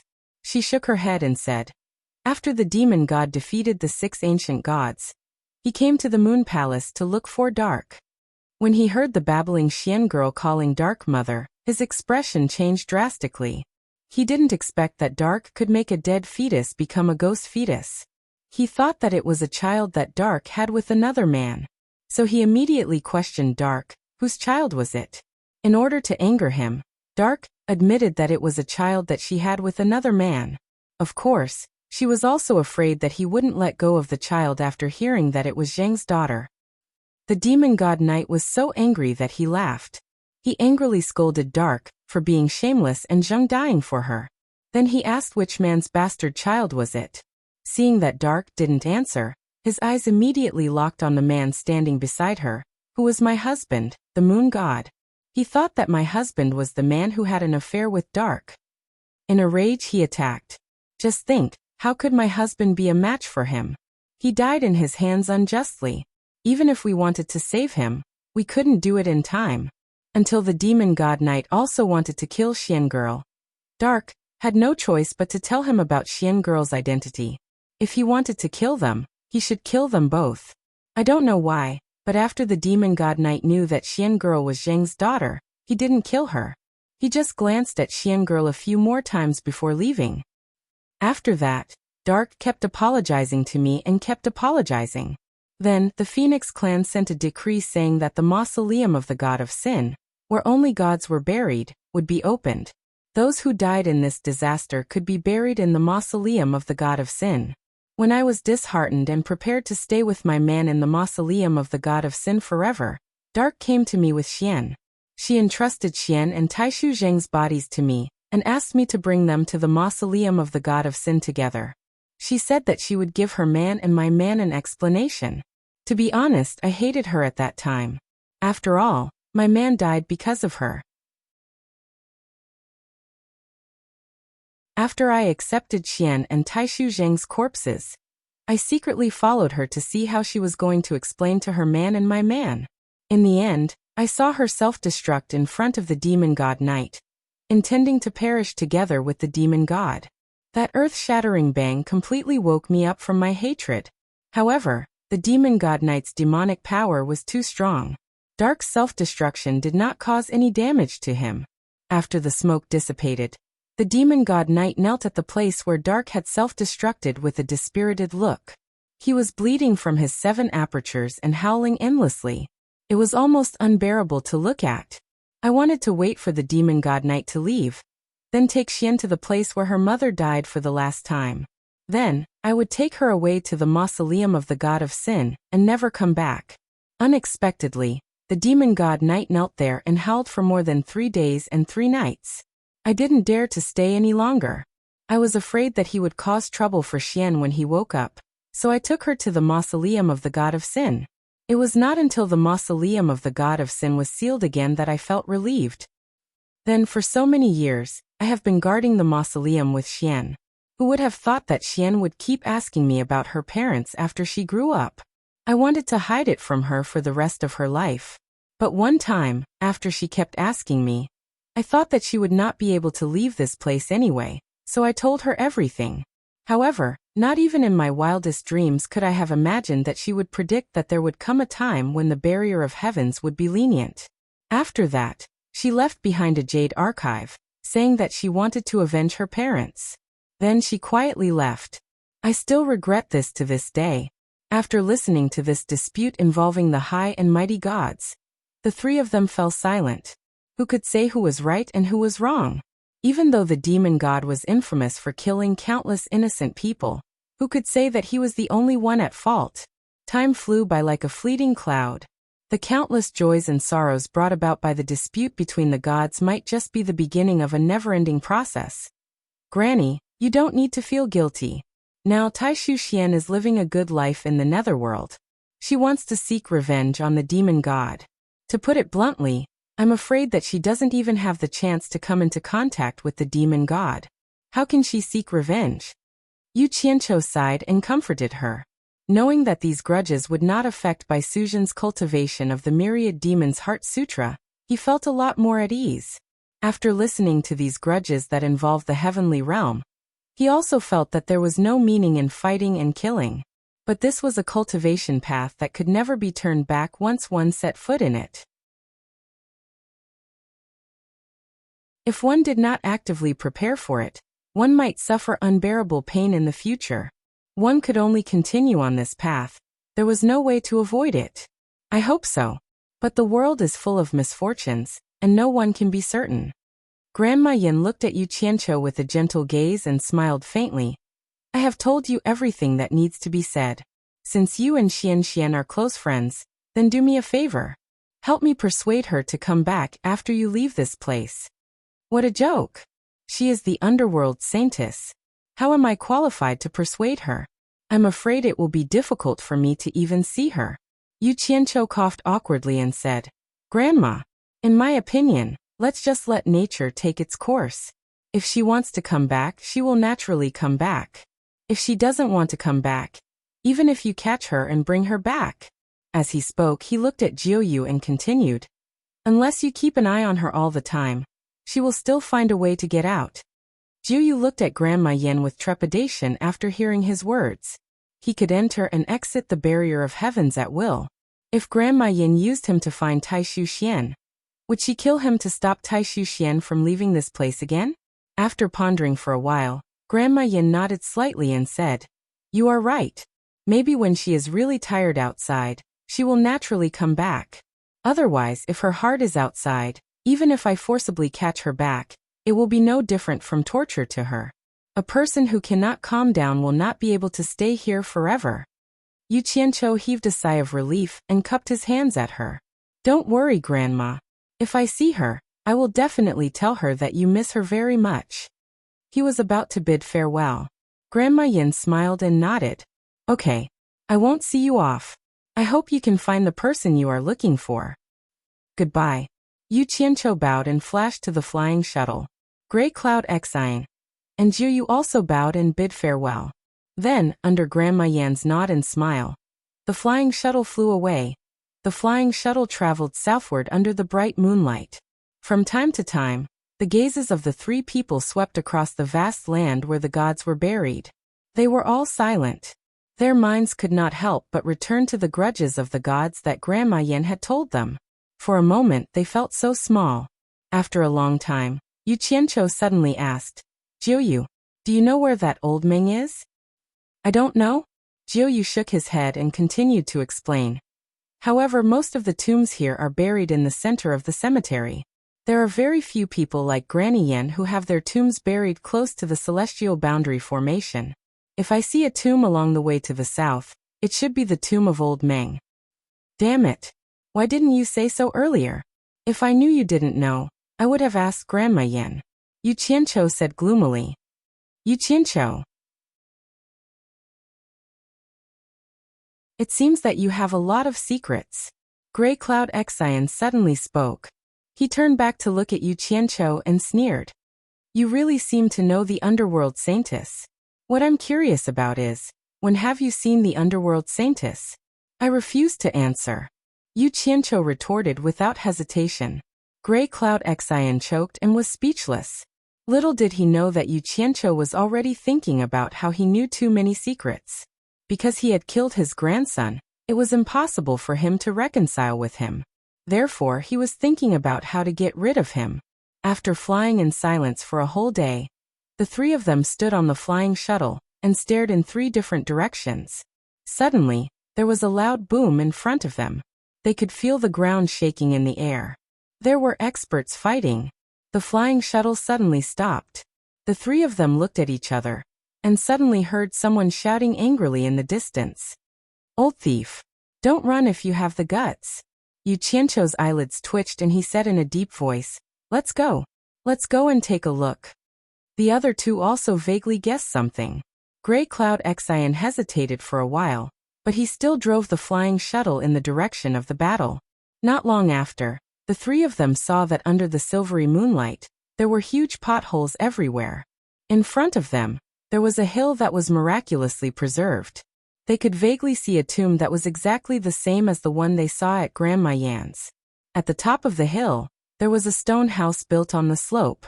Although it was simple, it was slightly more majestic than Grandma Yan's stone house. Apart from the hill, the surrounding areas had indeed been destroyed to the point of being unrecognizable. Gray Cloud Xian drove the flying shuttle and maintained a distance, not daring to approach. What a joke. They did not know this person. Moreover, the angry shout just now was filled with sparks of gunpowder. The other party was so angry, how could they trespass on his territory? May I ask if this is Senior Ming's residence? Yu Qianqiu shouted in the direction of the hill. In the end, there was no response even after shouting a few times. The three of them looked at each other and reckoned that the person should have left. Perhaps he went to chase after someone. At this moment, a stream of light appeared in front of them in the blink of an eye.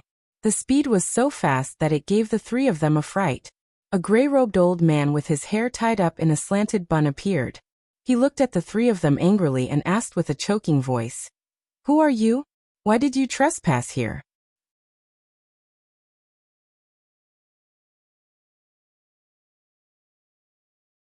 Chapter 1068.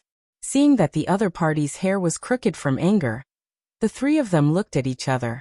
They were almost certain that this was Old Man Meng, who was annoyed by the harassment. Yu Qianqiu cupped his hands and said, May I ask if you are Senior Meng? Seeing that the other party actually knew who he was, the old man's angry expression eased a little, and he said in a deep voice, "That's me. What's the matter?" Yu Qianqiu's eyes lit up, and he chuckled and said, "We were introduced by Grandma Yen from the north. We heard that Senior Meng encountered some trouble, so Grandma Yen asked us to come and see if there's anything we can help with." "Grandma Yen introduced you?" Old Man Meng was stunned, and he immediately checked the cultivation of the three of them. As a result, the corner of his mouth curled up into a disdainful sneer, as if to say, how could the three of them be of any help with their cultivation? He took out a jade talisman, and after entering a spell into it, he crushed the jade talisman into powder. The three of them understood that the other party was obviously doubting the authenticity of their identity, and he might even be verifying it with Grandma Yen. The three of them could not help but feel lucky that they had a good relationship with Grandma Yen, and it should not ruin their business. After a while, Old Man Meng looked at the three of them and nodded slightly. "All right. I'm annoyed by that old thief. The three of you can act as hidden sentries at the edge of the all-heavens boundary. When you see him, immediately send me a message, lest I lose sight of him." As he spoke, he took out another 3 jade talismans and flicked them into the hands of the three of them. "Sure." Yu Qianqiu put away the jade talismans generously, and then asked with a trace of suspicion, "I heard from Grandma Yen that that person wants to rob the tomb of the god of sin guarded by Senior. May I ask Senior, why does he want to rob the tomb? Could it be that there are some treasures hidden in the tomb?" At the mention of this, Old Man Meng's face suddenly collapsed, and he said with a hideous expression, "I've met a madman. At first, I thought he wanted to rob the tomb, but later on, I understood that he was using me to practice and improve his cultivation. Every time I chased him away, I found that his cultivation had increased a little when I fought him again. The speed at which his cultivation increased was monstrous. If this continues, I'll sooner or later be defeated by him. I must seize the opportunity to eliminate him before he becomes powerful. Otherwise, I'll definitely be humiliated one day. It's truly infuriating." It was like Old Man Bai's style. Yu Qianqiu's face twitched. He smiled awkwardly and said, "Since Senior knows the reason, why did you still fight with him? If you don't fight with him, he won't have the chance to improve his cultivation." "You think I want to fight him?" "If I liked fighting and killing, would I have come to the mausoleum of the god of sin to guard the tomb? The key is that if I don't fight with him, that madman will really dig up the tomb. Even if I can watch him dig up the tomb and not do anything, if you don't fight with him, he'll take the initiative to attack you. Am I supposed to just stand there and let him beat me?" Old Man Meng roared like a madman. Even though he was a few meters away, his spittle was almost splattered all over the faces of the three of them. The bun on the back of his head swayed back and forth in anger. It seemed like he was about to break down from the torture. After spitting, he seemed to have realized that there was no need to lose his temper with the three of them. He waved his hand and pointed in the direction of the all-heavens boundary, saying, "The three of you split up and guard the edge of the all-heavens boundary. Once you find that green-robed old thief, immediately send a message to me." "Okay, we'll go now." Yu Qianqiu called out to his companions, and Songyan Xian immediately flew in the direction of the all-heavens boundary on the flying shuttle. The huge moon hung high in the sky, and the bright moonlight shone on the earth as tranquil as water. After getting away from Old Man Meng, Songyan Xian couldn't help but ask, "Yu Qianqiu, why are you looking for that person? Could it be that you really want to help Old Man Meng take care of that person? You have to think this through. Even with Old Man Meng's cultivation, he's a headache. He's not someone we can afford to provoke." Xinyu nodded in agreement. "What a joke. We're looking for him, not provoking him." Yu Qianqiu snickered. Finding Old Man Meng first was just to confirm how to find that person. Now that we have a way, we'll leave this place immediately after we find that person. We won't meet Old Man Meng again, so there's no need to worry too much. But I still have to stay here in the future. Xinyu mumbled weakly. However, he had no human rights, and no one responded to his words. He looked miserable. Yu Qianqiu, who was standing silently on the flying shuttle, would look at the surroundings from time to time. He often wondered what was so strange about the mausoleum of the god of sin that could block his ability to sense the silver balls that Bai Changchun carried in Utopia. He was sure that the silver balls that he gave to Bai Changchun were still with him, and had been brought into the boundary formation. Otherwise, he would have sensed the silver balls. If he could sense their whereabouts, he wouldn't have to go through so much trouble. After spending nearly an entire day, the three of them finally arrived in front of the cliff. On one side, the stars and moon shone brightly on the earth, while on the other side, it was completely dark. In the darkness ahead was the boundary formation that was filled with an inexplicable power. After putting away the flying shuttle, Yu Qianqiu pointed to the left and right and said, "Old Song, find a place to wait on the left. Shen Yu, find a place to wait on the right. I'll wait here. When you see him, just bring him to me." Songyan Xian was like a cat whose tail had been stepped on. He said in shock, "Are you kidding me? Who do you think he is? Do you think the two of us can bring him here just because we say so?" Yu Qianqiu slapped his forehead and smiled. "That's true. He's not as easy to talk to as I am. If you dare to make irresponsible remarks in front of him, you'll definitely suffer. Don't worry. As soon as you see him, immediately shout Yu Qianqiu. When he hears you shout my name, he'll naturally come to you to ask what's going on. There shouldn't be a problem if you bring him here. At the very least, he'll give you time to send a message to me and wait for me to find him. At the very least, if you say my name, at least he won't hurt you." Songyan Xian and Shinyu looked at each other. The former asked suspiciously, "What's the use of saying your name? Is this for real? Are you familiar with him? Don't ask anymore. You'll know the result when the time comes." Yu Qianqiu waved his hand and said, "Go quickly. If you miss the chance to meet him, the Immortal Emperor's wedding is not far away. We don't have time to delay anymore." After a moment of hesitation, the two of them split up and flew in different directions doubtfully. Yu Qianqiu stood alone in the same spot, rubbing his hands excitedly. He looked up at the big moon in the sky and hoped that he could pull Bai Changchun to the immortal world to support him. 3 days passed by unwittingly in the midst of waiting. In a desolate stone forest, Shinyu carefully hid in it and silently observed his surroundings. Suddenly, he saw the air in the all-heavens boundary ripple like water in front of him. A thin old man in a green robe broke through the rippling air and slid out of the all-heavens boundary, like he was standing on the bow of a ship riding the wind and waves. The thin but spirited old man in a green robe floated under the stars and moon, his eyes shining brightly as he looked around. Xingyu immediately guessed that this was the person Yu Qianqiu wanted him to find. However, when he saw this person, his heart couldn't help but tremble. This person's eyes were filled with an indomitable sharpness. That skinny yet sonorous aura made it seem as if this person could rip him apart with just his gaze. His intuition from many years of hiding told him that this person was very dangerous. Therefore, he threw Yu Qianqiu's instructions to the back of his mind and subconsciously wanted to hide first. His head shrank slightly and his body hunched, trying to hide behind the rugged stone pillar. As for what would happen next, he would think about it later. He didn't want to take any life-threatening risks.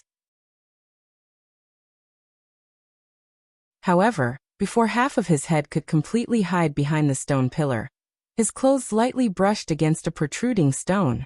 One of his eyes, which had not hidden behind the stone pillar in time, immediately saw the other party suddenly staring at him. The divine gaze was like electricity piercing one's heart, and the substantial divine sense was like the autumn wind sweeping away the fallen leaves, cleanly and neatly sweeping through the terrain of the entire stone forest. Xingyu was shocked. Without saying anything, he wanted to turn around and teleport away. However, just as he was about to turn around, the air around him suddenly froze and a strong pressure pressed down on him on the spot. He couldn't move at all. At this moment, it was difficult to even move a single step with all his cultivation, let alone teleport away. He immediately panicked. It was only at this moment that he thought of using Yu Qianqiu's name to try and save his life. However, his lungs were already being squeezed to the point of bursting, let alone opening his mouth to speak. Even his right to explain had been taken away in an instant. The thin green-robed elder slowly descended from the sky in front of him. He looked him up and down and said indifferently, "Why are you sneaking around here and spying on me?" As soon as the elder asked this, Xingyu immediately found that the strong pressure pressing down on his lungs had disappeared. Although he still couldn't move, at least he could breathe and speak. He didn't say anything to explain and panted as he said, Yu Qianqiu. Yu Qianqiu. It was Yu Qianqiu who asked me to wait for you here. This thin green-robed elder was none other than Bai Changchun, who was injured by the emperor of the underworld and fled here. Hearing the other party say Yu Qianqiu's name as soon as he opened his mouth, even though he had always been calm, he couldn't help but be a little surprised. The other party had said Yu Qianqiu's name 3 times in a row, so he naturally didn't hear it wrong. But what he couldn't figure out was why Yu Qianqiu would arrange someone here to wait for him. Wasn't this disciple of his too powerful? He didn't know that Yu Qianqiu's magical power couldn't be connected to this place. After frowning and thinking for a while, he shook his hand in his sleeve and a small handful of silver balls appeared in his palm. He nodded slightly thoughtfully. He thought that Yu Qianqiu had found his whereabouts because of these silver balls, but he couldn't break into the powerful boundary formation of all heavens, so he arranged someone to wait for him here. Could it be that something had happened for him to be in such a hurry to find him? The moment Bai Changchun kept the silver balls in his hand, the strong pressure around him disappeared. Xunyu immediately felt relaxed, and his whole body swayed as if he was drunk.